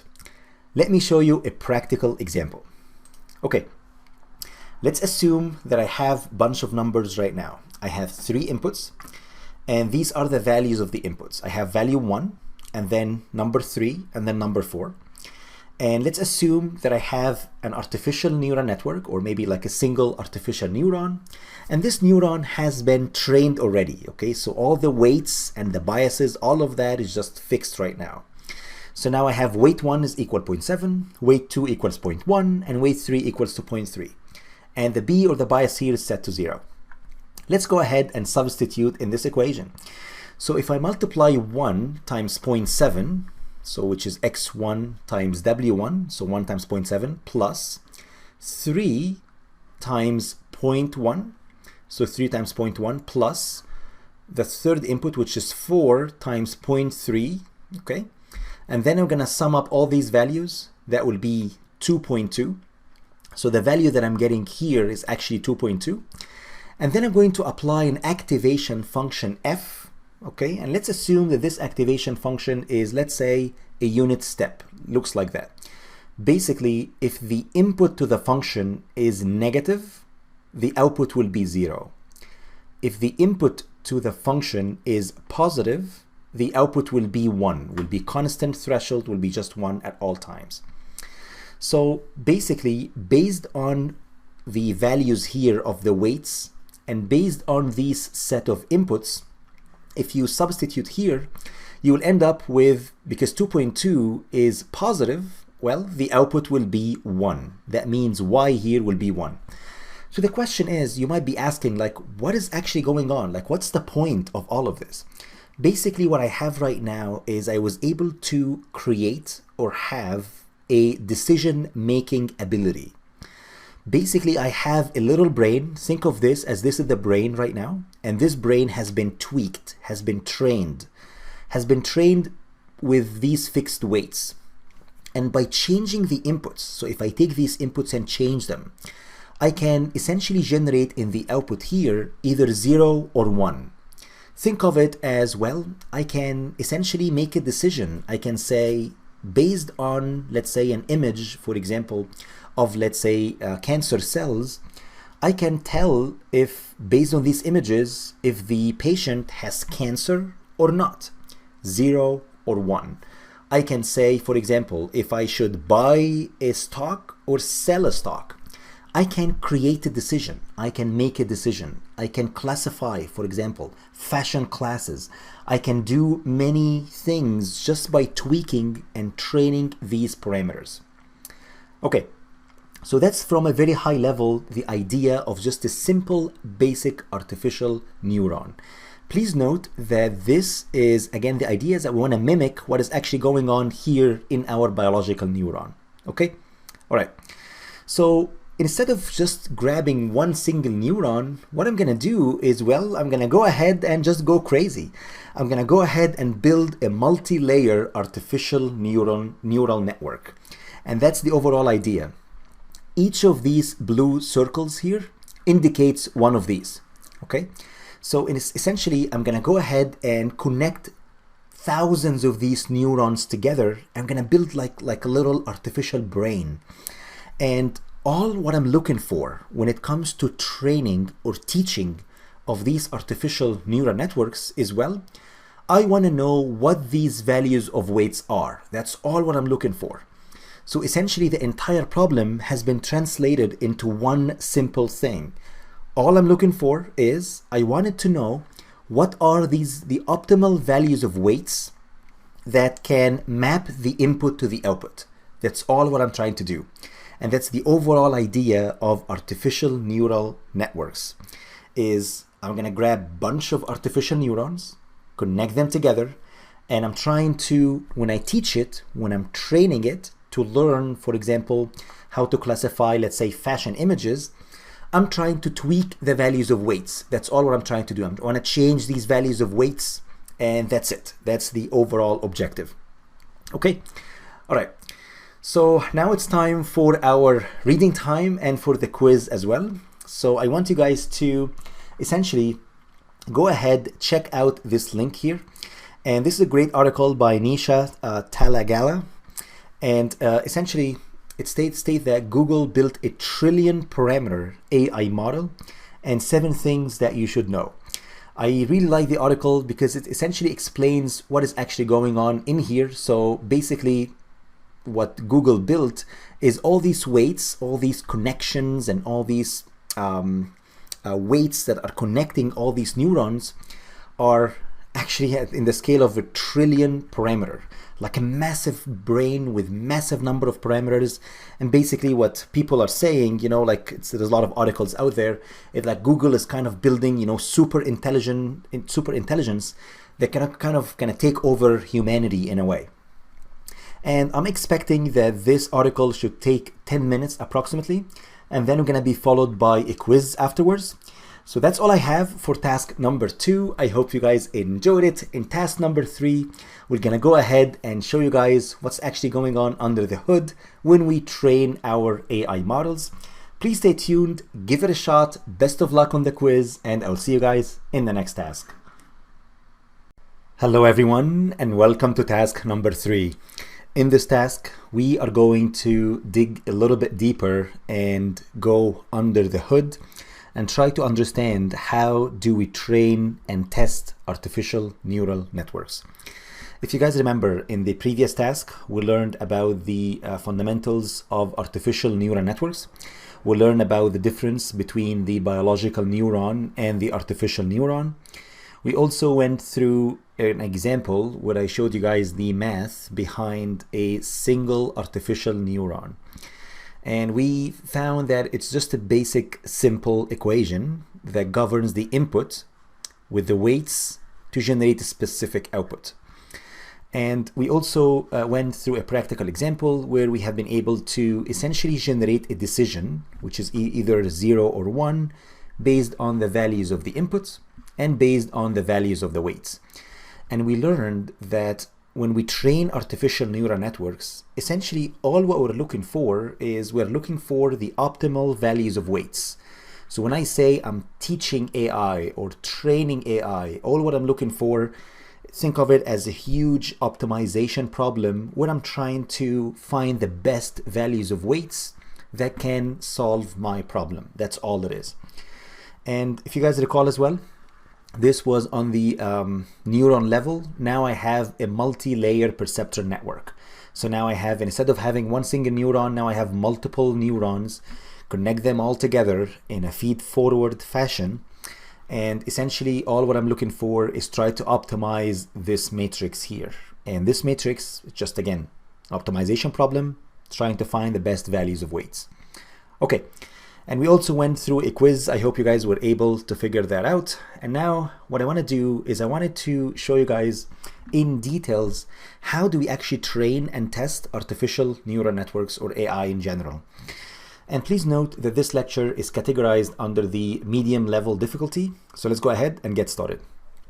So what we do in general when we train any AI model is we take the pool of the data and then we generally divide them into 80% for training and 20% for testing.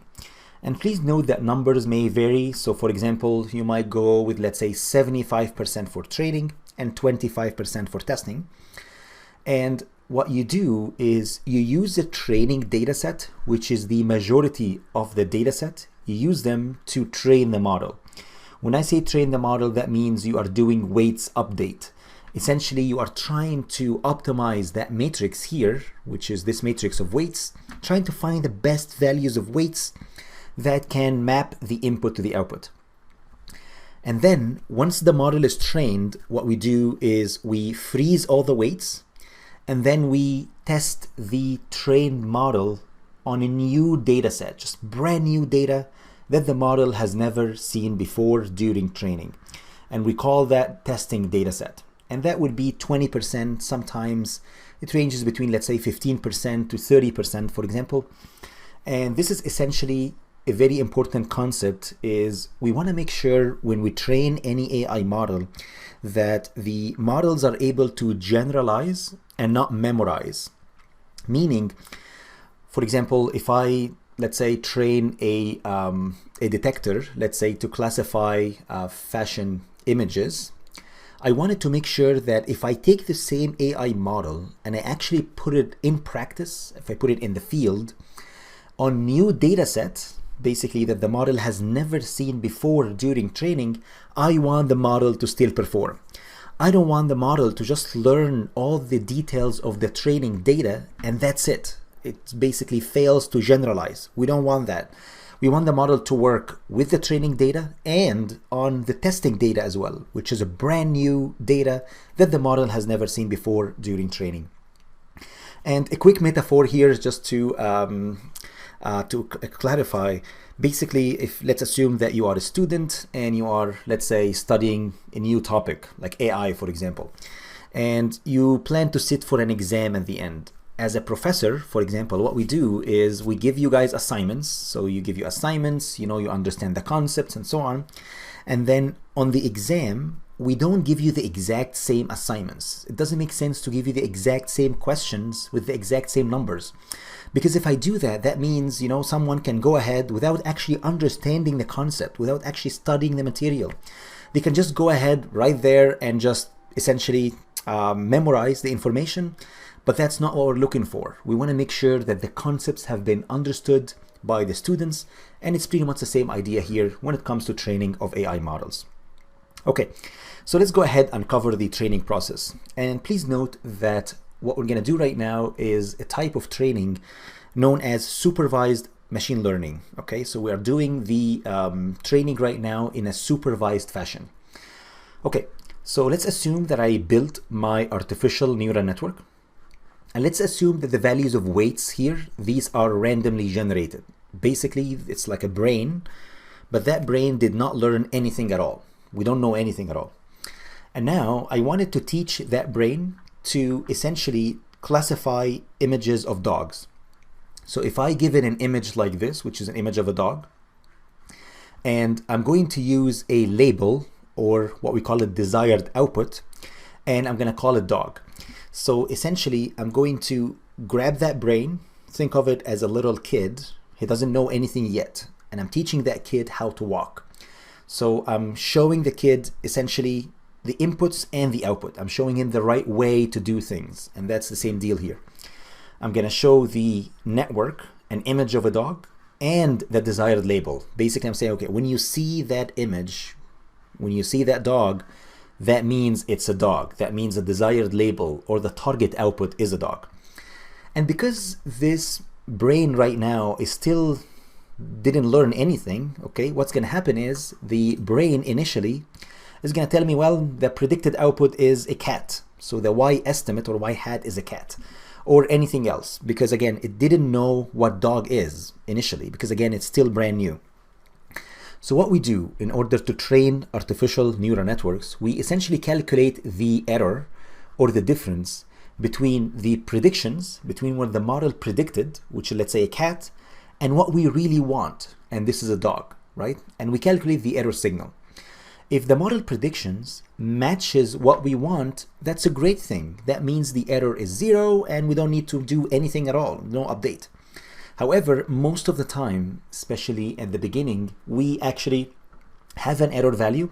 So we take the error and then we go back and then we run some sort of an optimizer to try to optimize the values of the weights within my artificial neural networks. And that's the overall idea of AI model training in a supervised fashion. We have input, we have output, and then we calculate the error. We take the error, go back and update the weights in an iterative fashion. And similar to humans, we as humans, we don't learn in general in one shot. It actually takes us a very long time to learn. And we learn through trial and error. We learn through experience. And that's the same idea here. So when it comes to AI training, we train over a series of what we call it epochs. Epochs, these are multiple iterations of time where we go kind of show the data, the inputs and output to the model, update the weights, and then we want to get better. And we do that over and over again. And that's essentially what I'm doing here. At the beginning, at epoch 1, we have a very large error. And then over time, the error goes down. And then one more time, error goes down. And we keep doing that over and over again until we reach a state where the error is reduced dramatically. And that's a great thing. I'm going to stop the training. And that's essentially how you train AI models in a nutshell. And please note that in the next lecture, I'm going to show you guys the details of what do you mean by an epoch and the actual definition. Especially, I'm going to link it back to Google Teachable Machines. Okay, so let me summarize. So what we have done so far is I'm going to show you guys the difference between the training process and the testing process. So in step number 1, we're going to do the training. We are going to use the training data. So now I have inputs, I have outputs.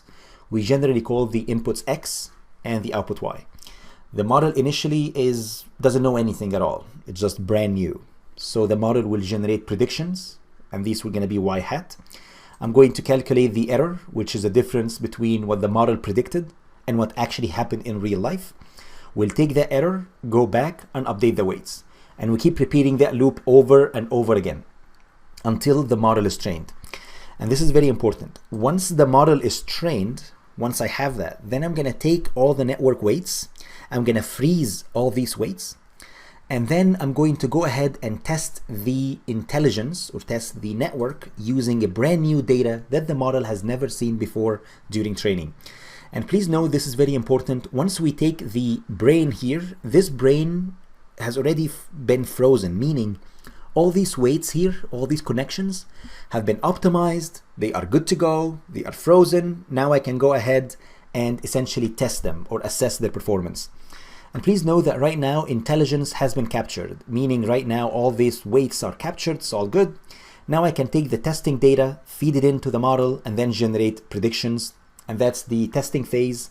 And that's essentially the difference between the training process and the testing process. And that's it. That's all I have for task number 3. I hope you guys enjoyed it. In task number 4, let's go ahead, shift back to our Google Teachable Machines, and then understand the AI lingo behind it. We're going to learn about what's the difference between learning rate, epochs, and so on. And that's it. That's all I have. I hope you guys enjoyed this lecture and see you in the next lecture. Hello everyone, and welcome to task number 4. In this task, we are going to cover key AI terminologies or lingo, and we're going to explore what is actually going on under the hood as well. If you guys remember, in the previous task, we learned about the difference between model training and testing. We covered the process of training an AI model, and we also covered the process of testing here, if you guys remember, after we freeze the weights and we test the performance of the model on a new data set that the model has never seen before during that phase, which is a training phase. Okay, so today's task is going to be in the intermediate level. So I'll try to make it as easy as possible. So let's go ahead and cover the first definition. So the first definition is known as epochs. And if you guys recall, if you click on under the hood, you will see that we have a parameter known as epoch, and it's by default set to 50. Basically, AI, similar to humans, learn through experience, learn through multiple iterations. We as humans, we don't learn in one shot. We learn over time, and that's why we call it practice makes perfect. So similar to humans, AI learns over time, and its intelligence kind of amplifies as we continuously feed the training data to it. So the question is, what is an epoch? An epoch means that AI has been fed with the entire data set just once.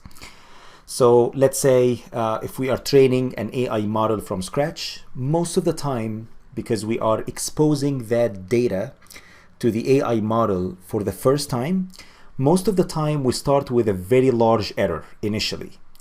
And then over time we get better. Over time we start to kind of learn from our past expertise, and then we get better over time. And that's why in general, over time at epoch 1, you will find that the mean squared error, for example, as a metric, tend to go down.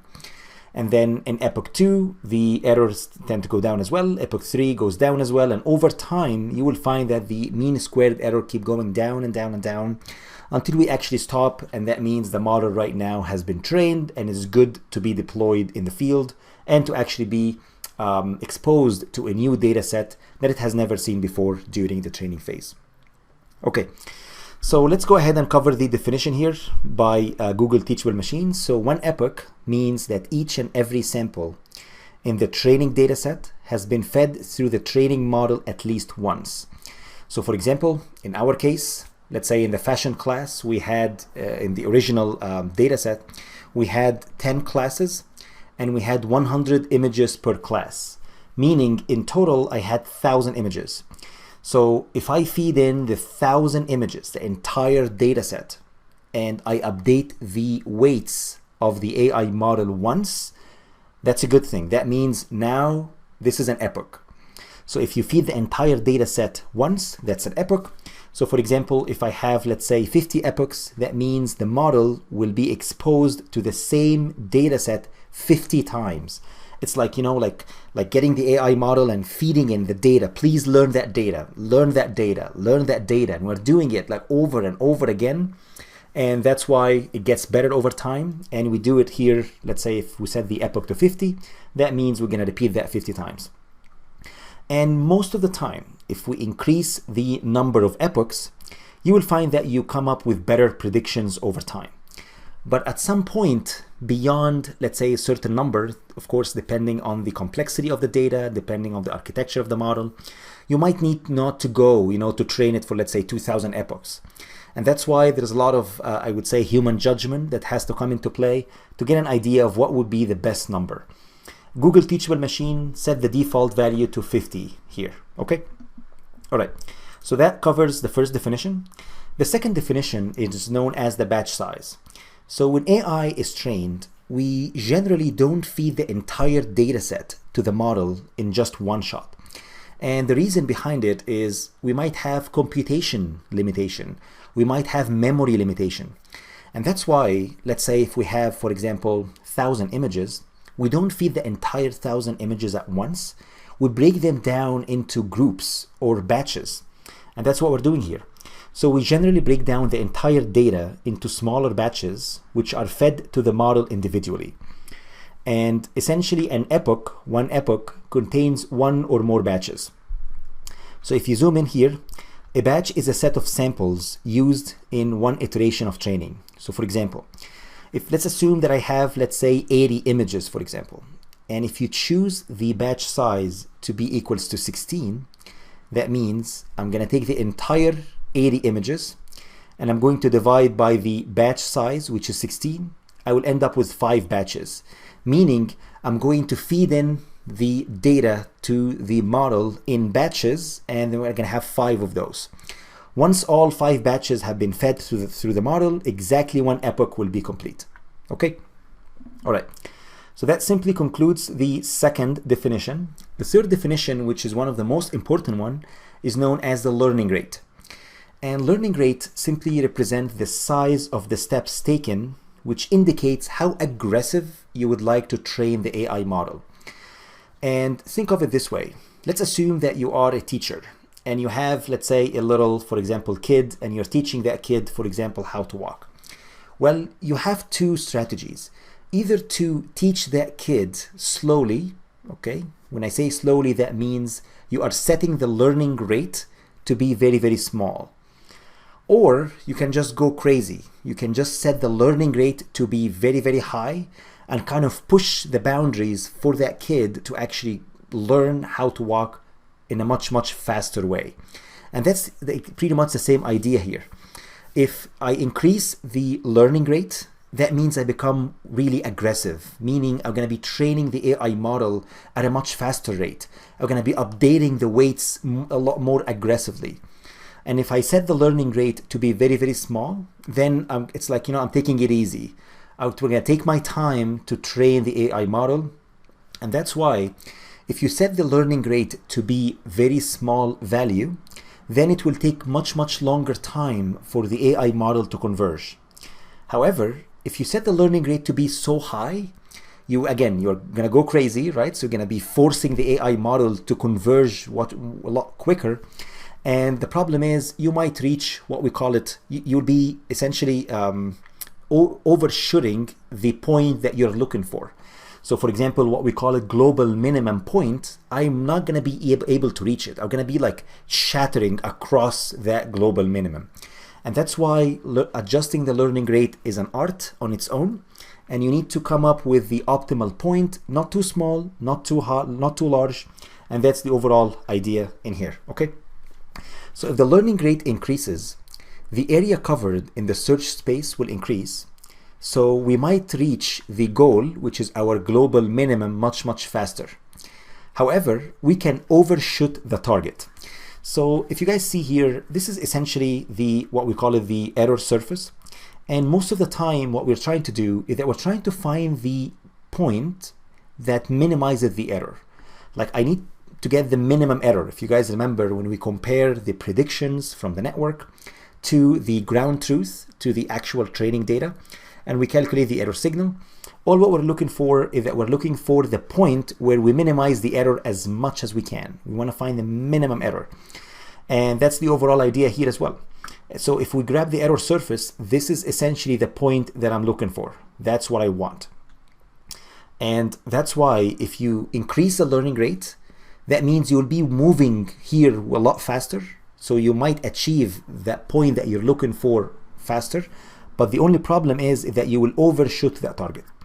However, if you set the learning rate to be very small, then training will take a much longer time for it to reach that point, but you are not going to be overshooting that target.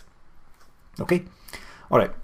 So that simply concludes our learning rate. And then the last definition that I wanted to cover for you guys is accuracy and loss.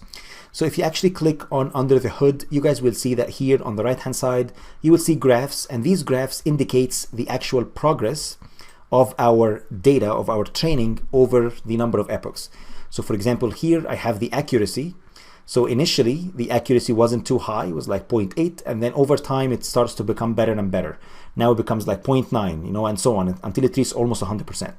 Same deal as well for the loss. When I say loss, think of it as more of an error. So the error starts very high initially, and then over time, you guys will see that the error tends to go down. And please note that here I have essentially two types of accuracies and two types of losses too. One for the training set and one for the testing set. And what you guys see here is on the accuracy on the training data tend to be way better compared to the testing data, which makes sense because in general, the testing data has never been seen by the model during training.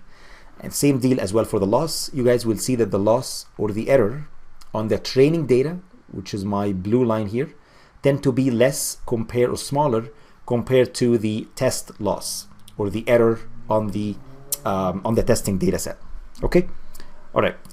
So that's it. That's simply all I have for task number 4. I hope you guys enjoyed it. In task number 5, let's go ahead and cover a very important definition, which is known as confusion matrix. Please stay tuned. Best of luck, and I'll see you guys in the next task. Hello everyone, and welcome to task number 5. In this task, let's go ahead and cover what we call it confusion matrix. Please note that this lecture is categorized under the mid-level difficulty. So I'm gonna do my best to make it as easy as possible. If you guys remember in the previous task, we learned about key AI ML terminologies. We learned about the definition of an epoch. We learned about batch size. We learned about learning rate. And we also learned about the accuracy and loss curves as well. So if you guys went a little bit further and explored what's going on under the hood in Google Teachable Machines, you guys will be able to see something called confusion matrix. And it's from its name, it kind of sounds a little bit funny, but it actually makes complete sense. Basically, it's a matrix that can show you how the model is confused. And that's why we call it confusion matrix. Basically, what we do when we plot this matrix, we plot the ground truth. So we put what was actually true in real life, which means this is the actual true data coming from the training or the testing data. And then we plot versus, on the matrix, we plot as well the model predictions. So basically we plot what the model think the right thing is versus what is actually happening in real life, what was actually true. So we can get an idea of how messed up my model is or how accurate my model is. So let me show you guys how we plot the confusion matrix. And in order to demo that, I'm going to assume that I have an AI model that I have trained to classify cancer patients. So basically all I have right now is I have one of two scenarios. Either the patient has cancer or not. So if the patient has cancer, that means he has been classified as positive. That means he has cancer. And if it's negative, that means the patient does not have cancer.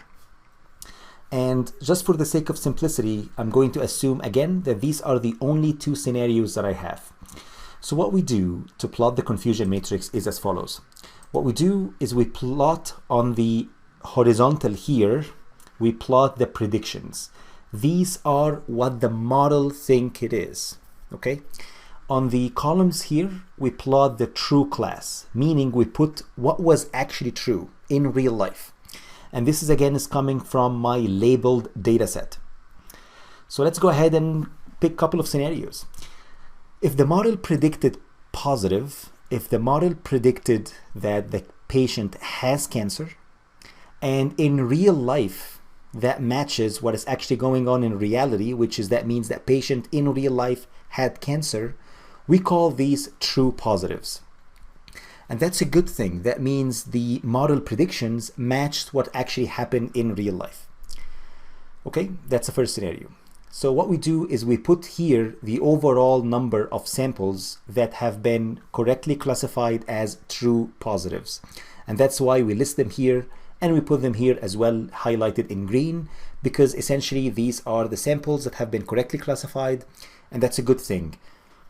The second scenario is, well, if the model predicted negative, meaning if the model said that the patient does not have cancer, and in real life the patient did not have cancer as well, we call these true negatives, and we put the overall number in here.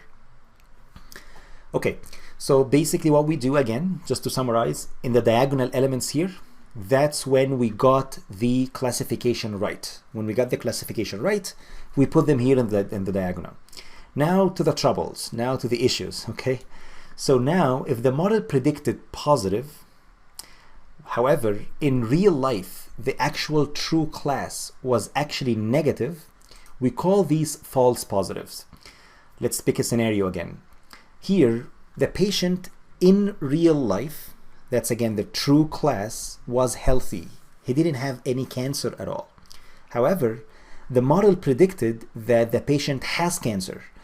Basically, we call these false positives because the model predicted positive, but it was actually false. It wasn't actually true. It wasn't actually correct.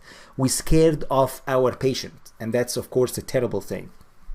Okay, the second point is, well, if the model predicted negative, however, in real life, the true class was actually positive, we call these false negatives. And these, again, that's another level of problems, another level of issues. Let's pick an example. Basically, in this scenario here, we assume that the model predicted negative, meaning the patient in real life, the true class was positive. Meaning in real life, the patient in reality has cancer. He was sick, he had cancer. However, the model said, you know what, he's fine, it's negative. He doesn't have any cancer, no disease, and that's why we call these false negatives. And we actually highlight those in red here. Why? Because this is a massive issue. Why? Because we actually haven't detected a disease in a patient, and in this specific scenario, the patient, condition might get worse over time, and of course that's terrible. We missed the detection essentially. But what we have done here is we detected that that's positive, so we said the patient has cancer. However, in real life, he was healthy. Still a problem, but we call this type 1 error, and we call this false negatives type 2 error. Okay? All right. So let's go ahead and summarize the terminologies for confusion matrix. So a confusion matrix is used to describe the performance of a classifier model. And we put the true positives, or TP. These are cases when the classifier predicted true, mean the classifier said the patient has a disease, and the correct class was actually true. That means in real life, the patient has disease. We have true negatives, or TN, and that's when the cases when the model predicted false, when the model said, well, the patient does not have a disease, and the correct class was false, meaning the patient did not have a disease as well in real life. So these are what we call it true negatives. And these are the good stuff, and we put these stuff in the diagonal element. Now to the troubles. The false positives, or type 1 error, that's when the classifier predicted true, but the correct class was actually false, meaning the patient did not have a disease. And then we have false negatives, or FN, or what we call it type 2 error. That's when the classifier predicted false, meaning the patient do not have a disease, but they actually do have the disease in real life. And that's what we call it false negatives. The next KPI, or key performance indicator, that we can get or extract out of our confusion matrix is what we call it the accuracy, or classification accuracy. Basically, what we do here is we say, okay, how many times was my classifier right? Well, we sum up the stuff that the classifier got it right, which is the true positives, plus true negatives, and then we divide by the overall number of samples. And that will kind of give us the accuracy. How accurate was my model? Okay? All right. And then the second KPI, or key performance indicator, is known as misclassification rate, or error rate. And that's essentially what is the percentage of the predictions where the model messes up, where the model just doesn't get it right. So what we do here is we sum up the false positives plus the false negatives, and then we divide by the overall number of samples.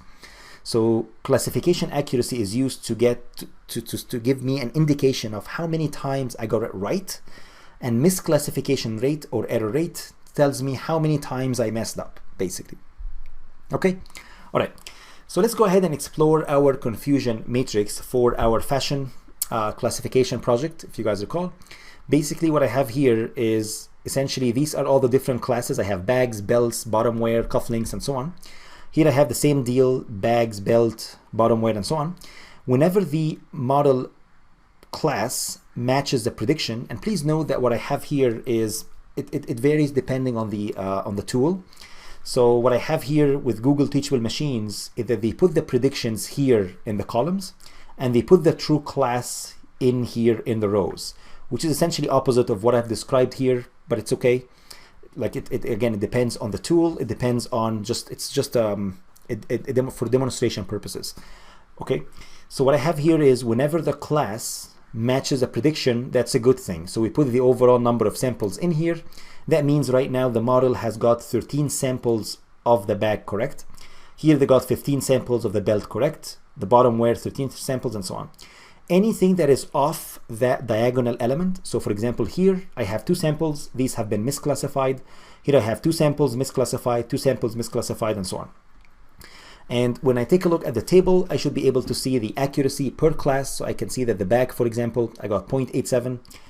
For the belt, we got them all 100%. For the bottom wear, we got 87, cufflinks 93, and so on. Okay, all right. So that's simply all I have for task number 5. I hope you guys enjoyed it. In task number 6, now it's a fun time. We're gonna go ahead and cover the final project part A. And then in task number 7, I'm gonna provide you with a brand new data set. And I'm gonna ask you guys to go ahead, train an AI model within Google Teachable Machines from scratch. And of course, explore all our key performance indicators, plot the confusion matrix, loss, and also visualize as well the accuracy and the misclassification rate or the error rate as well.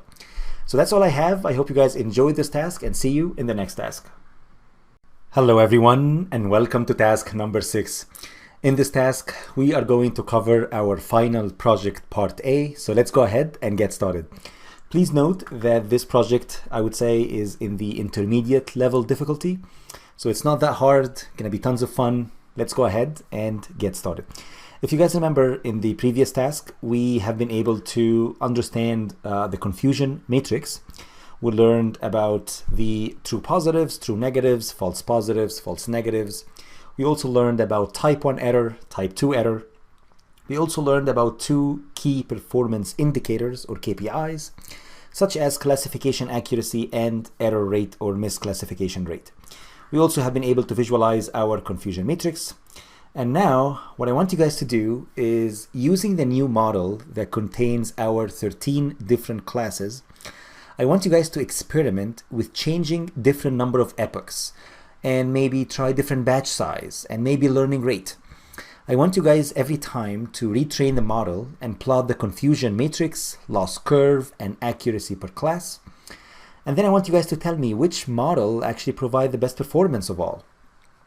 And I want you guys also to kind of, as a stretch assignment, to increase the learning rate like really high and tell me, what do you notice and why, like explain your answer. Like, why are we getting these kind of results when we set the learning rate to be too high? So that's all I have. Please go ahead, give it a shot, try all these different, I would say, iterations or combinations, and pause the video, and then I'm gonna see you guys after the project is complete. All right, hope you guys were able to figure out the final project. Let's go ahead and show you guys here the different iterations. So basically what I got right now is I'm gonna have here all the different, I'm gonna upload all the images. So we have done that already. And please know that right now we have all the 13 different classes. And if you guys remember, if you go under advanced, you can go ahead and change here the values, right? So the default is I have 50 epochs, I have batch size of 16, and then I have learning rate of 0.001. These are the default values. And if you go ahead and you click on train model, these are the kind of results you're gonna get. So I took snapshots of it. So it looks like the model actually did pretty okay, pretty well over the entire samples. There are a couple of misclassified samples.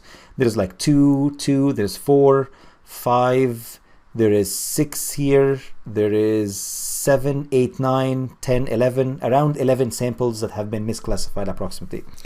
And you guys will see that the accuracy curve looks pretty good, and here the loss looks like the model is a little bit overfitting the training data, meaning the model is doing really well on the training data, however it's doing quite poorly on the testing data set. Okay, the second iteration that I tried here, and again, please guys, just feel free to train the model whatever you want, really. So what I'm gonna do here is I'm gonna set the number of epochs to 100. So here, I'm just gonna tweak the number of epochs only. So what we have done here is we left the default values, which is 50. Now I'm gonna set it to 100. So I can go back here, and if you guys wanna change it, of course you can come here, change it to 100, and then say train model. And that of course is gonna take some time for it to train, because right now we actually have 100 iterations. So we're gonna feed in the training data 100 times and update the weights 100 times. And here we go, the model right now is being trained, and just to fast forward, basically these are the results, what you guys should expect. And what you guys see here is that we tweaked the number of epochs to 100, and it looks like the performance of the model did not actually improve that much. It looks like it stabilized pretty much around, let's say, epoch 40, for example, and it's pretty much stable afterwards. So you guys will see that the performance here did not improve that much. We still have, I would say, around 11 samples that have been misclassified in total, and that should simply explain the first tweaking or first iteration. And here we go. The model right now is being trained. Now this is epoch 1 over 100, 2 over 100, and so on. And what I'm gonna do is I'm going to go ahead, pause the video, and then I'm gonna be back once the model is trained. All right, so now the model has been trained, and now we finished the 100 epochs. If you guys click on under the hood, you should be able to see all the different results in here. So for example, what you guys see here, actually, the more that we let the model train for, actually it looks like the performance actually dropped a little bit. It's like the loss or the error over the testing data set tends to increase, in fact. And if you go ahead and click on confusion matrix, this is simply the confusion matrix here. And what you guys see is, again, it looks like if you sum up all the number of samples that have been misclassified, let me move that a little bit away. And if you count them, basically you'll find that here I have one sample, 1, 2, 3, 4, 5, right? And then I have 6 and 7. And then here I have 8, I have 9, 10, 11, and 12, 13. So it looks like I actually have more samples that have been misclassified compared to the default parameters. So the conclusion out of this is, yes, increasing the number of epochs might improve the performance of the model, but it's not a necessity. It's not like guaranteed. You might not need to go to 100 epochs, and maybe 50 epochs might be good enough. And again, a lot of tweaking and a lot of personal judgment as well. Okay. The third parameter that I tried here is I decided to change or tweak the learning rate. So for example, I tweaked the learning rate. Instead of setting it to 0.001, here I set it to 0.01. And I'm not going to retrain the model. I'm just going to show you guys what I got here from a result standpoint. What you guys see here is the model actually started out pretty good, and then afterwards at the end it just went like crazy. And the idea here is that because we increase the learning rate, if you guys remember, that actually could allow us or help us to achieve the global minimum much faster, at a much faster rate, but we might actually overshoot the target. And that's what is happening here. After we actually achieved maybe a sweet spot and we achieved the decent accuracy, because the learning rate is high, basically you are overshooting the good point. You are already there, but because you are aggressively changing the values of the weights and the parameters, that's why you will see that the model performance deteriorated afterwards. And again, if you count here the number of samples, you will see that here we misclassified 6 samples. Here there is 8, and then 9, and then 12, and then in 4 that's 16, and then 18, 19, 20, 21, 21 samples that have been misclassified, a lot worse compared to the previous values. Okay, what if you change, let's say, the batch size? What you found here, if you change the batch size to 64, and please note that in every single iteration here, I'm only changing one parameter only, okay? So I'm keeping everything else the same as default. So the learning rate, I didn't change it. Epochs, I didn't change it. I only changed the batch size to be 64. And here we go. What you guys see here is I have 2 and 1, 3, 4, 5, 6, and then I have 7, 8, 9, only 9 samples that have been misclassified, and that's actually pretty good. it's very comparable to the default values, and even better, I believe, by one sample or two compared to the default values. And of course, you guys can go ahead and change the batch size maybe to a little bit more. Here, I just set it to 64. And then what I did here is I decided, you know what, let's go crazy. Let's go and change the learning rate maybe to 0.5, like really, really large value. And what you guys see here, something interesting happened, and that simply answers the last question here. Experiment with increasing the learning rate and setting it to an extremely high value. Basically, what you guys get here is the model performance is actually really terrible. Actually, we did not even train the model. Why? Because right now you are essentially being extremely aggressive and you can't get anywhere. You can't achieve the global minimum point. You're just aggressively changing the weights, like really hard, setting the learning rate to be very, very high. And that's why you're getting really terrible values, and you didn't even get a single point right, basically, except for the scarves class, except for the last class here. But otherwise, you got accuracy of 0 along the way. Okay, what if I maybe change, let's say, the batch size and maybe change it to a very large value, to let's say 512? You will find that the model performance actually doing still pretty okay, pretty good. And if you count the number of samples that have been misclassified, here I have 1, 2, 3, 4, 5, 6, 7, and then I have 8, 9, 10, 11. It's a little bit worse compared to the default values, or compared to this here, where we had only 9 samples that have been misclassified. But overall, it did not have a dramatic change on the performance, similar to the learning rate. And the final value here, I set the epochs to be 500, like really large value. And what you guys see here, it did not actually improve the performance of the model. It actually increased the loss in a way here. And if you count the number of samples that have been misclassified, here I have 3, 4, 5, 6, 7, and then I have 8, and then I have 9, 10. So now I have, again, it's pretty much comparable, which means that I don't actually really need to go to a large number of epochs like this one here. But again, it's a lot of trial and error and a lot of experience that comes into play. Okay, all right. So that's all I have for the final project part A and task number 6. I hope you guys enjoyed it. In task number 7, I have another final project for you guys, and that should simply gonna conclude our day number 2 challenge. So please stay tuned, best of luck, and I'll see you guys in the next task.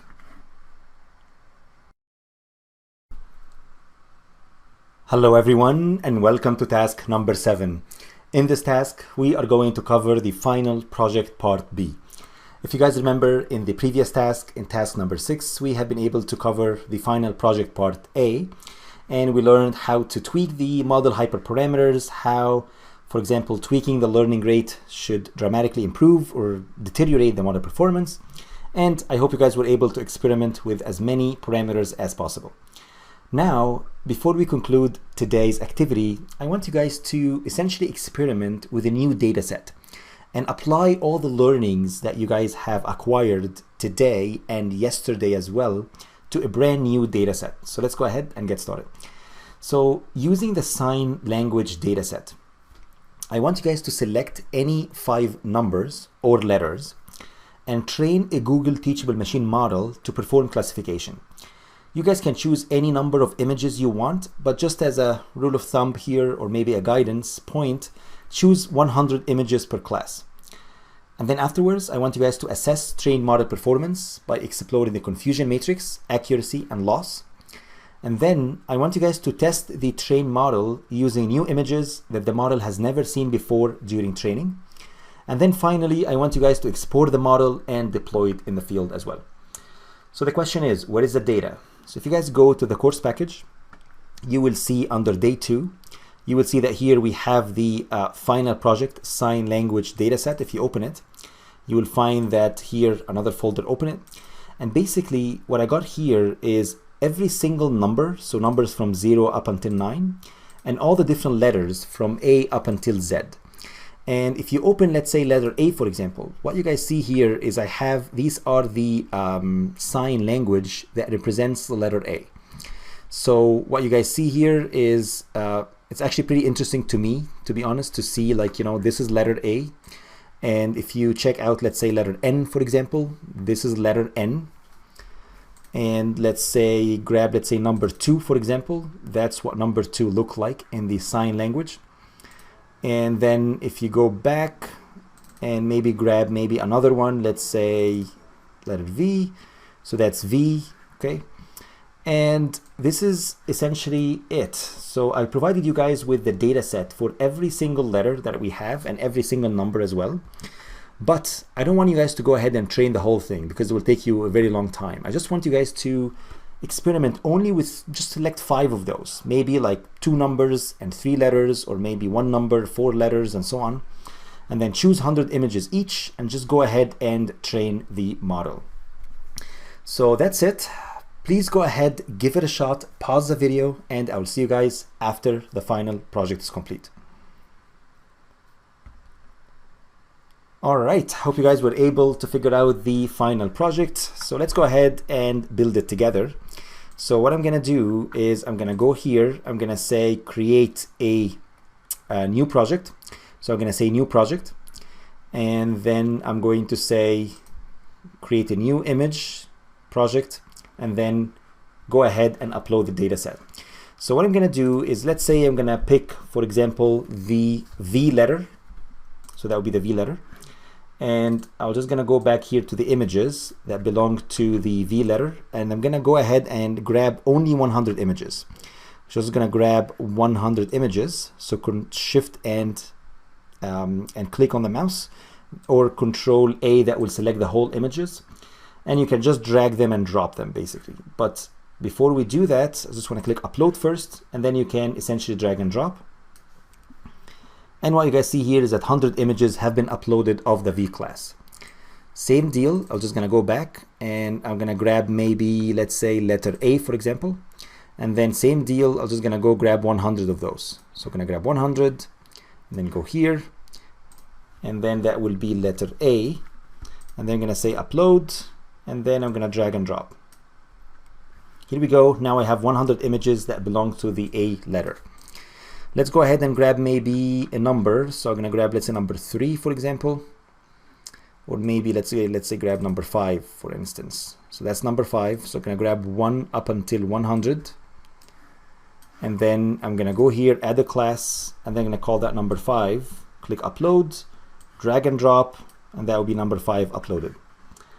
Next, I'm going to grab another letter, maybe letter W, for example. Or maybe I can grab, let's say letter R, so that's R. So I'm gonna go here, select R, and then click upload, and then grab 1 till 100. Drag and drop. Here we go. So now I got the letter R. And then finally, I was just gonna grab maybe Y, for example. So now I have, this is the Y here, okay? And then I'm gonna go ahead, say add class, and then say Y, and then click upload, and then drag and drop 100 images of the Y class. So I'm gonna say 1 up until 100, and then drag and drop. And that's it. So now I have been able to select 1 number and 4 different characters. I can just go ahead and say train model, and now the model will be essentially trained. And I'm gonna essentially stick with the default parameters or default values. So epochs will be 50, and the batch size I believe was 16. And it will take some time for it to train, but once the model is trained, what I'm gonna do is I'm gonna go ahead and essentially use any other image beyond the number 100. For example, I can grab, let's say, image number 268, for example. This image, the model has never seen before during training. And let's see if that model actually worked or not. And right now the model is being trained, which looks pretty good. And if you click on advanced, you guys will see that we set the number of epochs to be 50. The batch size was set at 16, and the learning rate is set at 0.001, and these are all the default values or default parameters. We're almost there. All right, and here we go. What you guys see here is the model has been trained. If you check out what's actually going on under the hood, you will see that the model actually did really well. Like it's almost like at 100% accuracy. If you check out the confusion matrix, every single sample have been correctly classified. and the accuracy is almost 100 over all of them, which is pretty great. And of course, why? Because again, these images are very distinct. You guys see even the colors as well and the lighting as well are very different. So it's the model was able to easily being trained on all these different classes and classify them all. So what I'm going to do is maybe I'm going to grab a new image. Let's say this image, for example. Okay, this image has never been seen by the model during the training phase. So if I drag and drop, what you guys see here, it has been classified as the Y character or Y letter, and that's essentially belongs to the Y letter here as well. And maybe let's try, for example, the letter A. So I'm going to go up, go to the A directory, grab brand new image, which is, let's say, this one here, drag and drop, and here we go. It has been classified as A with 100% confidence. Okay, all right. The last piece is if I would like to export the model, I can just simply click on export model. And if you guys remember, I can say upload my model. It will take some time for it to run, but once it's uploaded, then it can show here in green, indicating that the model has been uploaded, and now I can essentially use or copy that link. So if you say Control V, you will essentially paste the link in here, and now you should be able to go ahead and actually test the model right now in the field in practice. You can again grab any image, for example 2 to 4 here, and then you can end up with a prediction right away. And of course you can take that model and deploy it in any application. And that's simply all I have for the project, for the final project part B. And I included a summary for you guys here, and as well the source of the data set, which is available on Kaggle. And that's it. That's all I have for task number 7, and that simply concludes our today's activity. I hope you guys enjoyed today's activity and found it interesting, exciting, and fun. Please take some rest, have a good sleep, and I'll see you guys tomorrow with a brand new challenge and a brand new project. See you guys tomorrow.